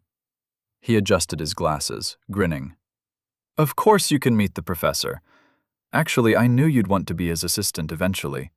I'm in my 6th year now, and I'm planning to spend next year dungeon raiding, so he'll need someone to replace me anyway. He nudged Adam with his elbow. We both think you'd be perfect for it. No need to be so anxious about asking to meet him. He's been wanting to talk to you, too. Ah. Adam kept quiet as Hugo rambled on. He was completely wrong about Adam's motivations, but he'd achieved his goal anyway. Maybe he needed to stop making everything so complicated, when it could be as simple as just asking. So, when do you want me to set up the meeting? Professor Kim usually has time in the mornings before his first class. Hugo paused mid-sentence when he realized Adam had stopped walking. You're not coming? Just remembered something I need to deal with, Adam said, already turning in the opposite direction. Oh, well, I'll let you know about the meeting then? Thanks, Hugo. They parted ways at the crossroads, Hugo's footsteps fading into the crowd, while Adam headed down the side street. There really was something he needed to do. Something that had been nagging at him since that night. It wasn't just the explosion or the fight itself. It was Gale's smile. The way the man had looked at him through the flames, completely at ease, like they were sharing some private joke instead of trying to kill each other. There had been no malice in that smile, and somehow that made it worse. Like Adam was just entertainment, a particularly interesting game piece that had caught his attention. Even if they managed to take down the Children of the Moon, and that was a big if, something told Adam that Gale wouldn't stop. Not really. That smile said it all. I found you, and now the game begins. Adam flexed his fingers, still feeling the morning's workout in his muscles. Getting stronger physically was just the start. He needed every advantage he could get, and right now, his biggest asset was incomplete, stored away in his inventory like a broken toy. He'd spent hours studying the Golem Knight's specifications, taking notes of every detail he could remember about it. The way the stone and metal had been perfectly integrated, how each joint moved with impossible precision. Whoever built it understood materials in a way that made his academic knowledge feel like a child playing with blocks. He needed an armor, a proper armor that he could fully integrate for the golem. The undertow wasn't an option this time. The black market was great if you wanted something that fell off a wagon or got lost in transit. But actual craftsmen? The closest thing you'd find there were thieves bragging about which master's workshop they'd robbed last week. No, for this kind of work, he'd need to find a real artisan, right here in the city. Someone who could actually create and help craft an armor a knight would wear, not just fence other people's creations. Someone skilled enough to work with both stone and metal at this level of precision, and, more importantly, Someone who wouldn't ask too many questions. Right, he muttered, pulling out the city map he'd marked with potential craftsmen earlier in the morning. Time to find a blacksmith who won't think I'm completely insane. He paused. A blacksmith who won't think I'm completely insane in a city of magic uses. When he put it that way, maybe this wouldn't be so hard after all. Blacksmith visits in the Scholars District started promisingly, at least. Master Valen's workshop was immaculate, his credentials impressive, and his work displayed in neat rows that would make any merchant proud. The problem became apparent when he opened his mouth. I don't do business with children, said Valens, barely glancing up from his ledger. I'm a Xerxes student, playing with your father's money, no doubt. He finally looked at Adam, his expression somewhere between bored and contemptuous. Come back when you're old enough to appreciate real craftsmanship. Adam could have mentioned that price wasn't an issue, could have pulled out as much money as necessary, or explained the situation. But something about the man's dismissive tone made him turn around without another word. There were other smiths in the city. No need to waste time on someone who couldn't see past his age. The second shop was its polar opposite. Tools scattered everywhere, the smell of beer competing with forge smoke, and the blacksmith, who introduced himself as Just Pete, couldn't stop talking. Knight armor for a golem? Sure, made plenty. Well, one, maybe two. There was this thing last year, might have been a golem, or a very large cat. Had metal bits, though. Adam left before Pete could finish his story about the maybe golem, maybe cat. Madame Laurent's precision engineering looked promising from the outside. The displays showed delicate mechanical works, tiny gears meshed perfectly. But something felt off about her too wide smile, the way her eyes lingered on his student robes. Of course I can help. And for a student, she lowered her voice conspiratorially, I might even offer a discount. Just need to see the original piece first. For reference. The gleam in her eyes reminded him too much of certain undertow merchants. Hard pass. The fourth shop had actual armor and golem parts in the window. Unfortunately, they looked like they'd been assembled by someone whose understanding of anatomy came from abstract art.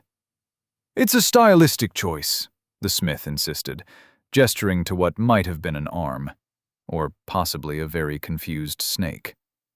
The fifth blacksmith, an elderly man who seemed more interested in his lunch than potential customers, barely looked up from his sandwich. Golems? Too much hassle. Try the engineering district. The sixth, in said engineering district, had the skills, but also had a 6-month waiting list. Could bump you up to 4 months if it's urgent, the apprentice offered, flipping through an overstuffed ledger. Master Brandon is very popular these days. The seventh shop was tucked away in a side street, so modest Adom almost missed it. No displays, just a simple sign. Kern's Metalworks. The sound of hammering drew him in. An older woman was working at the forge, her movements precise and methodical. She didn't stop when he entered, just held up one finger in a wait gesture while she finished whatever she was working on. What was it with blacksmiths in this city? 3 minutes later, she dunked the piece in water, steam hissing. When she turned, Adon noticed her arms were well muscled, probably from years of smithing. The workshop itself was modest but organized, with racks of weapons that made him pause. His father being a knight meant he'd grown up around quality arms and armor. He might not be a fighter himself, yet, but he knew good work when he saw it. And this was the real deal. Every piece in the shop screamed master craftsmanship. "Welcome. What can I help you with?" she asked, wiping her hands on her apron. Adom pulled out the detailed drawings he'd made of the armor. "I was wondering if you could craft something like this." She took the papers, studying them with increasing interest. Her eyebrows rose slightly as she flipped through the pages of specifications and measurements. "This is unique," she said finally. "The integration of stone and metal, these joint designs. I've never seen anything quite like it." She looked up at him. "Where did you get these specifications? Can you make it?" She set the drawings down carefully. "I'm not specialized in armors, especially not ones this advanced." "Oh." Adom's shoulders slumped. He'd thought, well, with the quality of work he'd seen, he'd hoped he'd finally found one of those legendary craftsmen from the stories, the mysterious masters who signed their work with secret marks and created impossible things. He was already turning to leave when her voice stopped him. "However," she said, "my apprentice has quite a talent for armor work." Adom turned back, skeptical. "If you can't do it, what could an apprentice manage?" A small smile crossed her face. "The kid's good, very good, especially with unusual projects like this." She tapped the drawings. "Sometimes fresh eyes see solutions old hands miss." Adom hesitated. An apprentice? Then again, after a day of dead ends. "Sure," he said finally. "I'd like to meet them." The woman's smile widened slightly.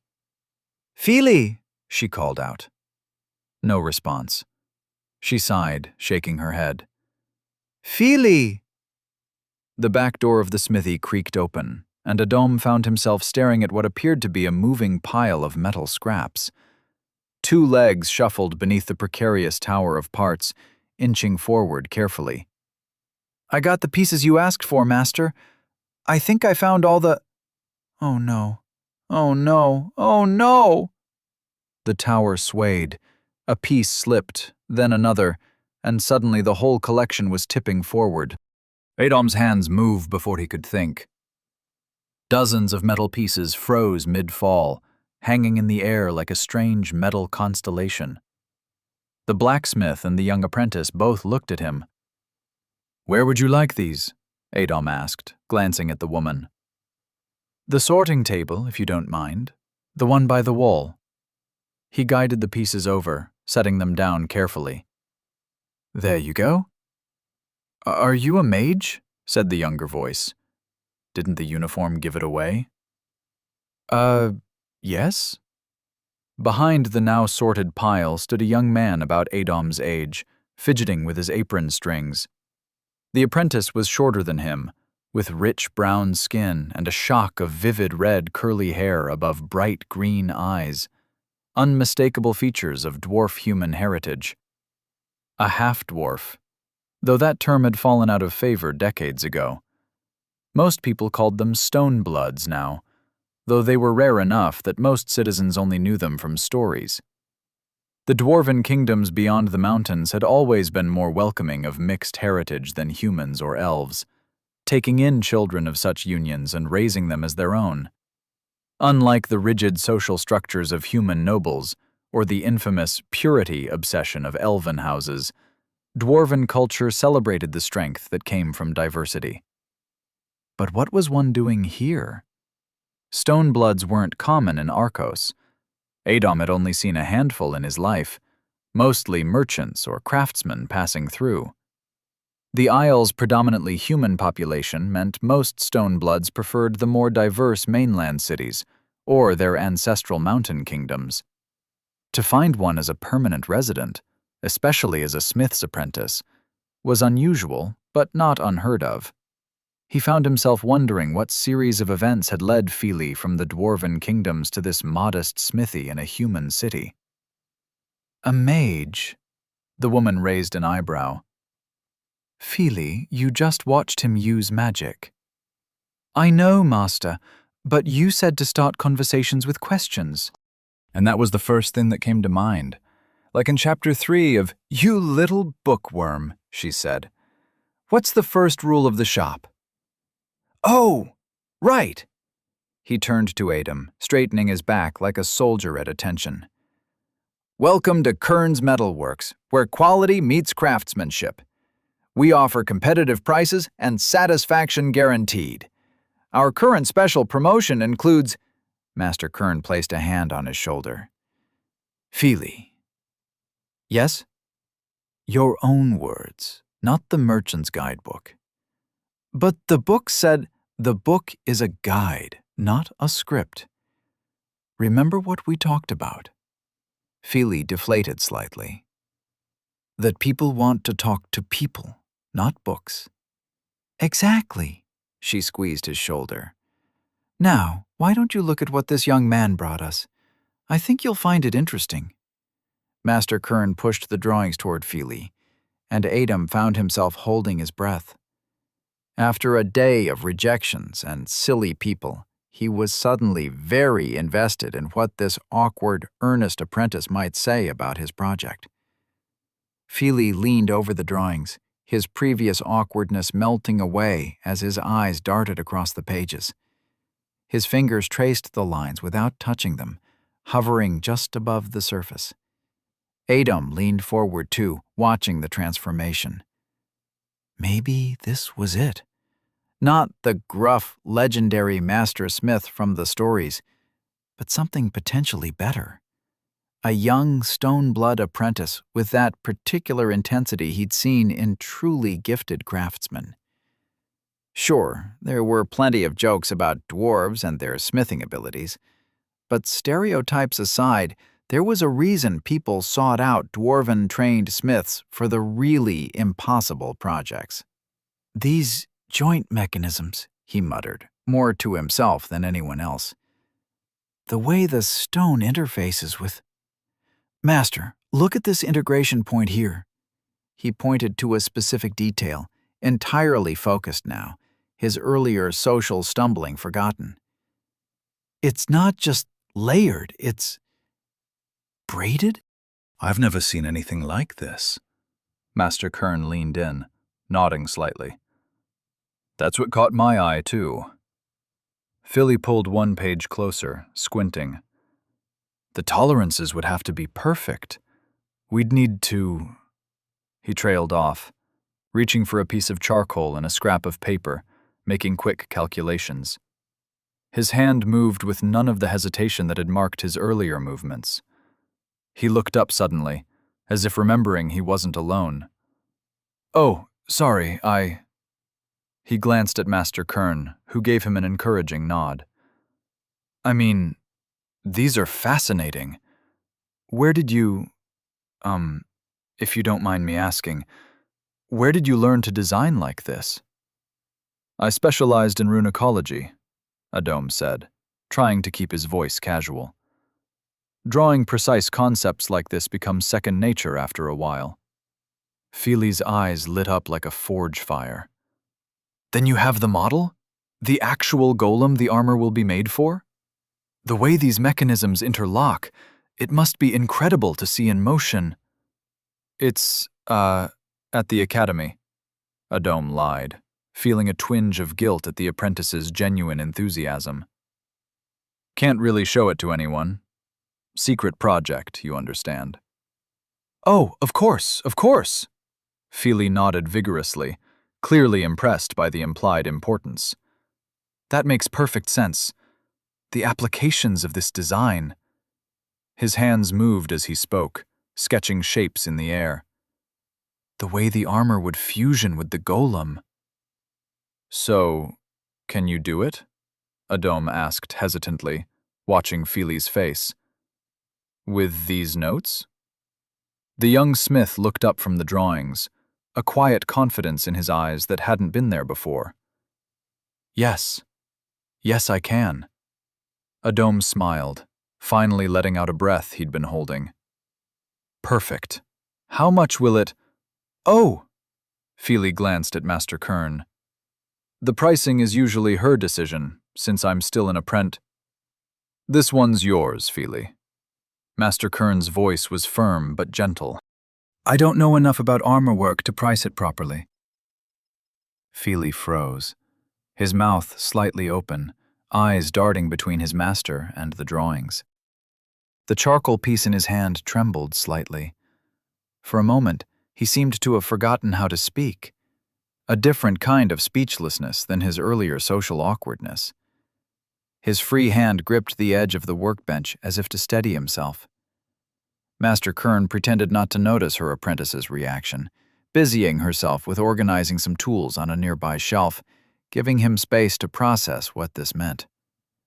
Finally, Feely swallowed hard and turned back to Adom, his voice barely above a whisper. "My first..." He cleared his throat, trying to sound more professional. Let me calculate the materials and time required." Chapter 32. Getting Ready. 1 week. That's what it should take, sir. That's it? Adon looked at Master Kern. If Feely says 1 week, then 1 week it is. She nodded, and Feely let out a small, excited giggle before catching himself. Adom couldn't help but smile at the apprentice's enthusiasm. "Then I'll trust you with it. I'll come back in a week." He shifted his weight, reaching for his coin purse. "Now, about the cost." "Oh, well, aside from the materials," Feely's fingers twisted together. "Since you're my first customer ever, there's no service charge." "Really? That's not necessary. I can pay—" No! Feely's awkwardness gave way to unexpected firmness. "It's tradition. I couldn't possibly take service money from my first customer." "Oh." Adom blinked. "Well, what will the materials cost, then?" "Ah, 1 minute!" Feely darted toward the back of the shop. There was an immediate crash, followed by the sound of shuffling papers and sliding metal. "Everything all right there?" Adom called out. Yes." More crashing sounds. Then, "Master." Master Kern sighed. "Top shelf, right side, Feely." "Thank you." A moment later, "Master, She looked at Adam apologetically. "Excuse me for a moment." "Oh, no worries." Master Kern disappeared into the back room. Her voice carried clearly. 3 years, Feely. You've been working in this smithy for 3 years, and you still can't remember where I keep the price book? I know, but you keep moving it. I haven't moved it in 6 months. Oh, really? Adam heard more shuffling, followed by what sounded like a heavy thud, and Feely's muffled, "Found it!" The apprentice emerged carrying an enormous, leather-bound book, its corners worn smooth with age. He heaved it onto the counter in front of Adam, their eyes meeting briefly before Feely offered an awkward smile and a mumbled, "Sorry." He opened the book, fingers trailing down columns of numbers. Let's see. Premium-grade iron for the core structure, enhancement-grade steel for the joint mechanisms, specialized binding materials. He muttered to himself, making quick calculations on a scrap of paper. The crystalline components for the runic interfaces. That's going to be... yes. More scratching of charcoal. And the stabilizing elements. Finally, he looked up. For all the materials, it comes to 1,058 gold pieces and 30 silvers. He paused, then added quickly, "But that includes the highest grade materials. We could potentially use lower grades for some components, but I wouldn't recommend it." Adam reached for his coin purse, counting out the gold and silver pieces, then added a small stack of extra coins. "For any unexpected price changes," he explained, sliding them across the counter. "Thank you for your trust, sir." The word hit Adam oddly. In his previous life, he'd grown used to being called sir, expected it even. But somewhere in the past few days, he'd unconsciously started thinking of himself as young again. Hearing it from someone who looked barely older than his current physical age felt wrong. "Just Adam is fine," he said, extending his hand. "Nice to meet you, by the way." Feely's eyes widened as if Adam had just offered him a precious gift. His face broke into a broad grin, and before Adam could react, both of Feely's hands engulfed his in a grip that made him suddenly, acutely aware of what it meant to be a blacksmith's apprentice. "Nice to meet you too, Adam. I promise you won't regret this. I'll start working on it right away. Well, after I clean up the workshop and finish Master Kern's current projects, of course. But I could stay late, or come in early, or both. I've never worked on anything this complex before, but I've been studying similar mechanisms for years, and..." Adam's fingers were starting to go numb. He tried to subtly extract his hand, but Feely's enthusiasm translated into a grip that could probably bend iron. The apprentice kept talking, apparently oblivious to Adam's increasing discomfort. "Feely!" Master Kern's voice cut through the stream of words. "I think Adam would like his hand back." "Oh!" Feely dropped Adam's hand as if it had suddenly turned red hot. "I'm so sorry. Sometimes I forget my own strength, and then Master Kern has to remind me, and... oh, I'm doing it again, aren't I?" Adam flexed his fingers, trying to restore circulation. "It's fine," he said quickly, taking a prudent half-step back while trying to make it look casual. "Strong grip, that's probably good for a blacksmith." Feely's shoulders visibly relaxed, though his cheeks remained flushed. "Really good for hammering metal," he said with a small self-deprecating laugh, then immediately winced at his own words. "Not that I mean, your armor won't be. I'll be very careful with the delicate parts." He started reaching for something on the workbench, presumably to demonstrate his capacity for gentleness, but Master Kern cleared her throat softly. Feely's hand froze mid-motion, then slowly retreated to his side. "Right," he said, taking a deep breath and obviously trying to contain his excitement to more manageable levels. 1 week. I'll have everything ready. He managed to maintain his composure for about 3 seconds before adding, "Would you like to see the workshop where I'll be working on it?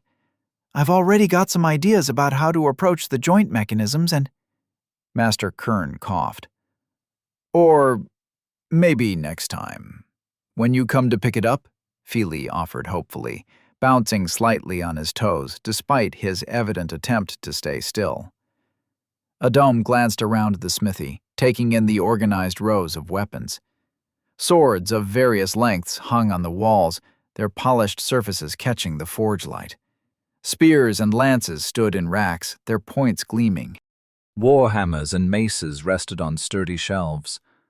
Again, beautiful craftsmanship, all of it. And now that he was training regularly, the idea of learning to use them held a certain appeal. But something told him that wasn't his path. The golem would handle the heavy weapons. That's what it was designed for. As for himself, his eyes caught on a pair of thick leather smithing gloves lying on the workbench, their palms and fingers reinforced for handling hot metal. Something clicked in his mind, an idea starting to form. Actually, he turned back to them, flexing his fingers unconsciously. How are you with gauntlets? Something like knuckle bracers, but designed for combat. For the golem, I presume? Master Kern stepped forward this time. Ah, additional armor pieces for the golem, I presume. Master Kern nodded approvingly. Smart thinking. The joints are always— No, these would be for me. Feely's eyes darted to his master. Master Kern's eyes flickered to her apprentice. The exchange lasted less than a heartbeat, but Adom knew exactly what passed through their minds. At least they had the decency not to voice their thoughts about a scrawny teenager wanting combat gauntlets. Master Kern grunted, her calloused fingers drumming once on the workbench. In that case, I'll handle that part myself. So, she pulled a worn notebook from her apron pocket. What exactly are you looking for in these gauntlets? Weight preference? Material flexibility? Protection coverage? Adom considered for a moment. I need them to be durable enough to withstand repeated impact, but light enough that they don't slow down my movements. The knuckles should be reinforced, maybe with a shock-absorbing mechanism? Something that would distribute the force of impact so I don't shatter my own bones when striking. She nodded, charcoal scratching against paper. Smart. Joint mobility range? Full range of motion in the fingers and wrist. I need to be able to form specific hand positions quickly. He traced a few spellcasting gestures in the air. And I'll need spaces for monocrystals. 3, maybe 4 anchor points? Plus surface area for runic inscriptions. The runes would need to be positioned so I can chain them together for quick spell weaving. Kern's eyebrows rose slightly as she continued writing. Spell weaving configurations with impact resistance. She tapped her charcoal against the page. We could use a layered design. Enhancement-grade steel for the outer shell, spelled leather inner lining for flexibility. Crystalline anchor points here, here, and here. She sketched quick marks, with runic channels connecting them. Shock absorption through spelled spring mechanisms in the knuckle plates. She looked up. The crystal placement would affect the balance. Any preference for positioning? 1 on each palm for channeling, 1 on each forearm for storage. If you could work in a 5th one, maybe between the knuckles? More scratching on paper. Doable. We'll need to adjust the weight distribution, but... She held up the sketch, showing a complex network of interlocking plates and runic patterns. Something like this? Adom leaned in, studying the design. The technical aspects were well beyond his expertise, but even he could see how the various elements would work together. Can you really make something like this? Master Kern's stern face cracked into a smile. Of course. What specific fighting style are you planning to use with these gauntlets? Master Kern asked, adding more details to her sketch. Something that allows for quick strikes and fluid movement, but strong enough to punch through. Adom paused. Tough opponents. Tough opponents? Feely piped up, eyes wide with curiosity. What kind of practice involves punching through tough things? Ah, yeah. Practice. Adom laughed awkwardly, the sound hollow even to his own ears. You know how it is. Better safe than sorry? Feely opened his mouth to ask more, but Master Kern's eyes met Adom's, and in that brief moment of eye contact, he knew she saw right through his flimsy excuse.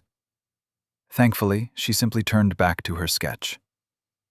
The knuckle joints here and here, she gestured with her charcoal while Feely leaned in to watch, will need reinforcement without restricting finger movement. Like the articulation system you showed me last month? Feely asked eagerly. The one with the overlapping plates? Similar principle, yes, she continued sketching. But we'll need something more sophisticated for this, especially with the runic integrations. Feely bounced on his toes. Will you be using the new metal folding technique you've been developing? Feely, she said gently, and he immediately fell silent, though his eyes remained bright with interest. Master Kern turned the sketch toward Adom. Given your requirements, I'd recommend tungstral metal. It's second only to star-fallen steel in terms of durability, but it has good flexibility for what you need. Most Imperial Knights prefer it for exactly these properties. Oh, Adom said. He reached into his inventory and pulled out an ornate box. Both smiths fell silent as he opened it, revealing the rings nestled inside. Feely's breath caught. Is that? I've never seen so much star-fallen steel in one place before. You've never seen star-fallen steel at all, boy, Kern corrected quietly, her eyes not leaving the box. Right, Feely whispered, transfixed. Could you use this to make the gauntlets instead? Adom asked. Kern didn't ask where he got it from, which made him like her even more. She simply nodded and carefully took the box. The cost for crafting would be 5,000 gold coins. The gauntlets can be ready in a week, along with the golem's armor. That's fine. Great! Feely burst out, then immediately covered his mouth with both hands, glancing apologetically at his master. Master Kern's lips twitched slightly. Yes, Feely? I was thinking about how the gauntlets and the golem's armor could share some design elements. And maybe we could... He trailed off, looking between them uncertainly. Go on, Master Kern encouraged. Maybe we could coordinate some of the runic patterns? Make them more efficient? His words tumbled out faster. Since I'll be working on the golem's armor anyway, and if Master Kern doesn't mind me observing the gauntlet construction, I could make sure the runes complement each other perfectly. That's actually a good idea, Adom said, and Feely's face lit up. But would coordinating both projects affect the timeline? No, Feely started, then caught himself and glanced at Master Kern. She nodded slightly. The timeline remains the same. I'll focus on the gauntlets while Feely works on the armor. She gave her apprentice a meaningful look. As long as he stays organized. I will, Feely promised, then turned to Adom. I've already got some ideas. See, if we align the structural support here, he reached for the sketches, then froze mid-motion. May I, Master? Go ahead. Feely carefully moved Master Kern's armor sketch next to his own preliminary drawings for the armor. His earlier excitement had transformed into focused intensity as he pointed out various technical details. If we adjust these connection points and maybe incorporate a similar material grade at the interface... Of course, Feely added quickly, straightening up. That's just a suggestion. We can do it however you prefer. I trust your judgment, Adom said, and immediately regretted it as Feely's eyes began to shine dangerously. He took a preventive step back, adding, "Both of your judgments." Master Kern smoothly stepped in before Feely could respond. "Then we'll see you in a week. Same time?" "Yes." "Same time works perfectly," Adam said, reaching for his coin purse. Master Kern held up a hand. "The payment can wait until you've seen and approved the finished work." Her eyes held a glimmer of professional pride. "I prefer my clients to be fully satisfied before any coins change hands." Adam smiled. "Thank you. I appreciate that." "See you in a week," Feely called out as Adam turned to leave. "I'll make sure everything is perfect. The joints will be smooth as silk, and the mechanisms will be— Ow!" He rubbed his arm where Master Kern had gently nudged him. "Let the poor boy leave, Feely." "Right, sorry," Feely waved, somehow managing to put his entire body into the gesture. "Goodbye. Thank you for trusting us." "Bye," Adam waved back. Adam finally made his way toward the academy. He couldn't afford to be late to another class, not with people now starting to notice so often. As he approached the academy gates, a familiar figure came into view. Aaron stood with his arms crossed, leaning against one of the stone pillars, in a pose that was probably meant to look casual, but betrayed nervous energy in every line. "Hey," Adam called out. Aaron straightened. "Hey, I sent a raven earlier, but it didn't come back." "Yeah, they just deliver the message and leave. If you're not there to receive it, that's it." "Huh." Aaron's face scrunched up slightly, then quickly shifted to something more animated. "So, your name's getting pretty popular in the Undertow?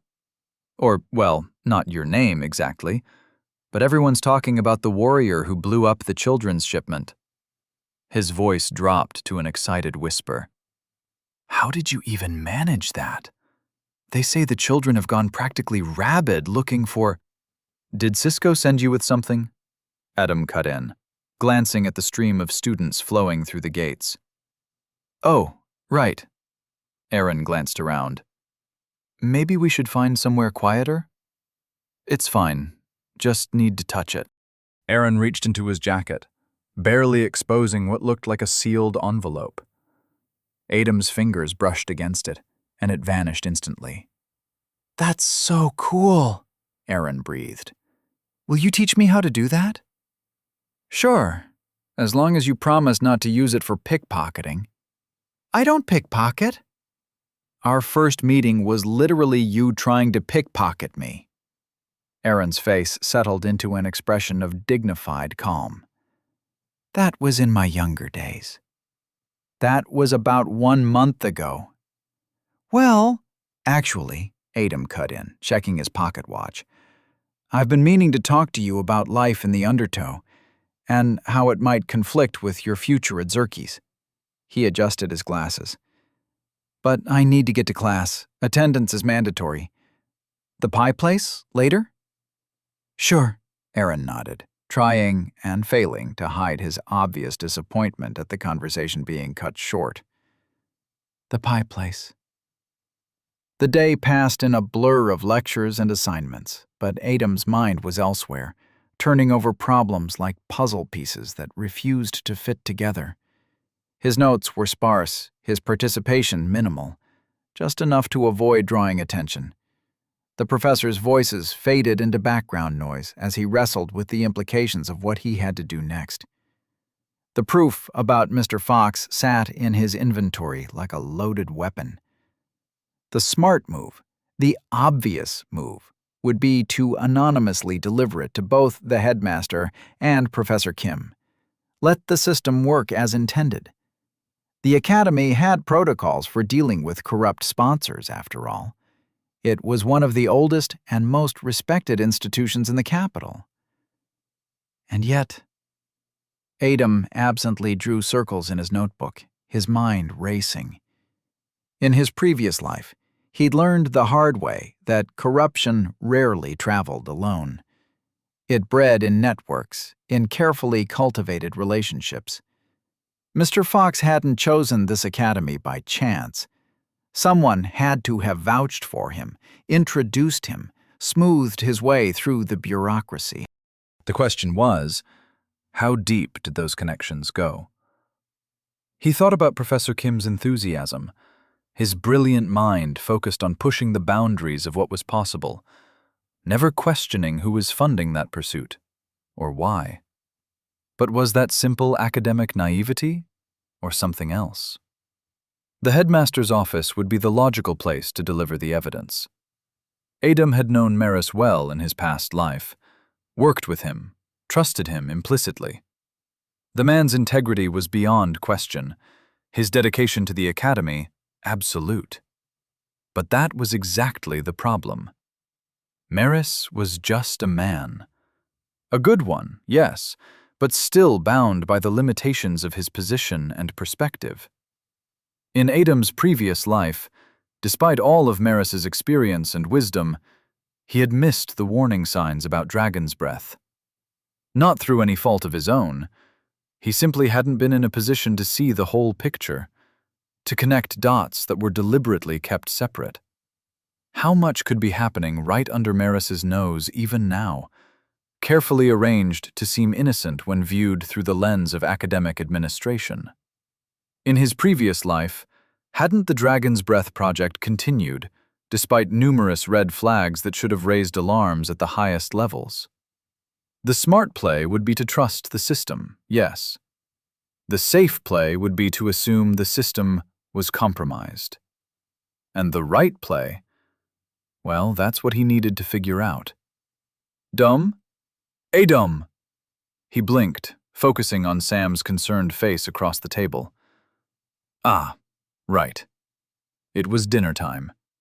He had not seen the day go by.